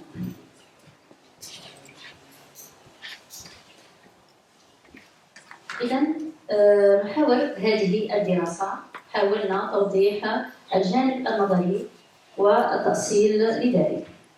بعد حديثنا عن التحول الرقمي الذي سبقنا في تفسيره العديد من الباحثين، وكذلك الحديث عن التحول في المؤسسات، أهم نقطة يمكن عرضها في هذه المداخلة هو نماذج التحول الرقمي، وما هي أهم النماذج التي يمكن أن تتبعها البنوك الإسلامية. من بين النماذج لدينا النموذج السلوكي. هذا النموذج تتبعه المؤسسات المالية وأي مؤسسة من ناحية التركيز على المتغيرات السلوكية. يعني إذا حاولت أي مؤسسة التحول الرقمي، إما أنها تتبع هذا النموذج بالتركيز على المتغيرات السلوكية، منها الفردية، الجماعية، التنظيمية والبيئية، وذلك عند تحويل المنظمة من تقليدية إلى رقمية، أو أنها تختار النموذج الفني، وهذا تتبعه المؤسسات عند استخدام وحود العمليات وعلم الحاسب وعلم الإدارة، ولكن دون التركيز على الجانب السلوكي للمؤسسات التي سبق الحديث عنها. وأيضا لدينا النموذج الفني الاجتماعي، حيث أن هذا النموذج يأخذ في الحسبان أو يأخذ بعين الاعتبار درجات التفاعل الفني والتنظيمي عند عمليات التحويل، ولكن يركز على استراتيجية الأعمال والبرمجيات اللازمة لتفعيل حاسبات الآلية وقاعدة البيانات والاتصال.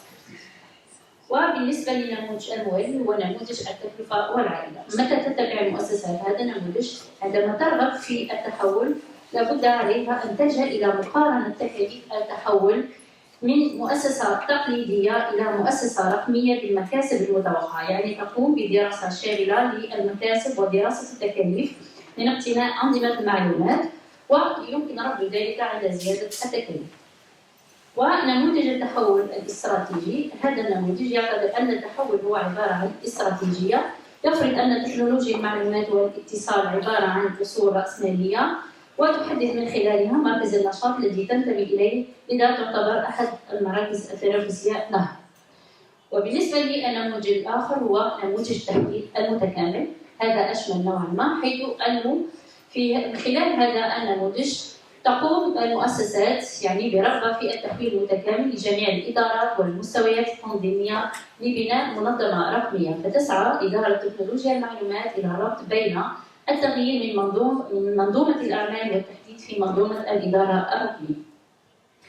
والنموذج الأخير هو نموذج المشاركة في تكنولوجيا المعلومات والاتصال، حيث أن هذا النموذج يعمل على قياس مراكز التنافسية وإدخال التحسين المستمر للاتصالات والمعلومات وفق اتجاهات المنافسين، ومن ثم يتم الاشتراك الكامل من خلال الشبكات في خدمات تكنولوجيا المعلومات والاتصال.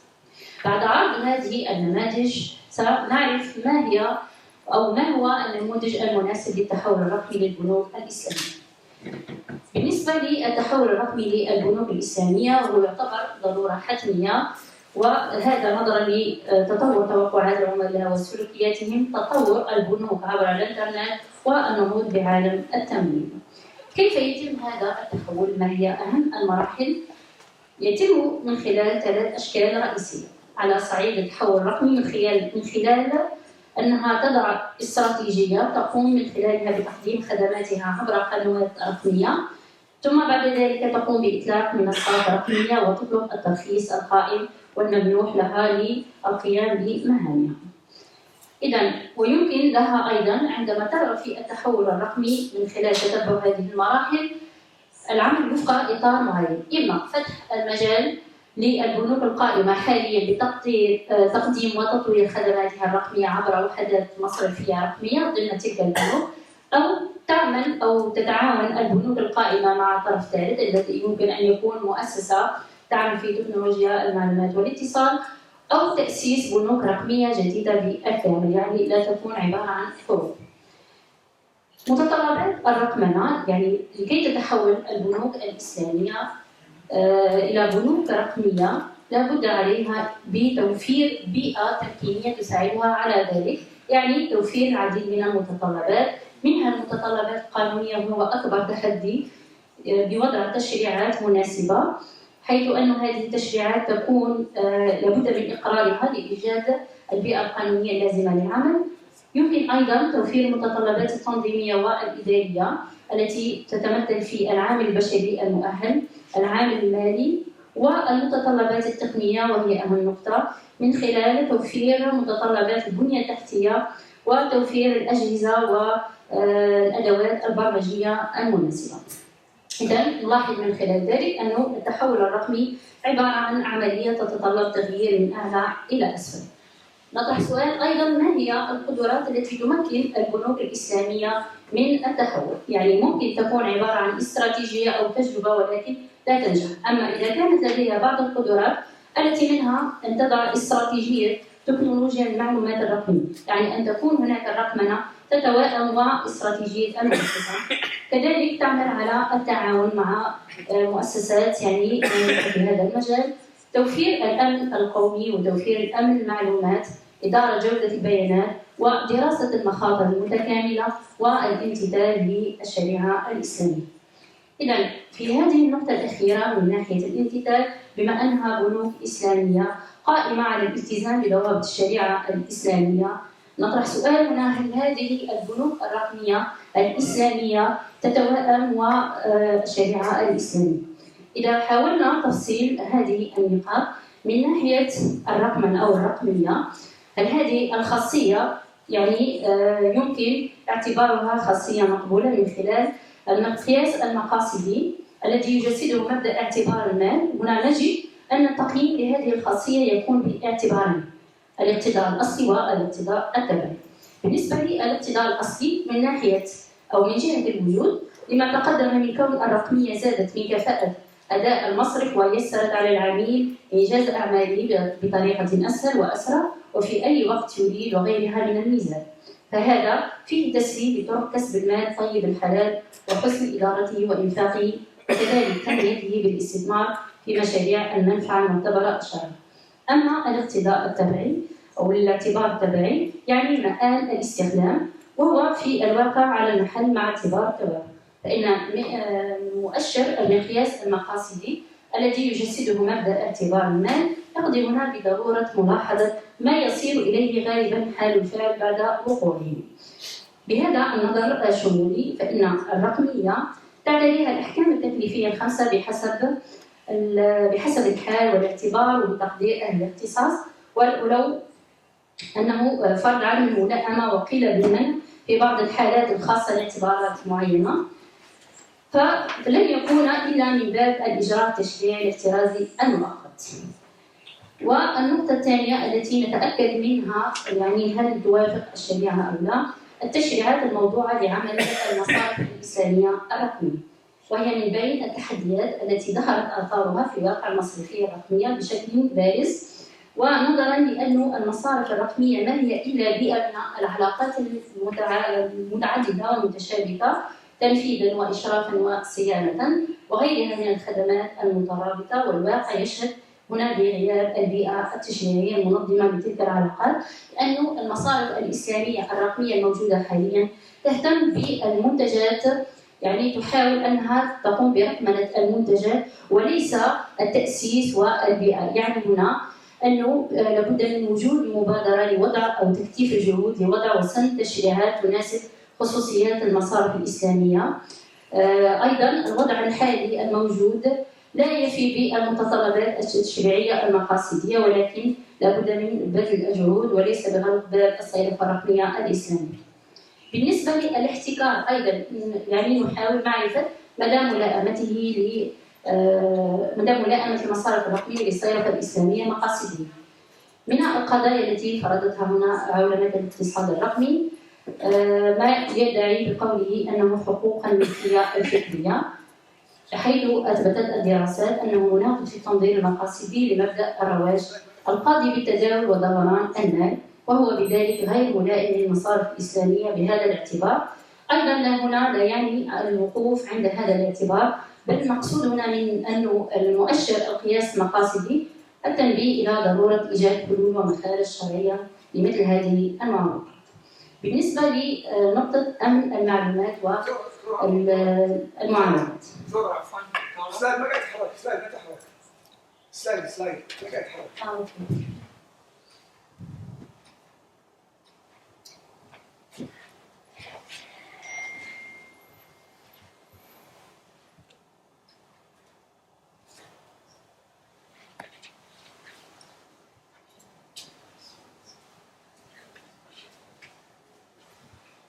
إذا نواصل في أمن المعاملات والمعلومات، لأنه يعني حاولت الاختصار في تقديم المداخلة. أمن المعلومات والمعاملات، بالنسبة لهذه النقطة يعني نلاحظ أنها هناك راعي مقصد المال من جانب العدم، تحقيقا لراعي مقصد حفظ المال من جانبي الوجود والعدم. نصطحب هنا قضية غياب التشريعات أو عدم كفايتها لأمن المعاملات والمعلومات كما هو جاري في المؤسسات الاقتصادية. لابد أيضا من مراعاة هذه النقطة في البنوك الإسلامية بالنسبة للمعايير الإيزو والامتثال للجودة الشرعية. هناك دراسات حول هذا الموضوع. إذا الصعوبات التي تواجهها أو البنوك الرقمية الإسلامية بالرغم من الضوابط الشرعية لابد عليهم من الالتزام بها، صعوبات أخرى منها الفجوة الرقمية بالرغم من أنه كان هناك توسع للتمويل الإسلامي والتوسع للخدمات الرقمية المالية، إلا أنه هناك نقص في أو انخفاض في الاستخدام الفعلي لهذه الخدمات، ولهذا لابد هنا من تشجيع على اعتماد واستخدام الخدمات المالية الرقمية من خلال التركيز على المكاسب الرئيسية الناجمة عن استخدامها مثل البساطة، سهولة الاستخدام ليتيح ذلك الاستخدام الأوسع لها، وتقليل محاولة تقليل التكاليف التشغيلية لها بوصول منتجات بتكلفة معقولة. وأيضا من بين الصعوبات التي تواجهها بعد الفجوة الرقمية صعوبة الإفصاح المالي وعدم تناسق المعلومات. الإفصاح المالي هنا أيضا في إطار عمل التكنولوجيا المالية الإسلامية لا يزال قيد الإنشاء نتيجة حداثة الفكرة وعليه وقلة المعايير واللوائح والقضايا المتعلقة بأمن البيانات ونقص المعرفة والمهارات تعتبر من بين الصعوبات الرئيسية لدمج التكنولوجيا المالية في التمويل الإسلامي، وهذا ما ينتج عنه مخاوف كبيرة لدى العملاء وهو ما يؤثر على قراراتهم التمويلية. والصعوبات الأخيرة وهي الصعوبات المتعلقة بالرقابة الشرعية. في البنوك الإسلامية العادية هناك يعني وضوح لعمليات الرقابة الشرعية، أما في البنوك الرقمية الإسلامية تعمل هذه المؤسسات على توظيف بعض الأشخاص كخبراء في الشريعة لتنفيذ عملية الرقابة الشرعية والتدقيق، إلا أن هذه العمليات تكلفها الكثير من سبل التلاعب والمراوغة لتحقيق المصلحة الذاتية لهذه المؤسسات. استراتيجيات التحول الرقمي في البنوك محل الدراسة. أول بنك إسلامي رقمي في العالم يتمثل في أو ينطلق من دبي، حيث أعلنت مجموعة زويف كابيتال فيندس ومقرها دبي عن إطلاق بنك إسلامي رقمي متوافق مع الشريعة الإسلامية، وهو أول بنك، حيث ابتدأ من دولة الإمارات. هذا البنك يعني حاول الالتزام بمعايير الشريعة الإسلامية، وأيضا يعني يعكس الأنماط الحياة المتسارعة والمترابطة والمنشغلة من خلال آلية عمله التي تتمثل في تطبيق يمكن لأي زبون الاشتراك فيه بالكامل خلال دقائق وفق إثبات شخصية وصورة العميل، وكذلك إصدار بطاقة خصم افتراضية له فور الاشتراك، حيث أنه هذا المصرف يعني ما زال يعني يحاول الحصول على ترخيص، لأنه مشكل الترخيص يعني ما زالت بعض البنوك الرقمية الإسلامية تواجهه، في حين أنه بنك رزق البركة تحصل على هذا الترخيص ويحاول التوسع في دول أخرى في هذا المجال.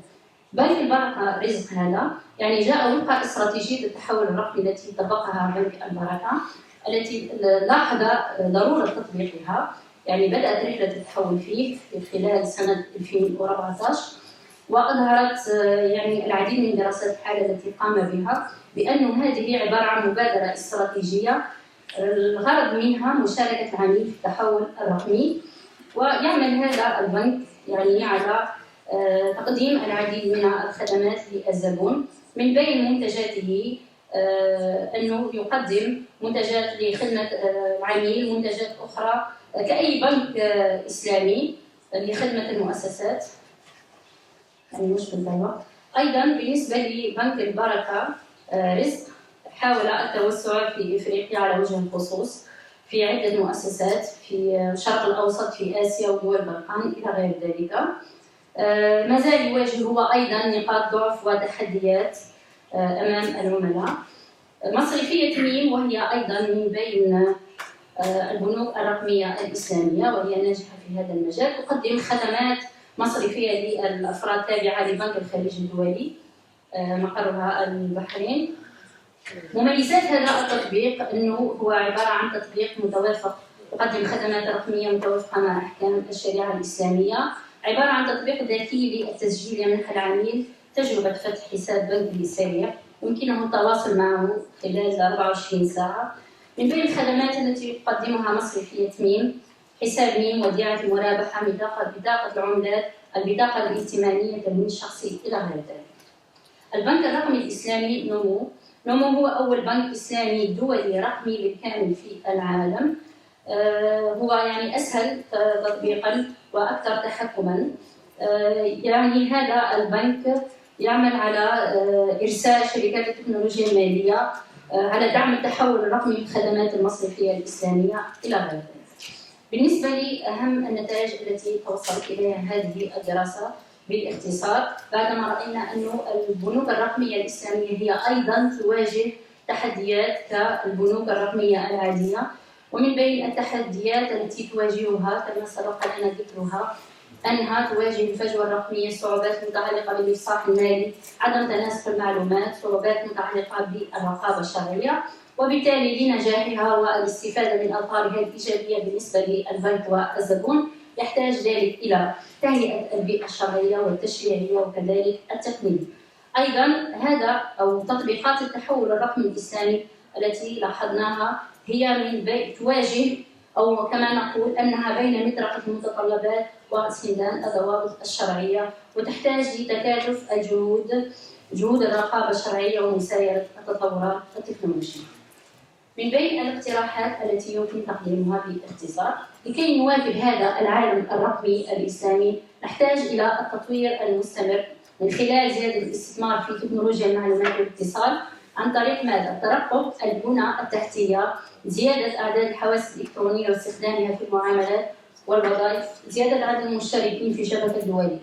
أيضا تحديث وعصرنة الأطر التشريعية والتنظيمية الحاكمة للبنوك الرقمية الإسلامية، وأيضا الشراكة وهي يعني كخطة ناجحة من شراكة والتعاون بين مقدمي الخدمات البنكية الرقمية من شركات التقنيات المالية الحديثة ومشاركي البيانات والمؤسسات المالية الإسلامية للوصول لأفضل نموذج يحقق مصالح العملاء والمؤسسات على حد سواء. وكآخر اقتراح يمكن تقديمه عمل السلطات الإشرافية على موائمة ومعالجة هذه التحديات مع وضع الأطر التشريعية والتنظيمية الملائمة لتقديم خدمات البنوك الرقمية.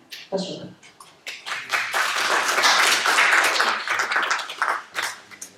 شكرا دكتورة. Our next presenter is Prof. Abdul Rashid. And his presentation is about corporate governance and performance of conventional and Islamic financial institutions in Pakistan. Assalamu alaikum. My paper is very much empirical, but it will provide some interesting insights about the behavior of financial institutions, especially the Islamic financial institutions and the conventional financial institutions. We built this paper on three strands of the literature. First one, very popular, how Islamic and financial institutions are different in terms of stability and in terms of performance. The second one is the role of the corporate governance, and third one, of course, again is very important, how the country level governance has impact on different, the behavior of the different agents of the economics and finance. Now it is well established, so the financial sector play a very significant role in socio-economic development. Financial institutions provide a platform where the best allocation and the optimum allocations of the resources occurs. They link between provide the link between the lenders and the borrower. Corporate governance, a very standard definition, actually is the set of the rule of the regulations that that we implement just to create the balance between the different stakeholders. Now, whether we have some theories, and the theories, all three theories are mentioned here, and all three theories are coming from standard finance, and these theories predicts the role of the corporate governance in the performance and the stability of the different institutions there. Empirical evidence, as I said, the first, the strand of the literature provide us empirical evidence regarding the positive role of the corporate governance in performance and the stability of the banks. And there are also some studies, they provide us the role of the corporate governance or the impact, the positive impact in both, in the conventional institutions as well as in Islamic institutions. However, a lot of the previous work has been done on the banks. And as we know, the non-banking financial institutions are also very important, and they are the significant part of the financial sector across the globe India. So the second one is the institution quality. We have again, the institution quality mean that if the institution quality is good, then definitely the different institutions, the economic, the environment and the different institutions can perform better. Poor, the enforcement of the rules, lack of the transparency, undefined property rights, and the high level of the corruption lead to the economic market to the failures. Then the markets don't the work only, and the vice versa. If we have the good institution environment and the good quality institutions, then definitely our institutions can perform in much better ways. Now, one of the important questions is there, which we actually did not find any the significant evidence in the literature. How institution quality play a role in shaping the impact of the corporate governance, between the institution level governance on the performance of the institution. Objective are very standard objective, and that the first one is we want to examine the impact of the corporate governance on performance of the conventional as well as the Islamic financial institution. And the second one we want to see, which is called actually the moderating role, how country level governance play the role in establishing the relationship between the corporate governance and the different performance indicators. For robustness and to see whether the impact of the corporate governance is different across different, the measurement of the performance, we use the different, the four different measures: return on asset, return on equity, and the cost ratio, and of course the one, the market book value. And this is the standard hypothesis, and definitely the different theories are predicting how different indicators of corporate governance are related with the performance. Most of the theories, they actually predict the positive relationship there. The literature has already mentioned there. We have the empirical evidence, and the both sort of the empirical evidence have, but most of the empirical evidence they favor the positive impact of the corporate governance on the different indicators. And then the role of institutions, that again we have very strong literature, and we have the literature, the two different, the group of the literature regarding the role of the institution quality. One is that directly, that they are relating with the institutional quality with the different economic activities. However, the second one is the more you can say the focus that relate how institutional quality actually play the role, that to establish the relationship between the corporate governance and different financial institutions. When this comes to the developing countries, even you can see this, the problem is more severe or the significant, and the more work exploring, how the overall, the governance of the country level governance play the role in the firm level. Pakistan, of course, we have in Pakistan both the Islamic institutions as well as the conventional institutions. They are running the parallel, and that's why they provide us a good opportunity to see the differential impact or differential behavior. We selected here 57, the different, the institutions, and including Islamic and the conventional banks is there. The methodology we are actually, this is again the different indicators. We use the more than one indicator just to check whatever we are presenting here, that is the robust, and it is not actually driven by only one the indicator there. The methodology which I am actually here, we are actually using here, they provide us actually the one advantage here, and that for that purpose, the single equations I divided and I created actually the dummy, one dummy for Islamic institution and other dummy for conventional institutions. I multiply this dummy with the different indicators. So this actually the framework allow me to directly see whether the response of the financial institution, Islamic financial institution, is different as compared to the conventional one, or it is same. The two advantages we have here: number one, we can harvest the the more benefits of the degree of the freedom. But the second one is more even important. We can directly compare the impact in a single regression mode, so we can avoid, which is called the measurement error. I don't need to estimate any other model in single model. I can do that. To look at the moderating rule, what we did here, now we interact institutional quality variable with both our set of the variable of interest here with the conventional, and as well as here with the institution, Islamic institution. The estimation method we use, which is actually the system GM, again that is the robust to the control the heteroscedasticity among the panels, as well as the endogeneity, because whenever we talk about the panel data and especially we are using the dynamic model, then the endogeneity is one of the big issues. So these techniques which I am using, which is actually based on the instrument, which allow us to control the both problem. Results are here, and we can see here some results are very interesting. We can compare these results and the column wise, where actually we can do the different comparison of any, you can say, the specific indicators of the corporate governance. Like the first one is the board size across both institutions by looking this the estimates or the first the estimates related with the dummy, and the second one is, and we can see whether there is any differential impact or not in terms of sign, whether positive, negative, or in terms of the magnitude as well is there. We can also compare this impact across different indicators. Definitely the first two is very conventional, but this is the cost ratio, and the last one is the the market, you can say the market-based ratios. If here is the positive related, and definitely with the cost, that the variable should be negatively related, so it means that consistency is there.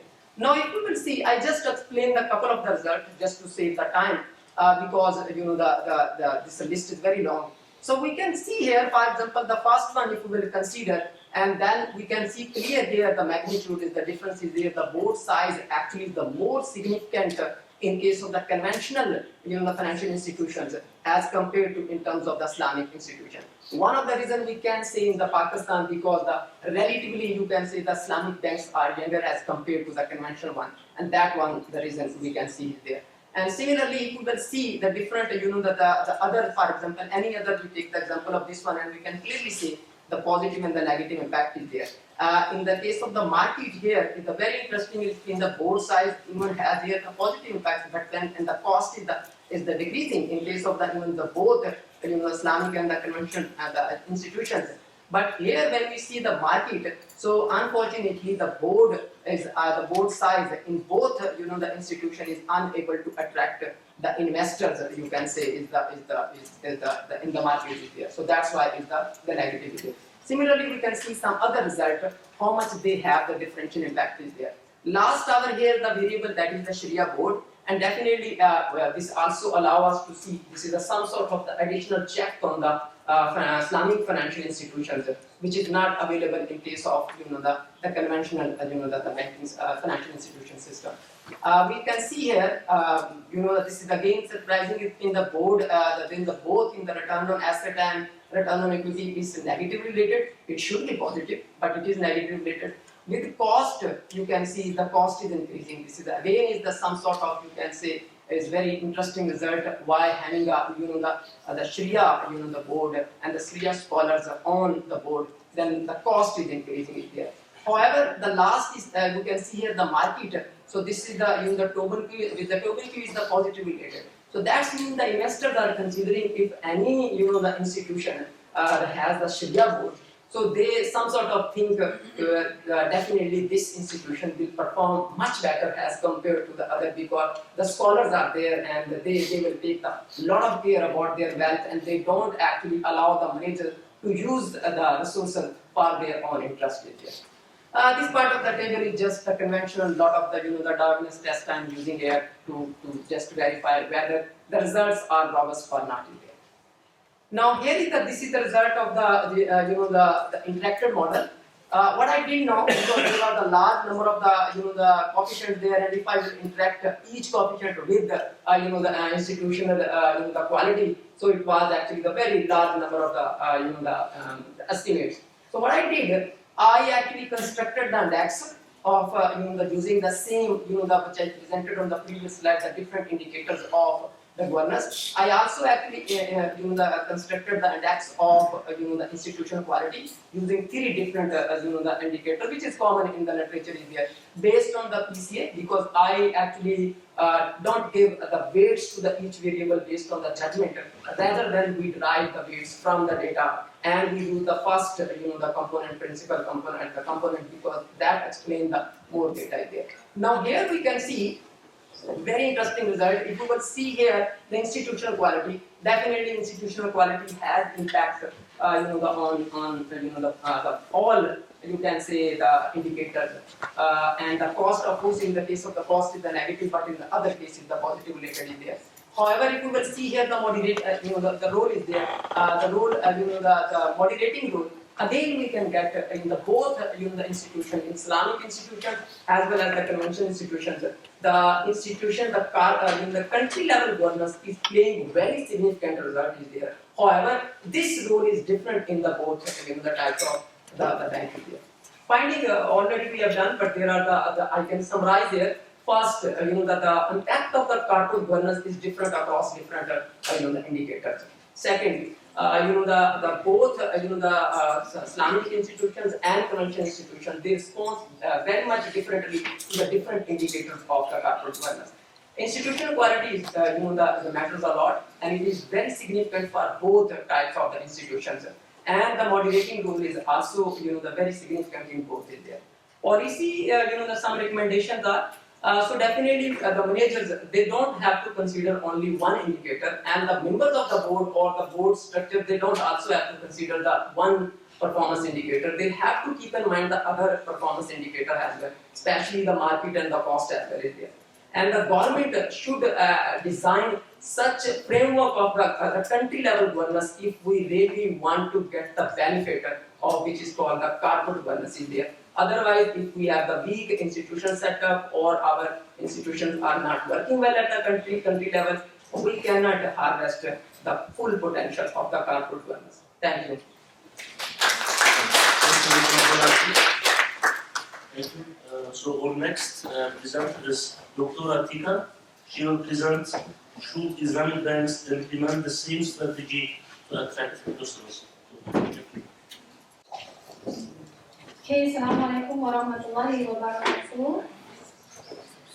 First of all, I want to thank Muhammad bin Khalifa University for providing us a very amazing conference, a nice facilities, and a very good meals. So thank you very much. And also, I know this is a toughest session, so I think this is a very challenging session. So I hope you still bear with me. This is the last session, so the last time to enjoy the conference. Okay, my name is Tika Arundina. I'm a lecturer in Islamic Economics program for Faculty of Economics and Business, University of Indonesia. I come here with my co-author, actually my colleague there, Azizon there. And then this is not only for two of us. This is actually the works of many people back in Jakarta. So this is a research collaborations between our university and Financial Services Authority of Indonesia, or OJK. So both of us are collaborating in this research entitled, should Islamic bank implement the same strategy to attract customers? Yeah, we try to compare the analysis between generations. Okay? So I try to divide the outline into 5 categories: introduction, literature study, methodology, result and analysis, and also conclusions and recommendations. Okay. Let me start with the fact in Indonesia, whereby during COVID-19, our performance in Islamic Bank is actually still good. So the asset growth increased by 15.87% year on year for June 2021, and the financing also growing by 7.25% in the first semester of 2021 based on the OJK database. So this is a good fact. Even though during crisis the performance is still good, however, we cannot deny that the fact in Indonesia, even though this is the largest Muslim countries in the world, I mean in terms of population, and also Islamic banking is actually almost 30 years in Indonesia, but our market share is still very low, below 7%, to be precise, around 6.9%. So this creates many questions for us, yeah, and also there are some research done on this, and there are 2 possible reasons that we might find in the several literatures. The first one is related to the bank. So they said the customer perceptions of Islamic bank services are not as good as conventional in terms of the price, in terms of the process, or in terms of the promotion. And the second one is about the customer related factors. So customer internal factors such as attitude, the influence of others person, religiosity, ethical sensitivity still play an important role to their decisions to use Islamic banking. So we thought this is actually the motivations of us to see what is the strategy to cover to boost our market share. And now it's time for Sharia banking to target the younger generations.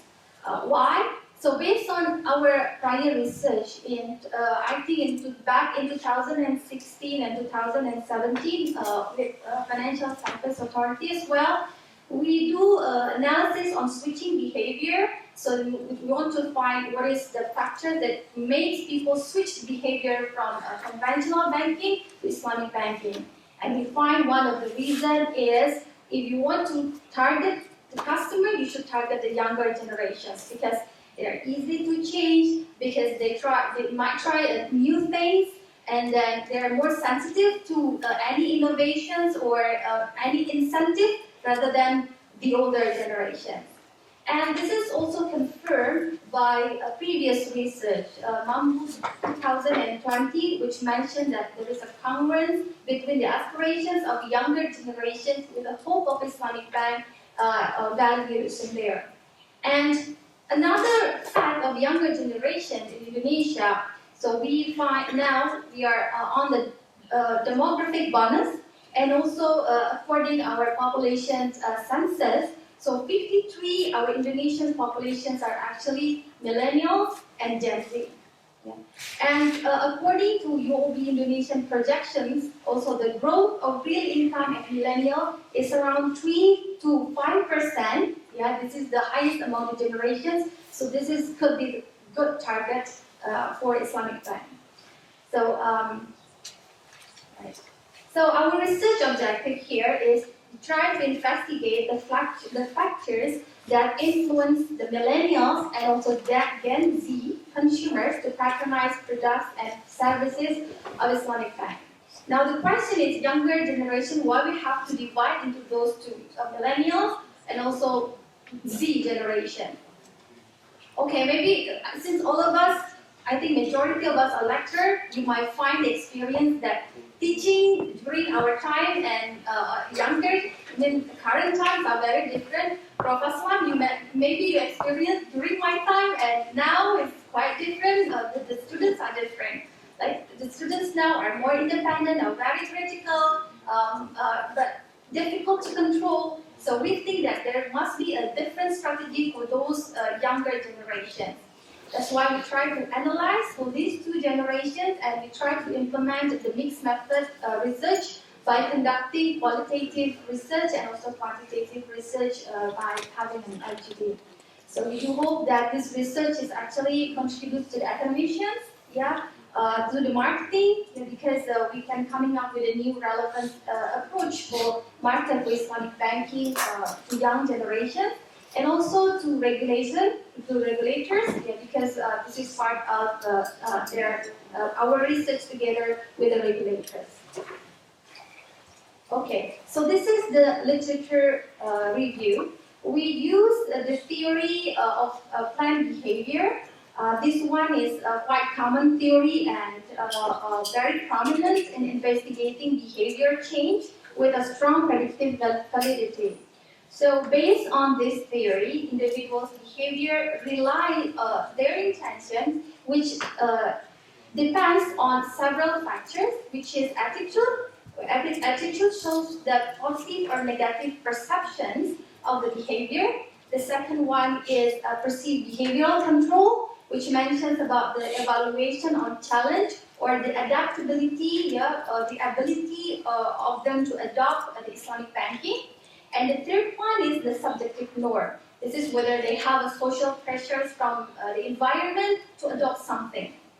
Now, the critics of 2PPB that this theory cannot strongly predict the component which is directly goes to irrational decisions or emotional decisions such as religiosity, or social instinct, or ethical value, or any other value. So that's why in our research we try to incorporate all. Okay. Right. So based on the previous, if you recall the previous slide, so we see that the reason of this is one customer-related factor. So this factor is taken into account to building our model. We took religiosity here, we took ethical concern, and we took level of knowledge of awareness. And the second one is bank-related factors. So we also try to find what is the factors that can affect the bank, such as the perceived quality. This is the perceptions of the performance of a service in the bank. The perceived risk, so this is the perceived of the magnitude risk of the bank. Perceived value, this is how the customers see the cost and benefit. And then the competitor also, perceived competitor, we will see that how Islamic banking with conventional, and perceived usefulness, we see that how Islamic banking can fulfill their needs. And the last one is Sharia compliance, so the customer believes that Islamic banking are actually comply with Sharia. So for all these factors, we try to perform the model. You can see here, the models here. So we try to see the customer-related factors, and also the bank-related factors, and this is the CPP.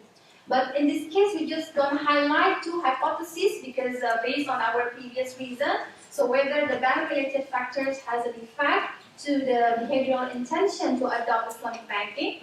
And the second one is whether the customer-related factors also has a positive impact on behavioral intention to patronize Islamic banks for millennials and Z generation.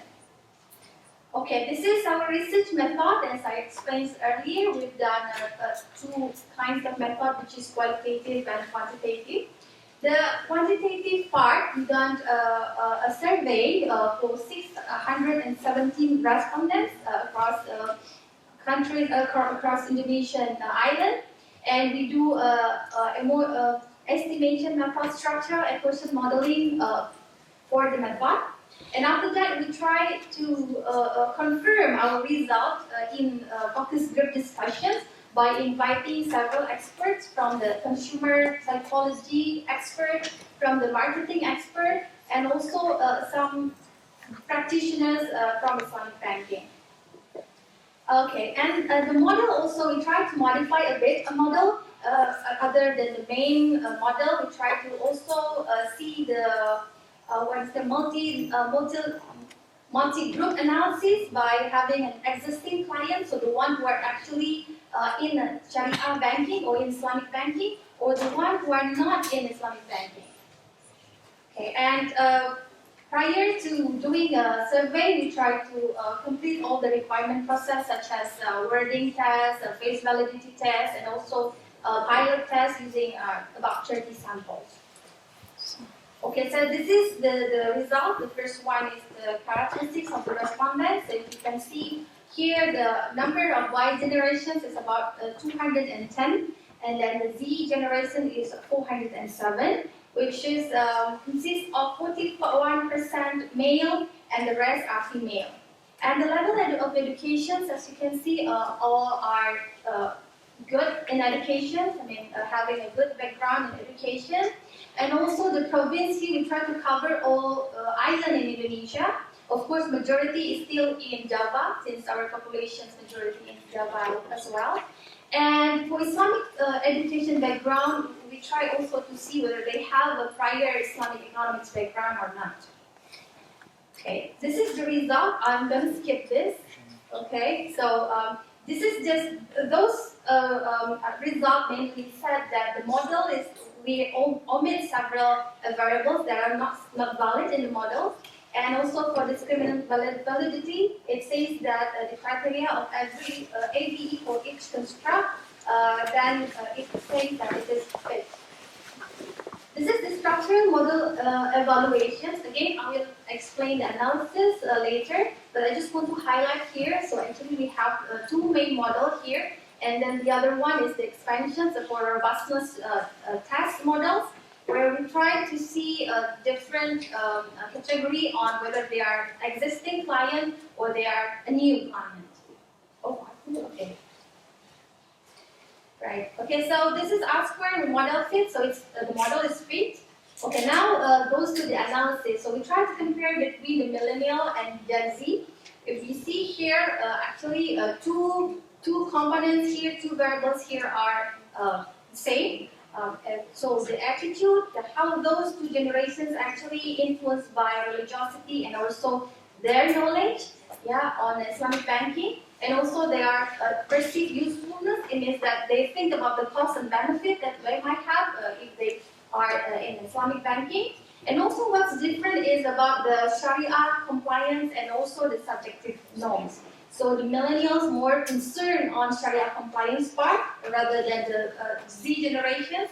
And also the subjective norms here mention that actually for millennials, others are quite influenced with their decisions. I mean, they're trying to be recognized among their friends, so that's or among their society. So that's why they follow others, they tend to follow others. For example, the most significance of the one who influence is religious actors, the spouse or the family, and also the relatives and friends. Yeah, this is also the proof that the Z generation is actually more independent or difficult to control. And also, we try to see the subgroup customer versus non-customer. So if you can see here, this is a non-customer for Y generations, and then this is the already customers for Y generations. And this is PBC here, is this perceived behavioral control. This is found negative, which mentions that for non-client of Islamic bank customer, even though they have the ability to move, they won't move. In this case, maybe because of unfamiliar with the new concept of Islamic bank, or they think about opportunity costs, the facilities, and all. And also the Gen Z, you can see here. I mean, so what is the main difference is the ethical sensitivity. So the Gen Z for non-customer, so they are very sensitive with the ethical value. So it means that actually this is something that Islamic bank can sell as an entry point to promote Islamic banks. I think what Prof. Aslam said mentioned in the first sessions are actually also proof according to our quantitative analysis. Okay, so what is the implications of strategy in marketing? We try to also differentiate between those samples. The first one for millennials, you can send message regarding that the Sharia compliance of Islamic banking is guaranteed. So you make mention to those that actually, okay, this is Islamic banking, is Sharia compliance, is I mean, you can trust, according to Sharia, it's fulfill the Sharia.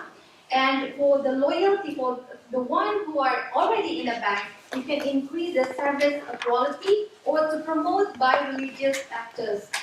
This is kind of the most influential, significant others for them.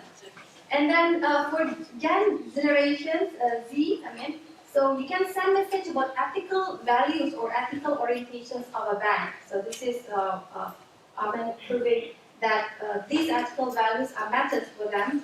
Even if I may share a bit, previously, I think in 2019, we've done research also with UNDP and also Ministry of Finance, when they want to issue the first time green sukuk domestic and retail. So we do the feasibility study and also evaluation, which mentions that our result shows that more than 50% of the customers who buy the green sukuk is actually younger generations.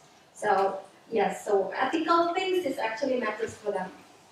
And okay, so we try to confirm our findings in our focus group discussion. So overall findings imply that customers and bank-related factors are important to drive customers to patronize Islamic banks. Maybe I just want to highlight that ethical aspect of Islamic bank currently not optimally explored by to promote Islamic bank. Where actually this is one thing that's very important for them.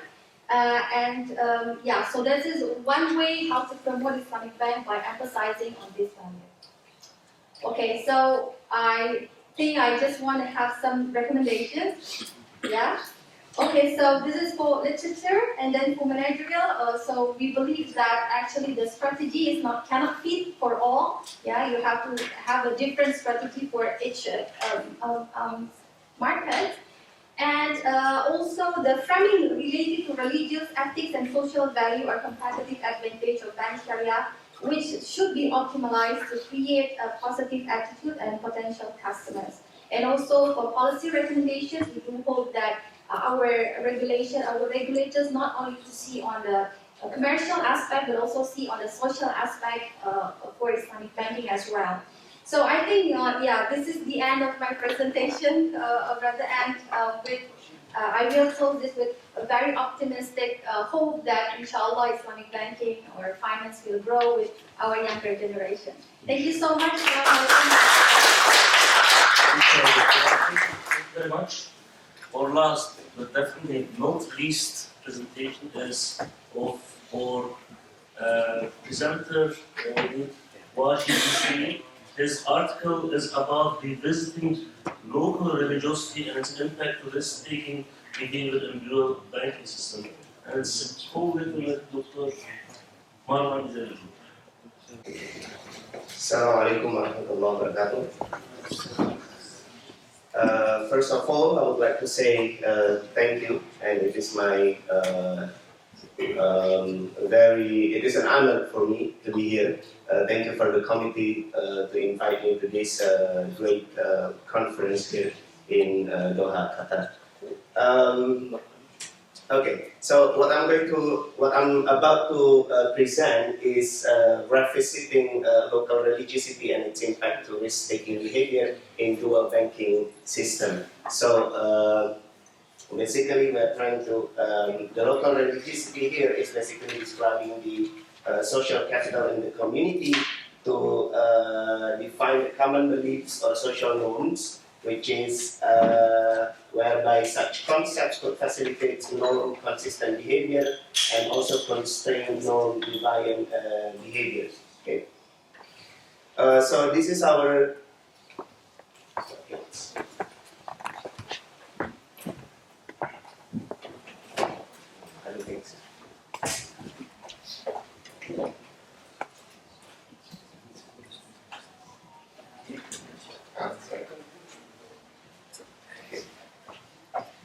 So,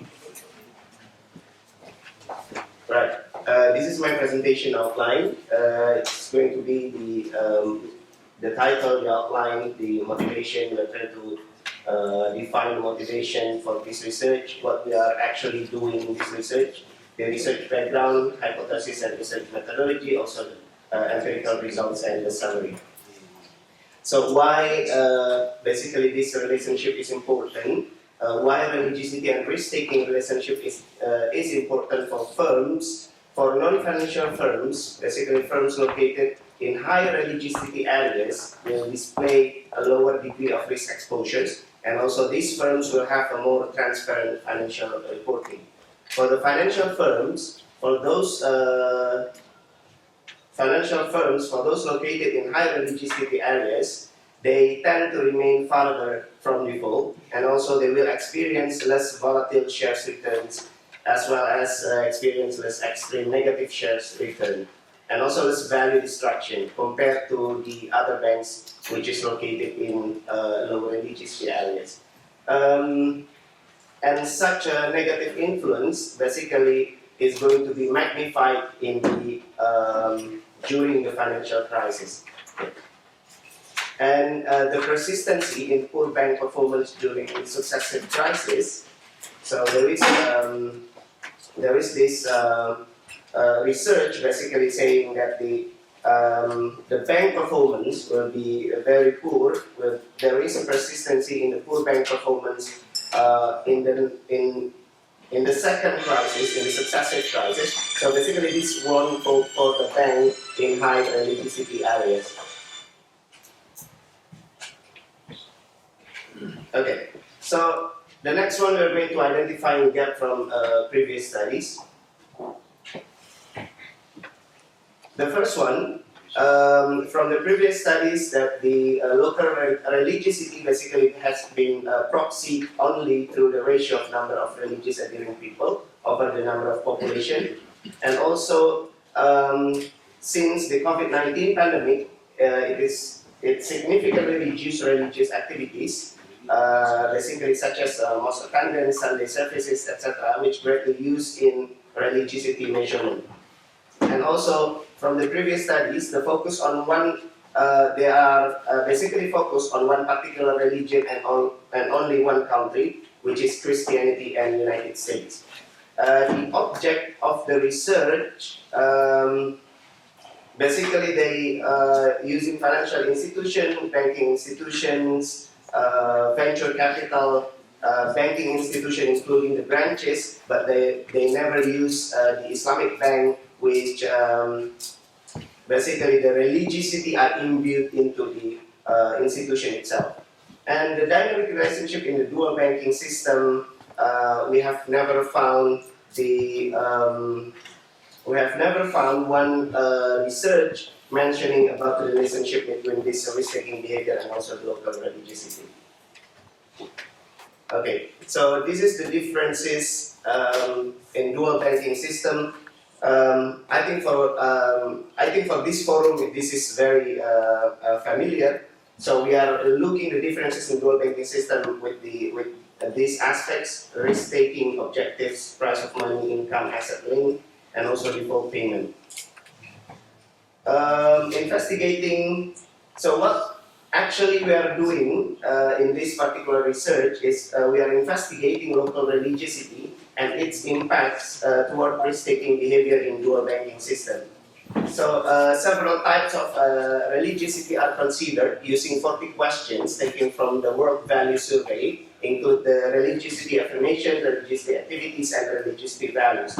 Now the banking risk that we are using in this research are divided into variables: the market-based measures of bank risk, which is total and tail risk, and the financial statement measures of bank risk, which is Z-scores, and also the NPL or non-performing loan. So the total risk, basically it is a standard deviation of a bank's daily stock returns during the fiscal year. For the tail risk, it is actually the negative of the average 5% worst daily return, or in other words, it is an extreme negative result for the banks. Factor analysis will be utilized to reduce the dimension of local religiosity variables and obtain factors for local religiosity values, because here As I mentioned before, we have 40 questions or around 40 observed variables, so we are going to reduce it using the factor analysis.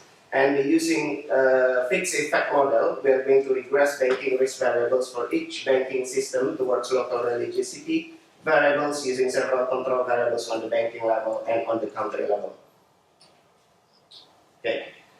The background, the research background, we are trying to find out what are the channels of local religiosity in affecting firms' risk-taking behavior. So the basic premise, basically, it's related to personal traits and beliefs of key people in an organization, which affect the policies of the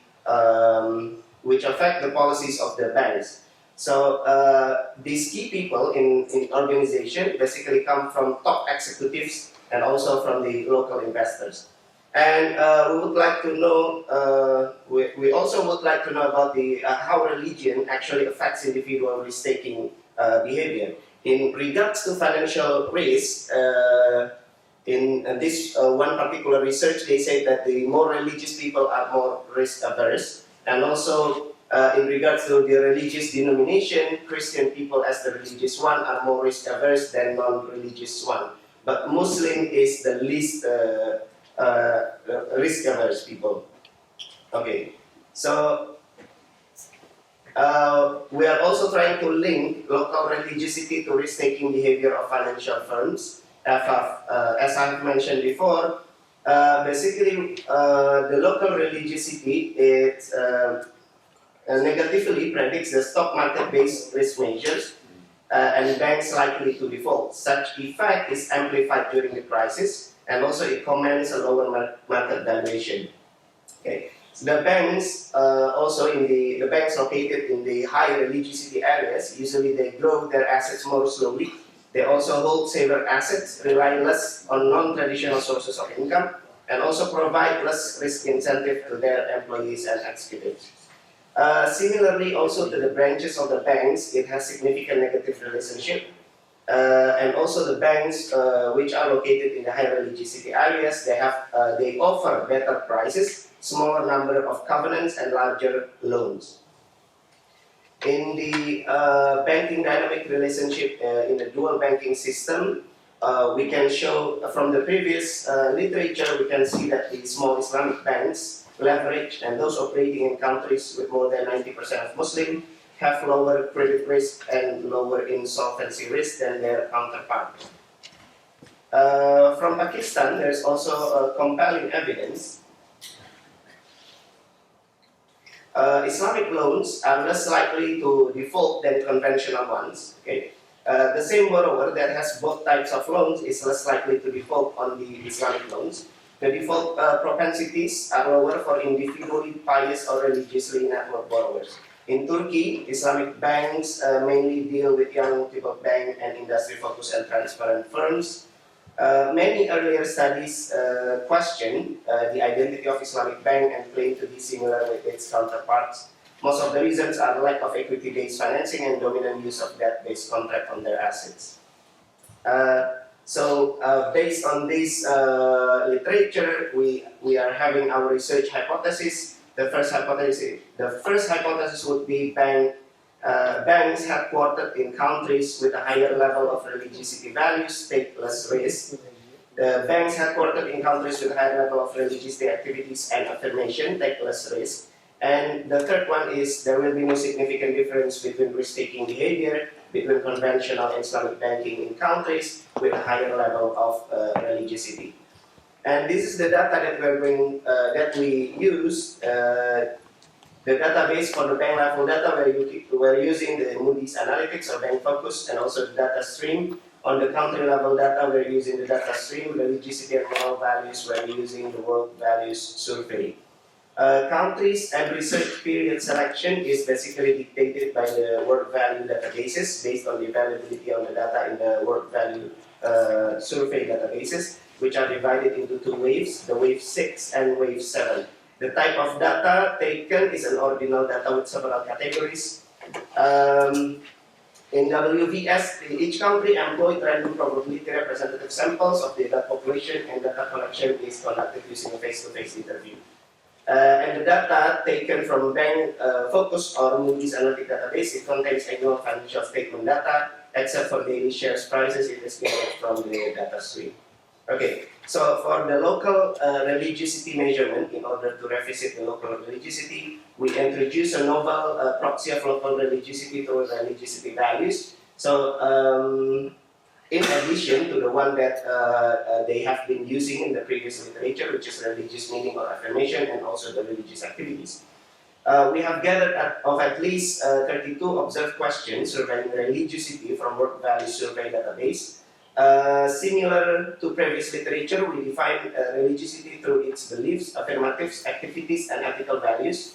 We measure the first three parts, which is beliefs, affirmatives, and also activities, from the thematic subsection in WVS called religious values. And the last part of religiosity is basically defined through the ethical values and measured using thematic subsection called ethical values. Now, the ethical or moral values are associated with religion. So we are trying to associate these ethical values with the using the 10 commandments of three religions, basically the Islam, Jewish, and Christianity. On the local religiosity measurement, the recent study have also associated ethical values with religions using 5 dimensions of religiosity, including church membership, church attendance, private religious activity, and 2 aspects of religious beliefs. Beliefs in God, and also beliefs in theological concepts. Now, once the factors are determined and also interpreted, the local religiosity variables then to be calculated by using the strength of each of the factors following Kanagaretman research in 2015. Now, the strength of the religious the strength of the religiosity is calculated by dividing the responses which exhibit high religiosity level with all of the responses. For example, for a survey question, do you believe in a God? The strength of religiosity is calculated as follows. Respondent who answer yes and also divided by the all respondents. Hence, the strength of the religiosity of each factor is valid between 0 and 1. So 1 is the highest religious one, where 1 reflects the highest religiosity level. Okay. And the bank risk measurement, basically we are using the normal banking risk measurement. Stock return measures of bank risk, which is total and tenor risk, the one that I've mentioned before. Financial statement measures of bank risk using Z-scores and NPL ratio, and also risk appetite index. Total risk, the one that I've mentioned before, it is calculated using the standard deviation of a bank's daily stock return during the fiscal year. The tail risk is calculated using the negative of the average of the 5% worst, and the Z-score is calculated using this particular formula.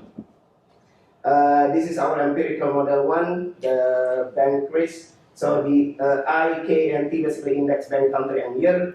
Basically, you can see from the screen. The bank risk measures stock return either the 2 of the measurement, whether there is some stock return based measures and also internal risk measures of the banks. The bank level control is basically a factor of bank specific control variables, like by 1 year in the regression, and also the country level of control. I think we have to. This is the next empirical model 2, and this is our robustness test.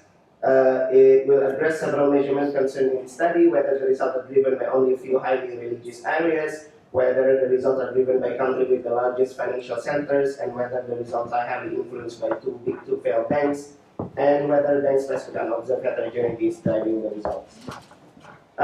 This is the extracted religiosity factors. If you can see, we have extracted 3 religiosity factors. We have metaphysical commitment, so basically it includes the importance of God, belief in life after death, etc.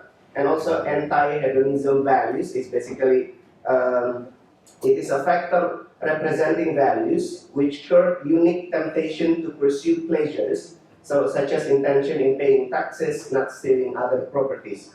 And the last one is associationism values, so basically it is a factor representing the values which habitually associated with religion injunctions. So, for example, if the religions say that suicide is that if you're doing a suicide, then it is going to be associated with the hellfire.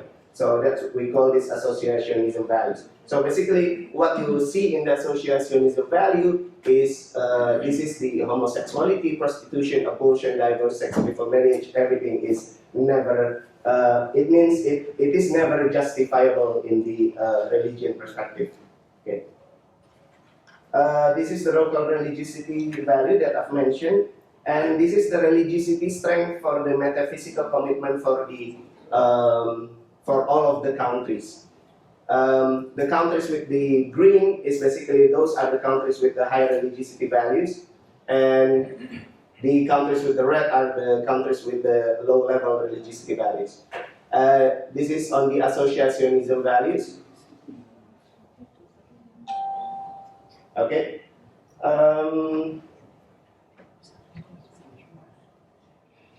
So basically, a lot of things which explain the gap between these countries.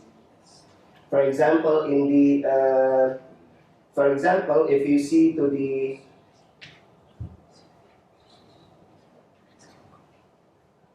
for example, if you see that on the metaphysical commitment, we can observe here there is a gap between the advanced nation and also the developing nations.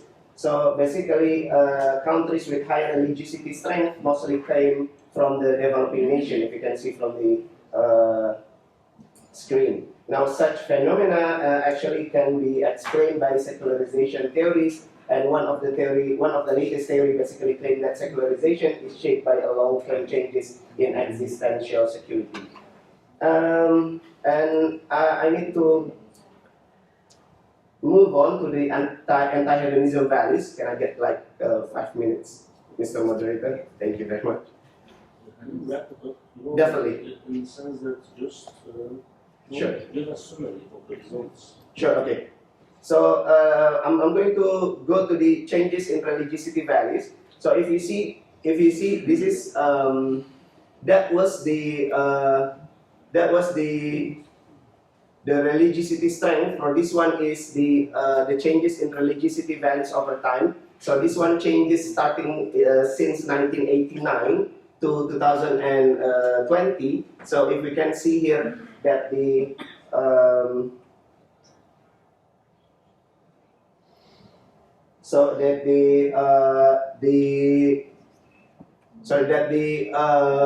orange line is basically the means line, and the standard deviation is on the blue line. So basically the means line, it shows the consensus of the people. Basically they are saying that they are not agreeing with the let's say in this case the homosexuality acceptance. So I think I need to wrap up to the last one. This is, we are using the univariate analysis and multivariate analysis based on the model that I've mentioned. The impact of local religiosity to the world banking system.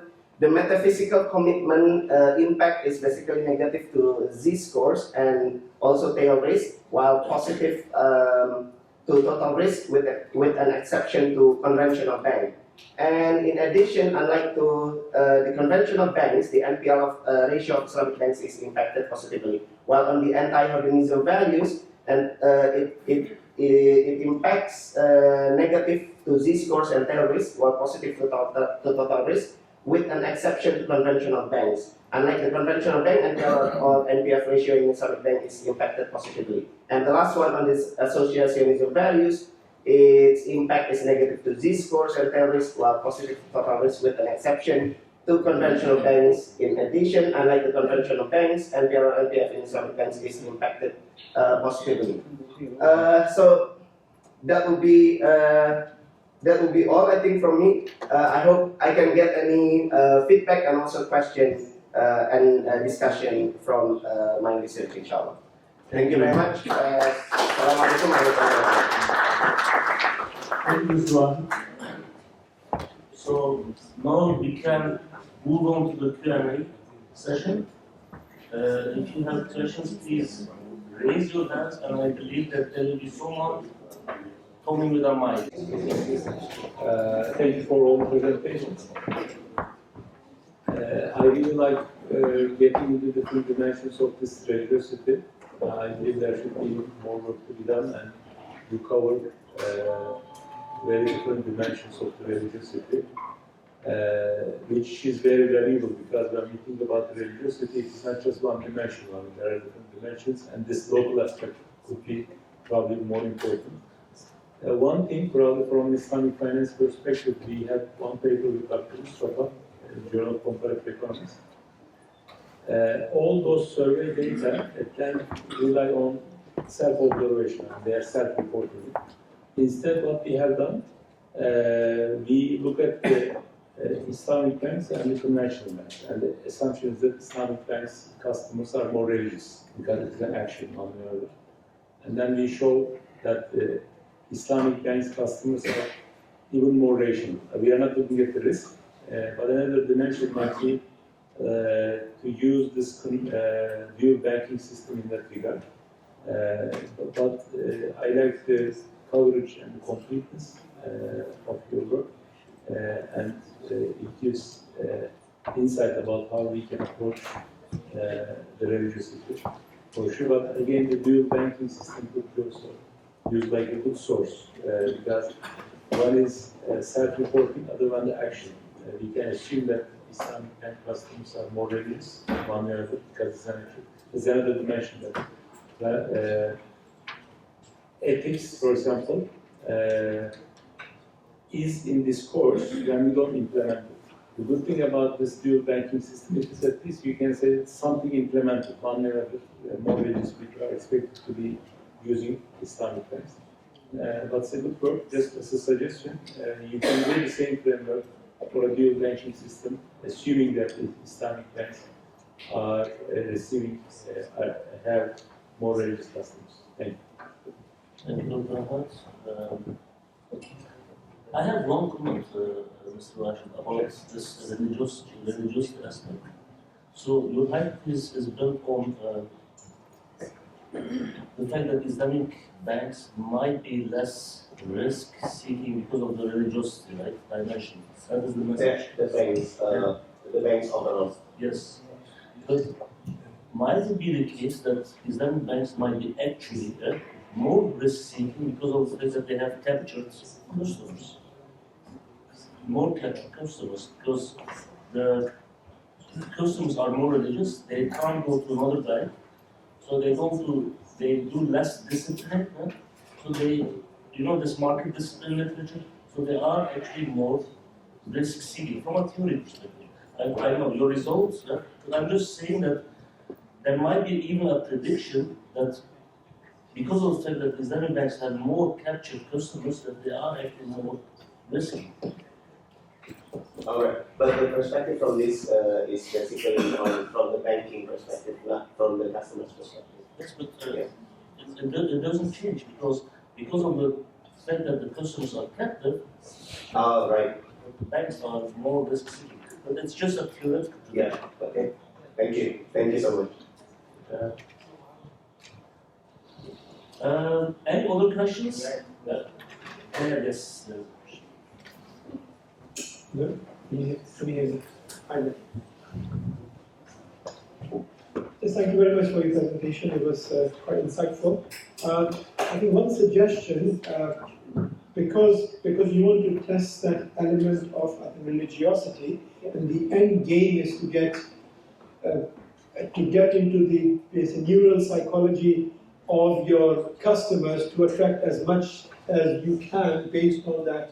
So I believe basically structural modeling equation or the formula could be basically a very good way to check, because when you saw that chart on the top, and I saw Pakistan and other parts of the world, from personal experience, a lot of people have Islamic bank accounts based on perceived behavior, or like subjective norms as well. So I think testing that element would give you a little bit more intimate with your data as well, I believe. That's what I can add. Thank you. Thank you very much, Professor Ahmed. Thank you very much. Congratulations. Okay. If you would have any questions that you don't dare to ask, definitely you can ask the presenters after the session as well. They will be all available. I have some questions here. I will not ask them now. So I will ask them after the keynote of Dr. Islamic. Concluding remarks. Thank you.